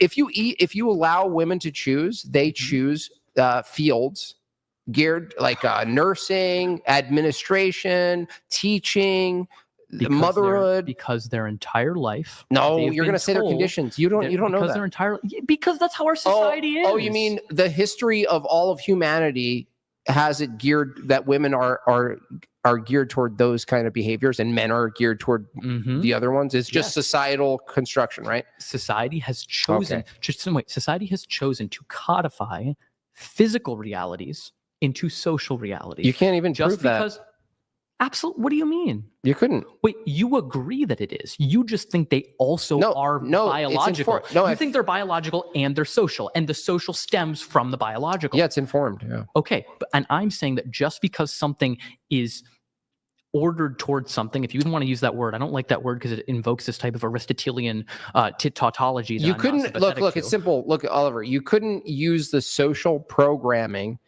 to supersede the biological presets. Of course you can. No, you can't. How can you not? How? Wait a second. Men, would you agree, are biologically more predisposed to aggression? Yeah. Okay, then how can you socialize men so that they don't go on, they don't go on mass murder sprees? What do you mean? That's a way. No, men could have a predisposition to aggression, yes, and express aggression without going on murder sprees. And can you socialize men to be less aggressive? You can try, but it doesn't work. What are you talking about? The public school system is a perfect example. You know what happens when you do that? You psychologize them and say, these boys are being very aggressive. They're misbehaving, as opposed to, no, they're just boys. Let's give them Ritalin and give them drugs, right? Because they're acting so boyish. That's crazy. I agree. I'm not advocating for over medicalization. If you're saying you can socialize them out of being boys, out of being boys, but you're assuming that being a boy means expressing your aggression in a certain type of way. Yeah, I think a lot of men know a language of violence, and this comes back to the force doctrine. It's necessary. Type thing. Sure, at the fundamental level, violence is the way that power happens. Wait, you don't have older brothers, do you? You have a younger sister. I have no biological siblings. Oh, okay, that makes sense. You should have been beaten up as a kid. Oh, wow. Okay. Well, from a brother. I have 3 older brothers. This makes a lot of sense why you hold the views. It's necessary. Mm-hmm. It's why big families are better, is because they fucking beat each other up. Well, yeah, it actually is a pecking order that's necessary for you to understand a place in the world. Now, it's not an accident that you're an only child and you hold a female view of the world. Okay. All right. Sounds good. I mean, I'm just saying. You don't. If you want to reduce, dude, you have the capacity to use aggression, right? Of course I do. Okay, when's the last time you used it? Use aggression? Yeah, violence. I didn't need to. Now, when's the last time you did? I mean, I can remember this. I mean, this is an example I brought up in one of my videos. Was I was on the subway in Washington, D.C., and this guy sat down next to this girl and was being very creepy and inching towards her closer. And I stared this dude dead in the eye, and I would not take his eyes off him, and literally moved closer to him. And he got up and left. So that's an example of me using a male presence to get this guy. And the presence is the conveying of the potentiality of violence, right? Yeah, in a sense. Yeah. Right. Yeah. So that's what's interesting, is that the justice that you wanted to deploy rests wholly on the potentiality of force, which is a woman couldn't do. A woman couldn't do that. There are different, absolutely. Men and women are viewed differently in society. But go patriarchy. Hold on. No, there are different ways to resolve certain conflicts. I'm saying that you shouldn't resort to aggression when there are methods of communication that can lead to a more mutually understandable outcome. Yeah, if two people are having a disagreement, is a fist fight usually the best way to solve that? Wait a second. But Oliver, in the example you gave me, your communication was violence is next. So it's still pointing to violence. I'm saying in some, yes. I'm not saying that violence. No. Well, then going back to that, I'm not saying that aggression is always wrong or that it should never be used. You're saying negotiation first, but what I'm saying is that even if you go to negotiation first, right? This is like argumentation ethics. It's like, yeah, you can use that and maybe lower the risk of being hurt yourself, but ultimately you're making an or else statement. What do you do this or else? No, if two people have a disagreement on something, I don't think it has to escalate into violence. No, I'm not saying that. I'm saying even if communication fails. Yeah, you're going to know when violence is necessary. Sure, and I think very often men believe violence is necessary and employ it when it is in fact not necessary. Someone said something mean about your mom and you decide the right response is to go beat the shit out of them? No. It's not. It's not. That's not. You know what I think? I think that's, if you want to talk about it, I think it's men not knowing how to manage their emotions. No, I think the management of the emotion is conveyed through the fist. I think that is an incorrect management of emotions that causes much more harm and doesn't lead to any mutual understanding of, hey, let's not degrade women in order to kind of prop ourselves up as men. You know what I mean? That's what that type of thing is, making insults towards people's mother. So yeah, I don't think you should do that. And I don't think you should use violence to solve that. Well, I think you should fight more. Okay, well, I'm not gonna. Okay, we're gonna let a few more chats come through. One more thing. We'll do closing statements, then we'll get this wrapped up. We have Brett here. Thank you for the message, Brett. Brett Shrives donated $30. Jimbob W. Paradoxical man fighting on behalf of feminism L. Brett, thank you for the message. Appreciate it. We have Kit here. Thank you, Kit, coming in just a moment. I lowered TTS to 20, Kit by the way. donated $30. W. Oliver for debating this guy. Did you guys ever agree on a definition of feminism? Pretty much. I mean, I pretty much accepted your term. I still kind of reduce it to power itself ends up being the thing that's really there. Like you can say like, oh, there's a structure and then there's people in positions of power and administrative positions and all this. But in the end, it's like a bunch of dudes with guns are going to take over. So, I mean, and I think the issue that I largely have with that is I agree on a base level. That's, I actually agree with you that might makes, whoever has it does. However, I think that might often has to be combined with some sort of strategical element. You know what I mean? Might makes feminism. You need to have some sort of enforcement mechanism. I'm not denying. So can you say it? Might look in the camera and say might makes feminism. No, you're trying to. Do you agree? Enforcement makes feminism. Yeah. Enforcement, fighting for stuff you believe in makes feminism. Men fighting makes feminism. People fighting alongside each other and men fighting alongside women to defend their rights does make feminism. Okay, so you heard it here. All right. We have KA. Thank you, KA. Also, Kicker donated $29.99.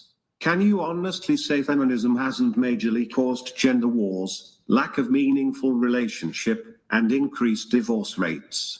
I find that disingenuous if you think it's anything else. But go on, say. Sure, I can respond really quickly. Yes, you can. There's a couple different things there. I'm forgetting now. It's like gender wars. I don't think it's led to more gender wars. I think it's led to women not tolerating shitty behavior and not tolerating being put in a position where they are told what it means to be a woman and that they must adhere to this rigid set of social norms. And if that pisses men off and men get mad at women for not wanting to submit to their demands, that's not women's fault for, demanding something different. And in the sense of like higher divorce rates, this one always is really interesting because it's like, oh, when women make more money, they get divorced more often as like, oh, that's a terrible thing. It's like when women are financially independent, when individuals are financially independent and not, dependent on the other spouse, yeah, they might leave if they feel a relationship is unfair. But if the relationship is unfair and they're not happy with the terms and they're not financially independent, they don't have that financial luxury to leave that relationship. So I don't think that's a counter whatsoever at all. Okay. We have Selena. Thank you, Selena. Selena Gornes donated $32.10. He just made the female I've dated guys that met all my standards argument by pointing out how he's friend-zoned by the smartest girl he knows. Poor guy. I'm not going to go into the details of that because I don't want to. That is not actually what happened. Okay. No. All right. Thank you, Selena. And then we have, oh, wow, Sons of Liberty. Okay. Sons of Liberty donated $19.99. Listen, fuckhead. If my girl and I are in 1653 America, I'm going out hunting and checking on threats at night. She cleans/organizes the house, garden, and fixes I'm a little confused food. why you don't do that now. Natural states of You know what I men mean? and women. I'm confused. I want to add to this. do This that is now. key. I wish I brought it up more. Is that I did mention that what that chat is pointing to, correctly saying, is that feminism itself, in its ideals, is a function of modernity and luxury and decadence. In the instance where shit hits the fan, listen. Just like gender pronouns and shit, I call it concerns that go with food shortages. Maslow's The hierarchy. moment the scarcity hits and shit hits the fan, Sure, these fine. things are gone. Of course, right? fine. This makes total sense. I don't see this as a bad thing at all. So it's This is luxury. No, wait a second. It's called the fallacy of relative privation. I don't know if you're familiar with it. It's this idea that larger problems or larger injustices or larger pertinent needs diminish the severity or importance of smaller ones. There's no injustice. Okay. But then you're just making No, a the circular- fallacy. No, your Time out. fallacy is You're making a circular argument. There's no because- justice. Hold Injustice. on. You're saying these concerns aren't valid because you already don't agree with the concerns. No, So even it if has I nothing to granted do. the concerns, that there's this problem where men are oppressing the women, and there's all these like expected gender norms that are contrived and constructed. What the person who just super chatted just basically demonstrated is that the argument that gendered roles are constructs of modern times or whatever the society is goes away as soon as the society breaks down and you're back in the woods. What happens when you're back in the woods, dude? Yeah, I agree. But we're kind of advanced beyond that, right? No, the point is the advancement that feminism and this sort of delusional take is a symptom of decadence and luxury. No, it's the not. moment that's removed. Like if there's a bomb dropping on some chick's head, so and she gets buried in the rubble, and someone goes, "Let's help her." The last thing on their mind is correcting the pronoun. Same thing with feminism. Of course, right? I don't disagree with that. That's just the factual claim that you should focus on larger problems over smaller ones. Actually, wait, I want to probably agree with you here a little bit. I think the left, and this is a mistake that the left often makes, is they hyperfixate on infighting and over who's right over winning power. I completely agree a lot that it doesn't matter how right you are if you don't have power. If you don't have the ability to enforce what you want to do. So it did, all of these people on the left who are like, we need to, correct this person on this, or we need to completely shun them from our movement because they express this one view that differs slightly from us. They're hurting our cause. So I will call that out any day as saying we need to have a bigger tent and not a smaller tent. And I think that this idea of, shunning people or saying these things are, irredeemable, just insane. I don't agree with that. So, okay, we have two more coming in. Selena Gornez, thank you. Selena Gornez donated $23.45. Of course, that isn't what happened. Poor guy. I honestly feel for you, but I can see you're smart, so I think you will come around eventually. I think this is in response to something about being friend zoned or something. yeah, I don't know. I'm not gonna divulge the details of a personal situation. Sure, but. What the? Oliver Smother donated $20. Brian, could you move that dumpy? I can't see Jimbob's shoulders. Thank you. Slowly but surely. That's crazy. Thank you. Thank you for that message. All right. Final thing here from you, Oliver, then we'll do closing statements. There was this prompt on your TikTok: is misandry more loud than misogyny? Misandry, yeah. Misandry, yeah. What's your position on that? I kind of already. Did we already go? We didn't talk about that specifically, but I'm kind of into the sorry. We didn't talk about that specifically, but I mean, that's what I talked about in the Jubilee video that I was a part of. I mean, I do think misogyny is much more prevalent than misandry. Hatred of women is much more prevalent than the hatred of men. You know, a lot of these things that we conceive of as hatred, I just fundamentally don't think are actually hating men. Can you give us some examples of that? Sure, like examples of like, so for example, if women express "I hate men," I think very often we very often understand people's non-literal use of language.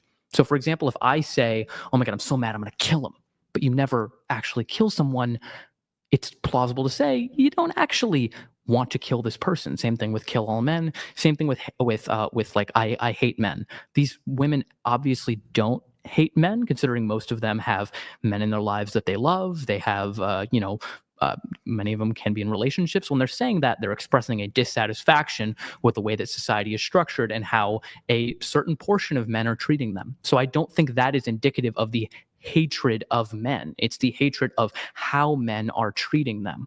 So I don't see an example of misandry that is brought up that can parallel the fact that like 3 women die a day in this country due to intimate partner violence at the hands primarily of men. So except for lesbian relationships, they're pretty aggressive.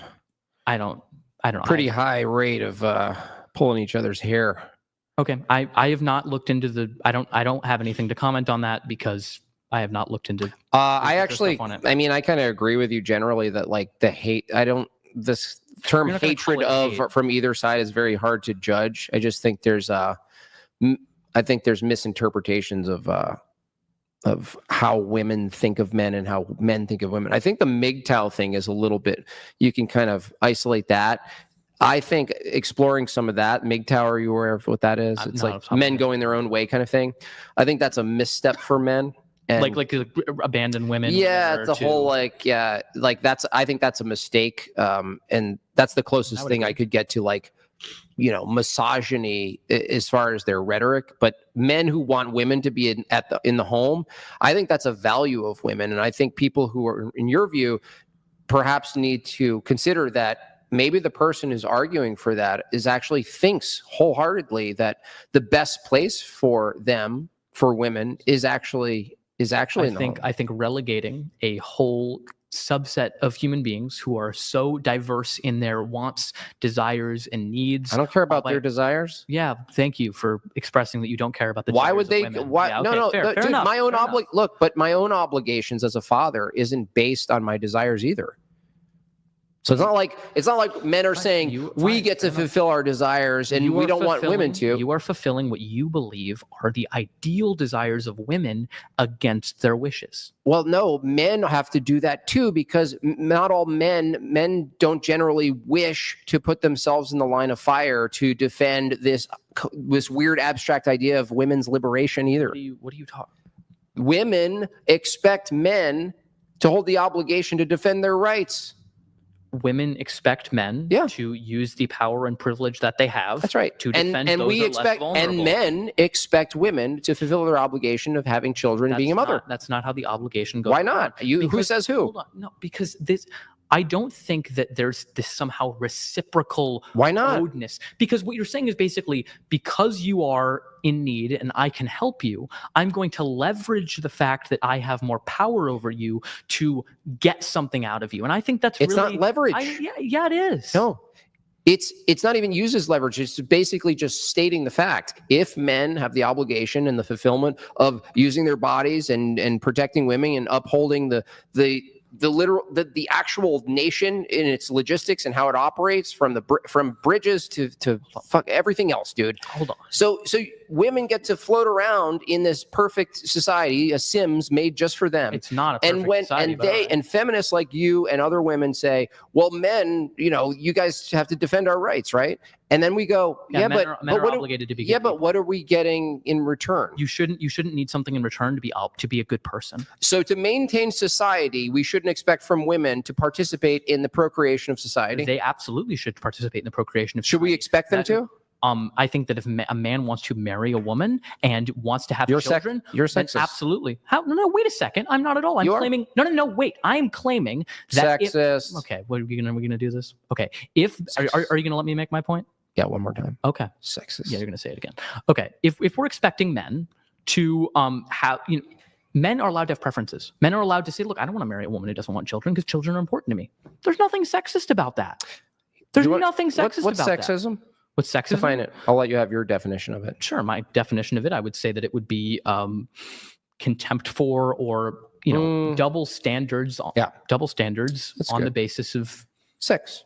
Cool. So isn't it a double standard that women and society at large depend and hold on. expect? I didn't add something to my definition, like unfair or like ungrounded. Okay, so unfair, I don't know who's determining fair, but isn't it the case that it would be sexist, which I have no problem people being sexist? Yeah, no surprise there. Well, no, it's not a wrong thing if be sexist means simply to assume obligation or expectation from one sex based on sex alone. Mm-hmm. Yeah, no. Is that sexist? Yeah, I don't think you should do that. Do you expect inherently on sex? Hold on. Do you expect men, being the collective body of force, to defend and uphold the justice system and law and order in society? Not because they're men, but because they're stronger, and those things are different. They are different. What? They're No, literal- wait. It's not because if there are women who are stronger, they also have the obligation to protect those who are less vulnerable than them. It's not because they are male. Okay, so it's because they are stronger. Okay, so and women are capable of having children. So how is it that you're deriving? Capable. How is it you're deriving an obligation for men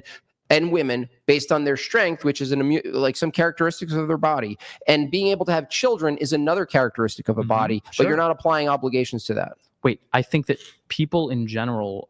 I don't think there needs to be reproductive obligations, because I think we can get to the society, well, not really the society That we're at now, which is like 1.2 near under replacement. We are under replacement.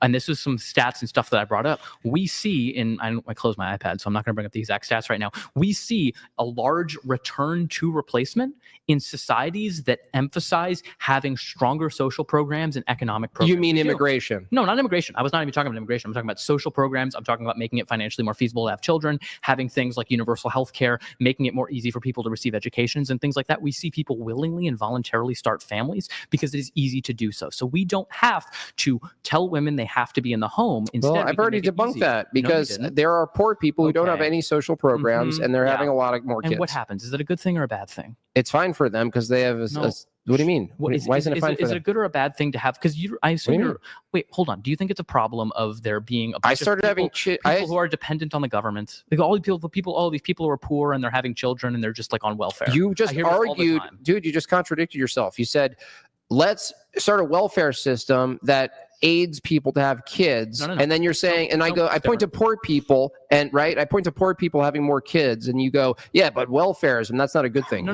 I'm saying that a lot of you guys on your side of the aisle, wherever that is, don't want, it's like, if you can't afford to have a kid, don't have a kid.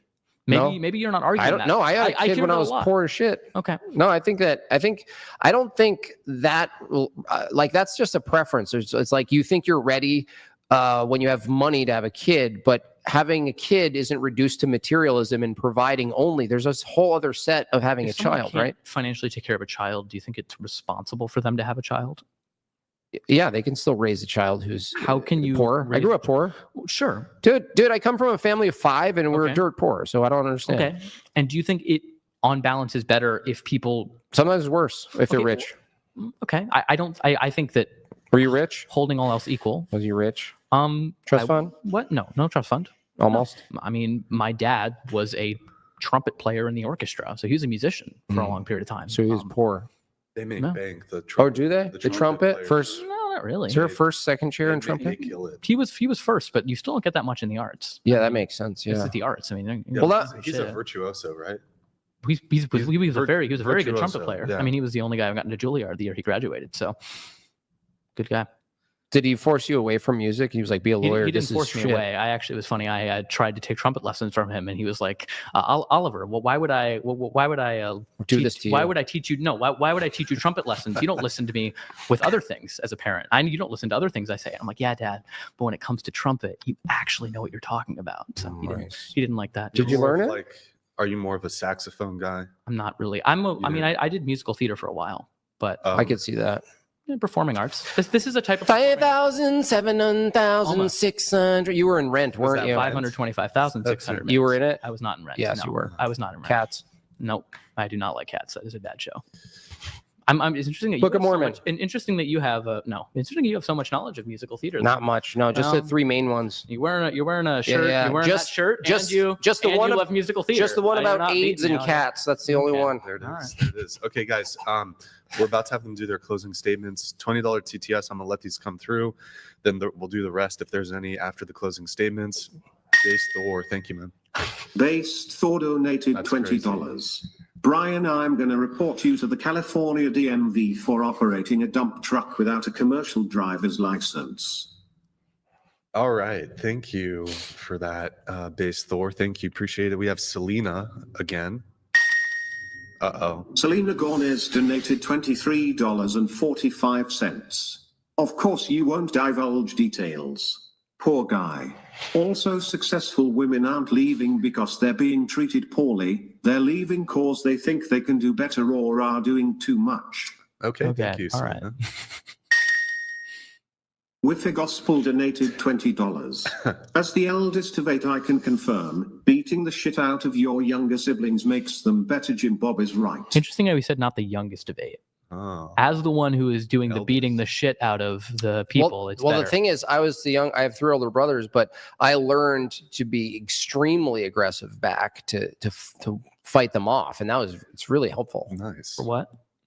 Well, What is it helpful for? well, in case I need to do that in the future with Why three do people. you need to be beaten the shit out of in order? In case I have to beat the shit out of someone. Well, then, is there a better way to take self-defense classes to learn that in a way That just doesn't involve- adds to my already existing practice, though. I It's don't like think it's not one or the other, I don't, dude. I don't think we need kids beating the shit out of each other in order to, Not that to learn. he's being hyperbolic. Like, let's say it's valuable, especially for boys, I don't have to no problem learn with how to- roughhousing. to like I have fight. no problem with roughhousing. I think when you say like beating the shit out of, Well, I I think of mean- it like an older brother who's just like treats a his younger black brother guy. like shit. Like, get a Ugh. black guy.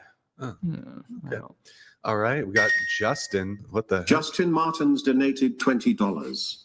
I'll bet vaginas dry up within a 50-foot radius of Oliver at all times. He's like an X-Man. And that, I don't would, they have, like, superpowers? I would, yeah. I don't know. I feel like Would that be a superpower to have that effect on women? fine. That's Oh no. I don't know. That's what most. I think most. I It's don't like know. a I think most incels have that. negative. So they have that superpower. Walking male birth control. Aren't there some X-Men that it's like they have a negative ability? The negative Like, effect is on. that, I don't know. I don't know. And, yeah. All right. Intel, thank you, man. Intel Wild donated $20. W. Dun, Jimbob. dun, dun, dun. Dubs in the chat. Nice, dude. Intel, thank you for that. We have one more coming in here. Oh, wow, they're saying things. Jason Castle donated $20. Dude, Oliver, you are so G at Y. It's good to know. Go home, drink a beer, watch a violent movie, go to a bar and fight the biggest guy, and take his girl. Just do something manly. Here's what I'll say. I guess is that because I can't tell if that's a compliment or an insult because he calls me gay, but then claims that he thinks I'd be able to go to a bar and Well, beat up the biggest guy there it's- and take his girl. It's like So, older brother energy. He wants you to like go live out as a man. I feel very comfortable being a man in my masculinity. Absolutely. So you I've never once felt insecure in that. Oh, okay. So All right. mhm. Well, I don't feel I have to prove myself manly enough by exuding. Sounds like these- someone who was raised by a traits. trumpeter. Okay. My father's one of the strongest people I know. Would you rather be raised by a trumper or a trumpeter? Yeah. what about somebody with who the second one. played what did Weird Al play? What was that? Accordion. Accordion? Yeah. That's got to be rough. Yeah, that's got to be really rough. Unless it's Weird Al, but Yeah. any other Then it's accordion over. player- Yeah, I know some. I know You know one. what though? I think they secretly, the accordion players, they kind of get women. Well, The yeah. accordion players. It's like a pity It's like thing a though. oh, a it's like pity. sad. It's like It's the a sad. it's like the poor yeah. person's. It's a pity thing. Okay. Oh wait, here we have this one. Then we'll do closing. Lulu. Hold on, Lulu. Oh boy. Okay. Hold on, someone. Lulu donated $19.99. Get Bob another beer and a Shirley Temple for the Fruit Loop. Oliver was getting turned on watching Bob obliterate him. He's hoping to go him with him or Brian tonight. Dude, What the heck? don't spoil it. I was trying to make a Wi-Fi move Gospel after. donated $20. Oliver, if I was the youngest Oh, of he eight had and to- you he were the oldest, I He would felt his still win response in was a worth $20. fight. I think it's really Thank funny. you, Wi-Fi. We have a Like big 200. super chat here, Chef Dylan. Wow. By the way, guys, so anytime you see a super chat and it's like 99 cents, usually that means that you sent it through Apple iOS. So you sent it through like iPhone, iPad, whatever. So apparently I just learned this They take the other day. 30%. Yeah, Apple takes 30%, and then YouTube after that takes 30%. Oh, So if it's majority. $100, 40. they end up taking a total of 51. So you're left with 49. So it's already bad just doing it through YouTube. They take 30, but if you do it through YouTube on iOS, so Apple iPhone, iOS. I'm challenged. English is my second language. What was your first? French. Oh, Yeah, so that's why I butchered misandry earlier. If you caused an accident, you would have to give up your autonomy to pay the person with your money earned through your body's actions. I mean, sure, but then this kind of just breaks down to the distinction of, is there a meaningful distinction between your money and your body? And, there's the libertarians till they're blue in the face will say that taxation is slavery because you're taxing my money, which I get through my labor, which is taxing my labor. I don't know. Intuitively to me, there's a difference between someone taxing money and like demanding that I donate a pint of blood to cancer research or something. So I don't think they're necessarily equivalent. And I think there's an argument to be made that there is a difference between the two. That the reason we're justified in having someone pay damages if they're in an accident is acceptable. But like giving up their kidney would be like a massive bridge too far.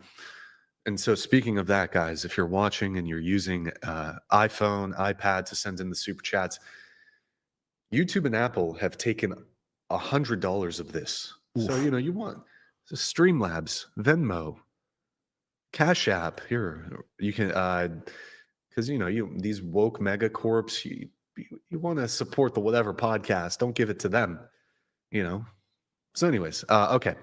Thank you, Chef Dylan, for the super chat, though. Much appreciated. And all right, so we're going to do closing since you went first. Jimbob, you're going to go first with your closing statement, and Oliver, you'll go last. All right. Well, first of all, thanks, Oliver, for coming out, and Brian for powering through this. So yeah, feminism, the main thing with feminism is it's often argued that it's the just thing to do. It's what we should move forward toward something. But when we ask the proponent of feminism, what it looks like, every time it ultimately relies on men fulfilling this duty of upholding this society so that women could pretend that they have liberty. Really, it's just an allowance. So if feminism is merely an allowance from men, the question is, okay, if men are allowing you liberty, what is the exchange that we get from women, which comes down to obligations ultimately. So from the affirmative position tonight, there is no real obligations. He prefers that men hold an obligation to defend society, defend rights, even though it's a sexist view because it's an expectation of men to do things that you don't expect of women collectively, because that there is no society that upholds its rights, its justice system, its law without the collective of primarily men. Even if there's some butch chicks who can join the squad, it doesn't matter. Ultimately, the reality is females want liberation, but they ask for it. And the reason they ask for it is because they can't give themselves liberation. They aren't collectively capable of giving themselves liberation. Men are capable collectively of giving themselves liberation and taking liberation. So the question for feminists is always the same thing. Do you expect men who hold the enforcement arm to provide for you to have your liberation? And they say, yes. We ask them, what are you going to do with it?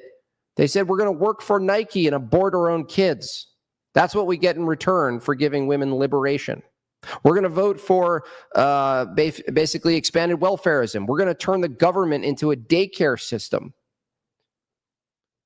This is what you get from feminism. Feminism takes what's powerful and beautiful and right and good about women.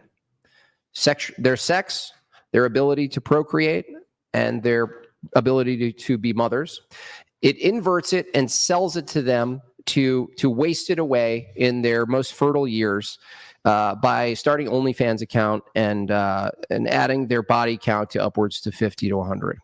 It's garbage. It's trash. No man should support female liberation or feminism. It has failed. It's at its peak. It's at the end. Glory to God.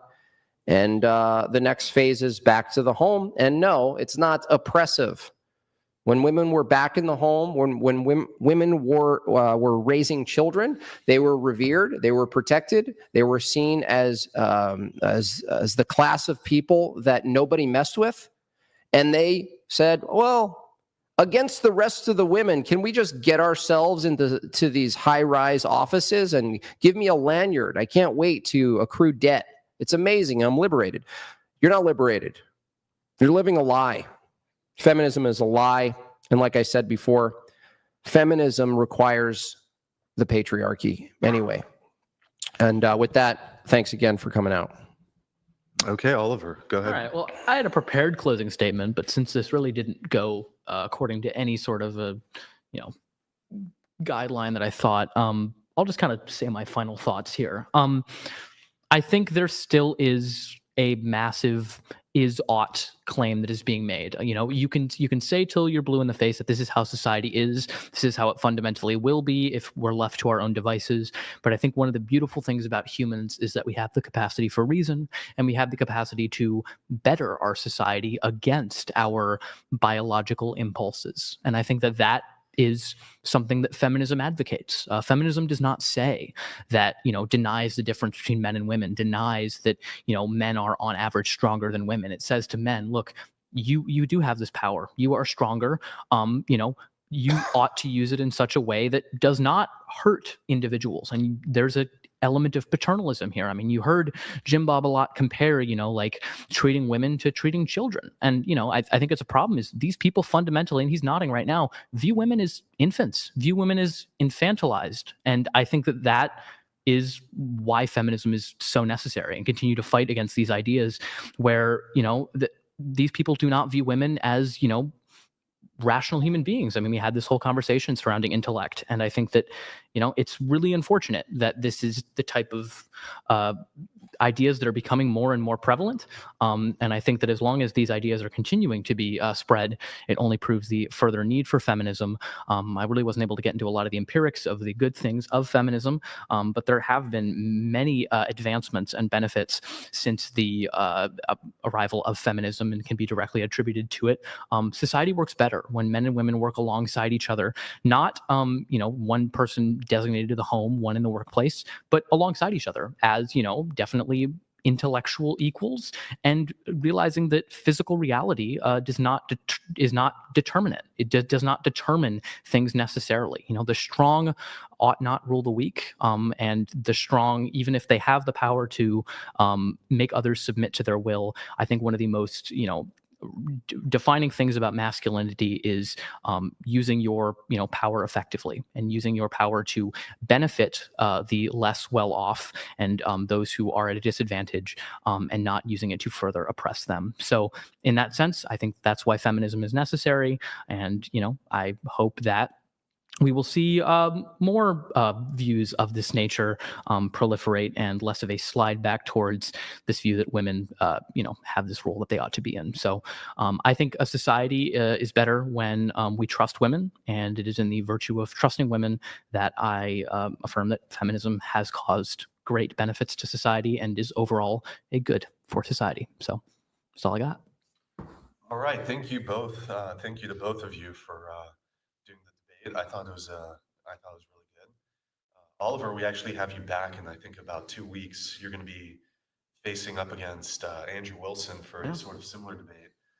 There's a couple final things here. I'm going to read the super chat. Christopher, if you're saying men have an obligation to protect because they have the biology to do so, but women don't have an obligation to bear children, even though they have the biology to do so, where is the equality? Quick answer on this, if you'd like. I can give an answer. I've given this before. One, there might be some sort of parallel here. If the empirical claim was correct that if women are not in the home, they fundamentally will not have children, and there's no way to rectify that through societal programs and economic enhancement. I don't think that's the case. So it is true that those who are stronger have an obligation to protect those who are weaker, use that to their benefit. I do think that society is better off if people reproduce, and I think there are ways in which it doesn't have to be a trade-off. Women do not have to give up their autonomy and their liberty and their freedom in order to be, breeding stock. We can have our cake and eat it too, actually, and it doesn't have to be one or the other. So I think this unfairly, falsely dichotomizes an issue that in which we can have both at the same time. Got it. And we have two Streamlabs messages coming in here. I apologize, my mic was turned the other way. I was just saying that Oliver will be joining us in about 2 weeks he has a one-on-one debate with Andrew Wilson, so that'll be good. Be sure to tune in for that. We have Selena here. Thank you. Selena Gornes donated $23.45. Are you live tomorrow? Will Jimbob be there too? He's pretty funny. I really appreciate how unapologetic him and Andrew are. All three of you are dope. Don't stop doing what you do. You're needed. Yes, Selena, thank you. We will be live tomorrow. Should be a good panel with our dating talk. Total Bluff donated $20. What the fuck? The Feminist sounds like such a kitten. Trump would probably grab him by the mouth. This is the environment that's cultivated. Just want to say that. You mean people like shit posting in the chat? You mean the internet? the internet, Yeah. The internet at large. I mean, have you seen chicks? What they say? I mean, oof. Are they making comments about grabbing people's genitalia? I mean, yeah. Okay. I think largely that's not a societal epidemic of women assaulting men. One question for you on that. Sure. When it came, you mentioned Trump's statements. Yeah. As it relates to like the grab him by the, Yeah. When you're talking about the differences between misogyny and misandry, you're saying when women say, for example, kill all men, or men are trash, men suck, or whatever. What was the other one? I don't know. I hate men. Something like that. Men. I mean, if you're sort of, I guess if you're dismissing when women say this, then couldn't you also apply this to basically any negative statement towards women or minorities? No.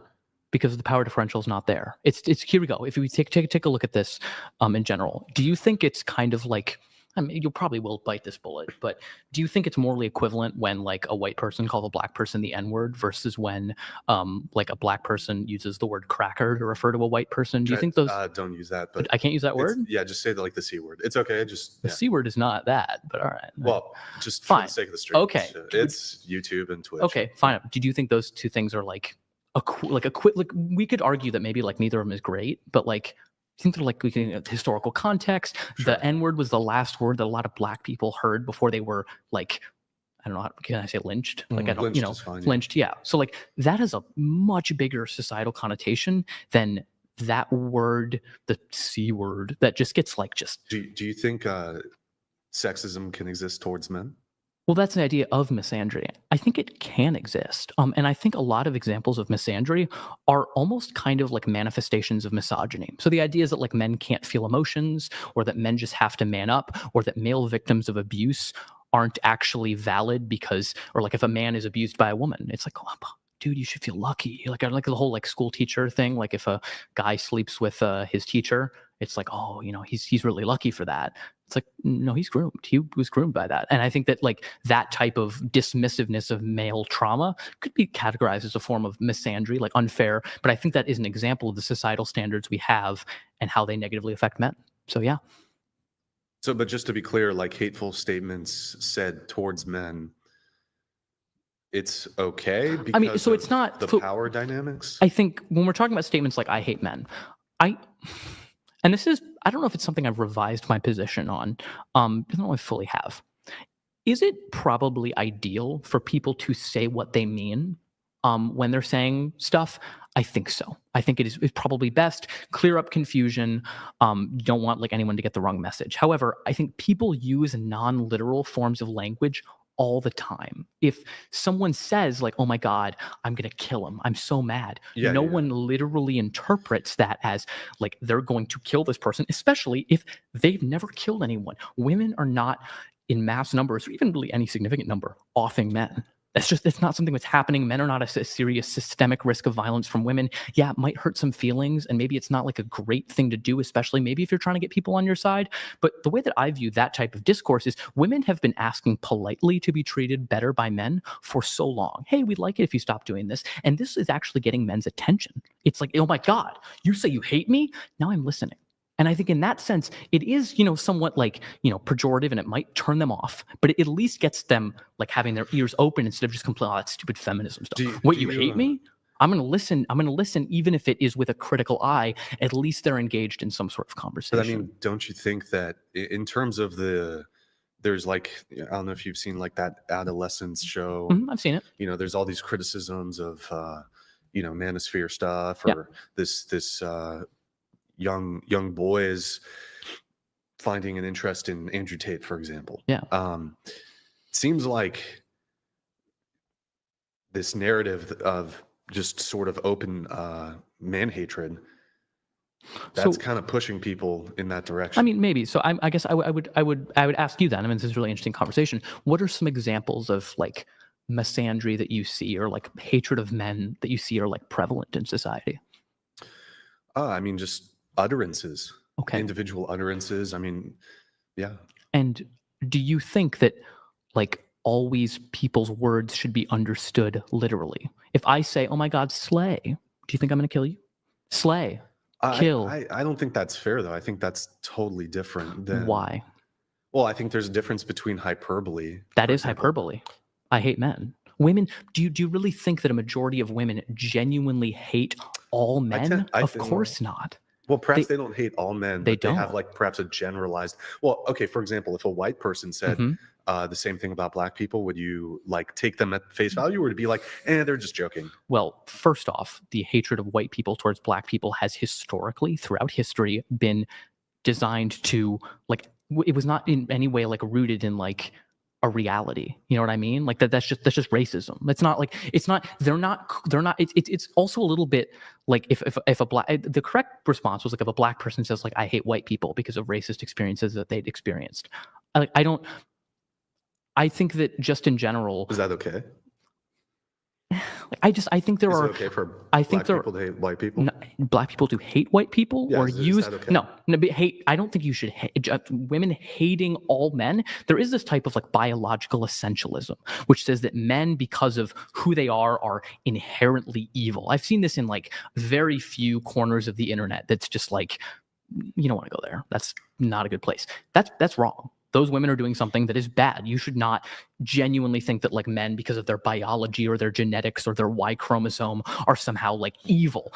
That's not the sentiment that is largely being expressed, in my view, when women say I hate men. And the reason is because it's never, the behavior does not match the words, which makes it an insincere form of hatred. You don't actually hate these people. Would you give this same grace to men who said the same thing towards women? No, because women wait a second, because So men if a wait a man second. said- Because men actually take out their hatred on women by killing them. Well, women poison men all the time. Well, okay.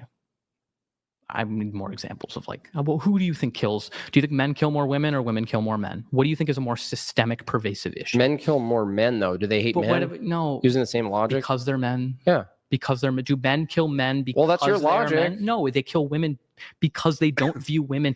What you're talking about is violence by proximity. You're saying it's not. It's violence that occurs because No, there is violence. you're using the reasoning that if men kill women, it's because they hate women. No, but when they kill men, it's just because they don't, in a lot of these cases, it's because they don't view women as full people or worthy of respect. Yeah, I think about it all the time. The stalker case. A woman turns down a man's advances, he follows her home and he kills her. That's not an uncommon thing that unfortunately happens. So that's pretty uncommon. I mean, in the grand scheme of things, happens. yeah, it does happen. I mean, in terms of like intimate partner violence, 3 women per day are killed by men. Yeah, but the domestic violence for lesbian couples is higher. So do they hate women? Are lesbians killing each other? They're not. If they were stronger, they would. I don't think that's true. I think if someone wants to kill someone, they would be able to. I mean, women can't even successfully off themselves. Okay, yeah, they do. They do. Fine. They're not even. They attempt at similar rates. Men do more because they use more lethal methods. They're just better at it. I think saying men are better at killing themselves, and that's a good thing about men, is crazy. But No, I didn't say it's good. I said they're better at it. okay, Doesn't that's make them it's not a good It thing. doesn't say it's good. Well, and if we're talking about why that's the case, I think the male suicide rate is a problem. And I think Of that course. we should encourage men to, instead of like bottling up and never talking about their like feelings, you just have to man up. You have to get through it. Emotions are just a woman's thing, and you should not. I don't know feel about those that. things. I actually wonder how many men ended up, taking themselves out of the equation that at the tail end of looking too introspectively about all this shit. I don't think that's the case. I mean, there are specific studies that I found, and this was one that I found when I was preparing for the other debate that I did, and it was men that hold particular views, such as, a lot of more traditional views like you hold, this idea that like depression isn't really a real thing, or like it's like a weakness of the mind, and, that, they just need to man up and grit and power through, and that men have, this role to be like super aggressive. They're more than two times as likely to kill themselves. That there's a study. I can actually provide you the study if you'd like. Unalive or Oh, my bad. Yeah, sorry. it's okay. Alive. Yeah. Unalive, Unalive themselves. Who hold those views. I mean, there's a study out there. I can provide it. So I better understand, can you further explain the whole, like, okay, when women say, I hate men, all men suck, whatever it is, you give them a bit of grace on that statement. But if a man says, I hate all women, or whatever it is, why do women, what teaches women to be afraid of men? Well, or not like answer them? my question? Well, I will, but I think this is instructive. I think I'm going to answer your question. So what's your question? Well, my question is, why do you think women are afraid of men, or might express that as I hate men? Why? Maybe, sure. Either they've had a specific poor or bad incident with a particular man. They've heard from a friend that this person has had a bad experience. They have a society and culture that pushes forth certain messaging when it comes to this. There's perhaps you might even agree with this.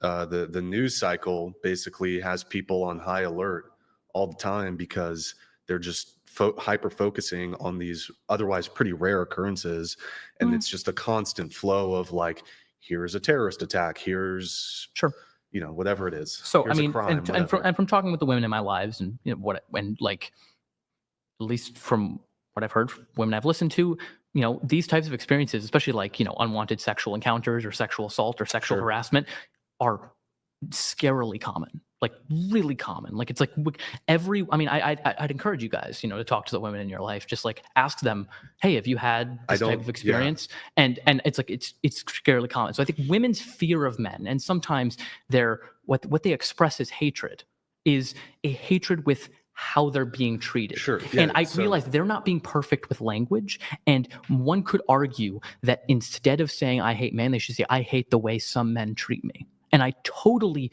understand that, look, I struggle with this a lot too. I'm a man. When you say you hate all men, I'm offended because I'm a member of that category. And I feel that you're somehow impugning me for the actions of this shitty guy that I had nothing to do with.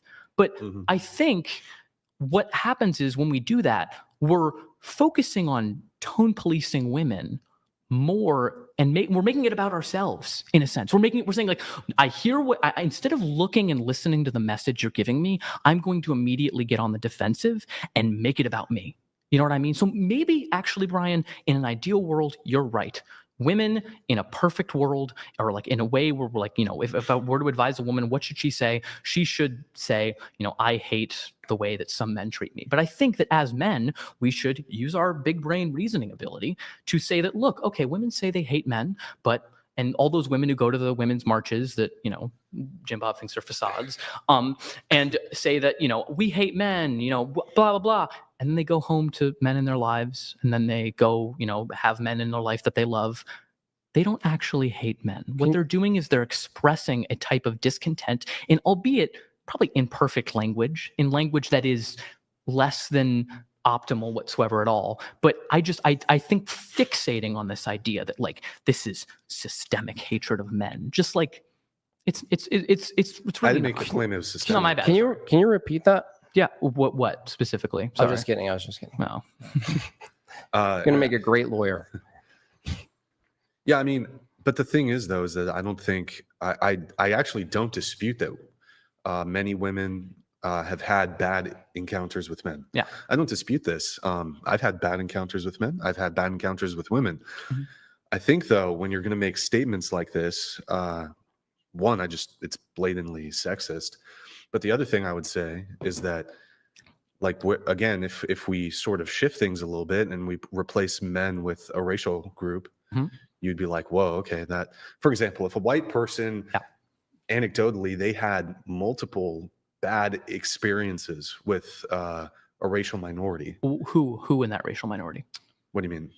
Because I hear I hear his talking point a lot. It's like, oh, black men are violent. This type of thing. I'm not saying you're saying that. I'm saying that. But Well, it doesn't matter who it is. I think it can be. I think it can be. But the common denominator there would be a man. So if someone were hating like I guess like oh yeah, I have a prejudice against African Americans because like an African American like man once caused this. It's the male component that's doing the work there, because I don't think they would be afraid of like black women necessarily if they had a. Let's just say they just had a blanket. They've had bad experiences with black men and black women. I think and they make certain negative statements about I hate X racial group. And I think it's because throughout society, that statement has never been understood to mean we don't like the way I had this bad treatment, or that there is a systemic problem of the way black people treat white people. That's not like there is a already like connotation. It's like what's the right word? What's the way to put it? The statement I hate black people. I don't really want to say that on the podcast. Clip it. Clip it and ship it, boys. Clip. There we go. There we go. I'm sure it'll be. That statement has already had a meaning ascribed to it. Like people already have a connotation. It's like a similar thing of like people who like take the swastika now and fly it and want to be like, no, it just means a symbol of peace in my religion. It's like, well, no, that statement has already been so tainted by this previous meaning that it can't mean something else because of how common it is. The phrase "I hate men" has never been accompanied by the systemic extermination of men. It's never been accompanied by the systemic subjugation of men. It's never been accompanied by any actual like tangible harm against men. You don't think there's any harm? I think there is harm in the case that like maybe it's not the most effective thing because it does turn men off. And I'm not like turn men away from the movement. And I'm not trying to make a claim that like that's the way that women ought to do it. Do you think it would cause transgender people harm if somebody said like I hate trans people or kill all T people? Do you think that would cause harm? Yeah, but are T people like offing like are T people offing cis people? It's the other way around. I don't see. But what's the mean? Like, what's that's already a thing. It's like transphobia and like the hatred of like trans people is already a prominent. Yeah, and we also thing. have a word called sexism, and that would also apply to men. Sorry, I'm the moderator. You're good. No, it's fine. This is post debate. No, well, I think what Brian was pointing to is like if it's fine to extrapolate or generalize based on certain experiences, and it's understandable. He's just taking another group and from those experiences or say statistics or something, that why would it be wrong to Statistics wouldn't back up white people being afraid of. Statistics wouldn't back up white people being afraid of black people because the majority of violence is intraracial. So intraracial. 90% of black people are killed. This is often killed by other black people. 85% of white people are killed by other white people. So why would that preclude a white person being fearful or scared of a racial minority? What do you mean? Because they've had a singular instance or a bad instance? Isn't it the case that like the comparative rate? So if you look at like Asian on black versus black on Asian crime, there is a disparity there's disparity, but it's still drastically low. If you're talking about who is an Asian, like overwhelmingly more likely to be like hurt by it, it is someone of their own race, because people live almost entirely around people who live like that. Violence, but like stranger danger, like on the street violence. Well, who do you usually live around? You're not usually just randomly going into communities that you don't inhabit, or like white people live around and work primarily around white people. And so you're saying like if I go into a neighborhood where there's a high rate of black on black crime, that I shouldn't be worried about. I think you should be worried, but just because it has a high rate of crime, right? Like I don't know. I think a lot of this stuff, like I'm not denying that, like, I understand where the sentiment that you're expressing comes from, Brian. Like, I get that, like, it's like, look, we should oppose generalizations of any group on any basis because it's just, it's wrong. And I think there's a claim to be made. Wait, why is that wrong? I mean, you would say it's. I wouldn't say making determinations, but generalizations. Generalizations saying all blank or blank, but like all blank. Yeah. Except for you, all women should be in the home. But I guess they could be. Okay. I guess just one question Sure. on the bear thing then. Yeah. You would say if somebody picks the bear over a man, that would not be like sexist, and No. you understand why a woman would pick I bear. mean, sure. My question is, let's say if we and would you say that comes down to safety? I mean, factually, yeah. Right. Women pick bear because they are afraid that the man might essay them and kill them or whatever it is, whereas the bear might just kill them or not but do they're not anything. going to like essay them, right? Mm-hmm. So it's like a safety assessment. It comes down to safety. Yeah. But so if somebody, for example, if the question changes and the question becomes, would you rather come across a random black person or a random bear in the woods, and they pick bear over black person, would you say they're racist? Well, it would depend. Who are they afraid of in the woods? Who is committing the It wouldn't matter violence if there? it was a black woman or a black man, they'd still pick the bear. I think. but No, the- wait a second. I think it's weird though because like How's it weird? because black women aren't committing like massive rates of violence or crime. I'm not going to The deny. majority of men aren't like it's a very Well, small if portion. Sure, I would agree. If that we look there's at the more overwhelming men, majority, yeah, right? But you're saying black women are immune to committing violent crime? not immune. They're much less likely. Sure, I'll even grant it. Yes. But this person, no, and we would have to math it Hold out. on. We have to math it out. Well, who cares if that? Well, I mean, wouldn't the math in the original example, when it's a woman preferring the bear over the man, I think the math even in that because situation, you're only including killing. You're only including being killed. I would include SA. You think a bear is more likely to sexual? Oh no, that's not what I'm saying. Bear boner? That's not what I'm saying at all. But here, but that's what women are. Would it be racist to pick the bear over the black person? Yes. I will. This is not a contradiction whatsoever at all. If it is, wait a second. If it was, would you rather pick a bear or like a black man? Yeah, pick the bear. That's fine because it's the man that's doing the operative work there. It's the man that's doing. I think black women largely should be more like afraid of, like in terms of the male thing, black men, and white women should be afraid of white men because that's the people who are most likely to harm them. But in this black scenario, it's not the reality. Like there's just no lived reality of like white people, a majority of white people, like being victims of like terrible, awful crimes at the hands of black people or black women. I mean it would be largely black men. I mean, there's that guy at the track meet who just got stabbed. Okay, but, I mean, we don't know all the details of that. And we talk about that. Are we talking about that? Hold on, but you said there's this group of people doesn't have the lived experience of being victims of there's systemic crime perpetuated by black people. Not, but are you saying black people don't commit crimes? I'm not saying they don't commit crimes. I'm saying that black people committing crimes against white people is not a pervasive issue. It's not pervasive. It just doesn't. It's not a majority, an overwhelming majority. Look at the you can look at the statistics, and I already said it's intraracial. Even then, if you're gonna say that if they pick the bear over the black person, that must be racist, then surely black man. No, just you're not more. Well, the question that I posed was not black man; it was just black person. So it could be a woman, it could be a man. Now, is it racist? But then for you to say, well, it wouldn't be sexist to pick the bear over the man, I'm not really following. Yeah, it's like all he's doing is swapping out the choices, and if it's sexist in one instance, but it's not, or let's say it's racist, but it's not sexist. He's saying, like, why is it racist? You should be consistent. But I don't think there's an inconsistency here because it's not like, and I see this a lot. Like, why can't white people fear black people if women can fear men? And I don't think that there's a.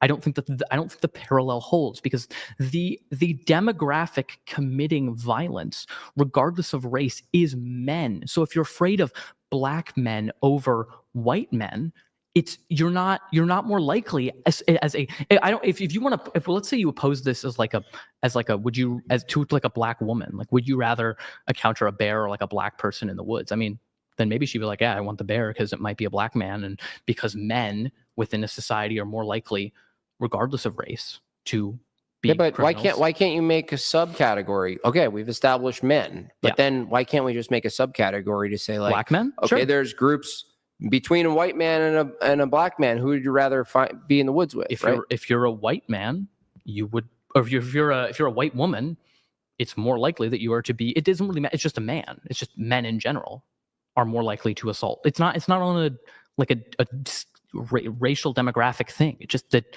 then there's no basis for that. Like there is a basis for women fearing men. That makes sense. But it's not like there's nothing about a black man that makes like him more scary than a white man, other than if you think black people are scary. And I don't know if this was what you were asking, Jimbob, but what if the question shifts to this? A white woman in the woods, and she's given an option of spawning in. She either comes across a random white person, or excuse me, a random white man versus a random black man, and she picks the white man. Is that racist? No, I don't. You don't think it's racist? I don't know. I don't. But I thought, hold on, but didn't you just say that the rates of like interracial violence it's like within your same race, it's higher, right? It's going to happen if there's a man there. No, but you said like, because when I gave you the Asian example, you're like, well, okay, the rates of Asian on Asian crime are higher. I feel like we've extracted this hypothetical so far that it just doesn't track reality anymore. Like I don't think it's tracking. I don't think it is right, and I don't think it is at all. Well, then we didn't even get into like per capita, like the percent of crime and convictions versus white and black. If there's not an argument. I'm not saying that like black people don't commit a disproportionate rate of crime. That's not the claim. I would make an argument that largely stems from socioeconomic factors and historical factors that have impoverish a community for, generations upon generations, and leads to a gang culture emerging that we've seen over and over and over again throughout history, even among white individuals when they came to this country. So I don't know. I don't. Well, I guess I can only reframe it one way. So the woman who picks the bear over the man, the reason she does this is she had, let's say 2 to 3 poor experiences with, and all the women around her have similar experiences too. Sure. And she's also consuming content on TikTok in the algorithm, and she's seeing news stories about the incidents of violence against women. And she goes to university, and there's like a freshman orientation tutorial where they're like, okay, the grape rate is like half or something, or whatever they perpetuate. And then you have a white person who they're asked the bear or black person question, and they've had 2 or 3 negative encounters with black people. Maybe one of them was with a woman. If it's a PTSD response, fine. Like fine, that's fair. I don't. If that person in this hypothetical, if they want to choose to not be around a black person. Also, in the little story you said there's this narrative that needs to be corrected over and over again, where it's like there's this big story about poverty, and then the poverty justifies the crime. It's actually the case that crime causes more poverty than poverty causes crime.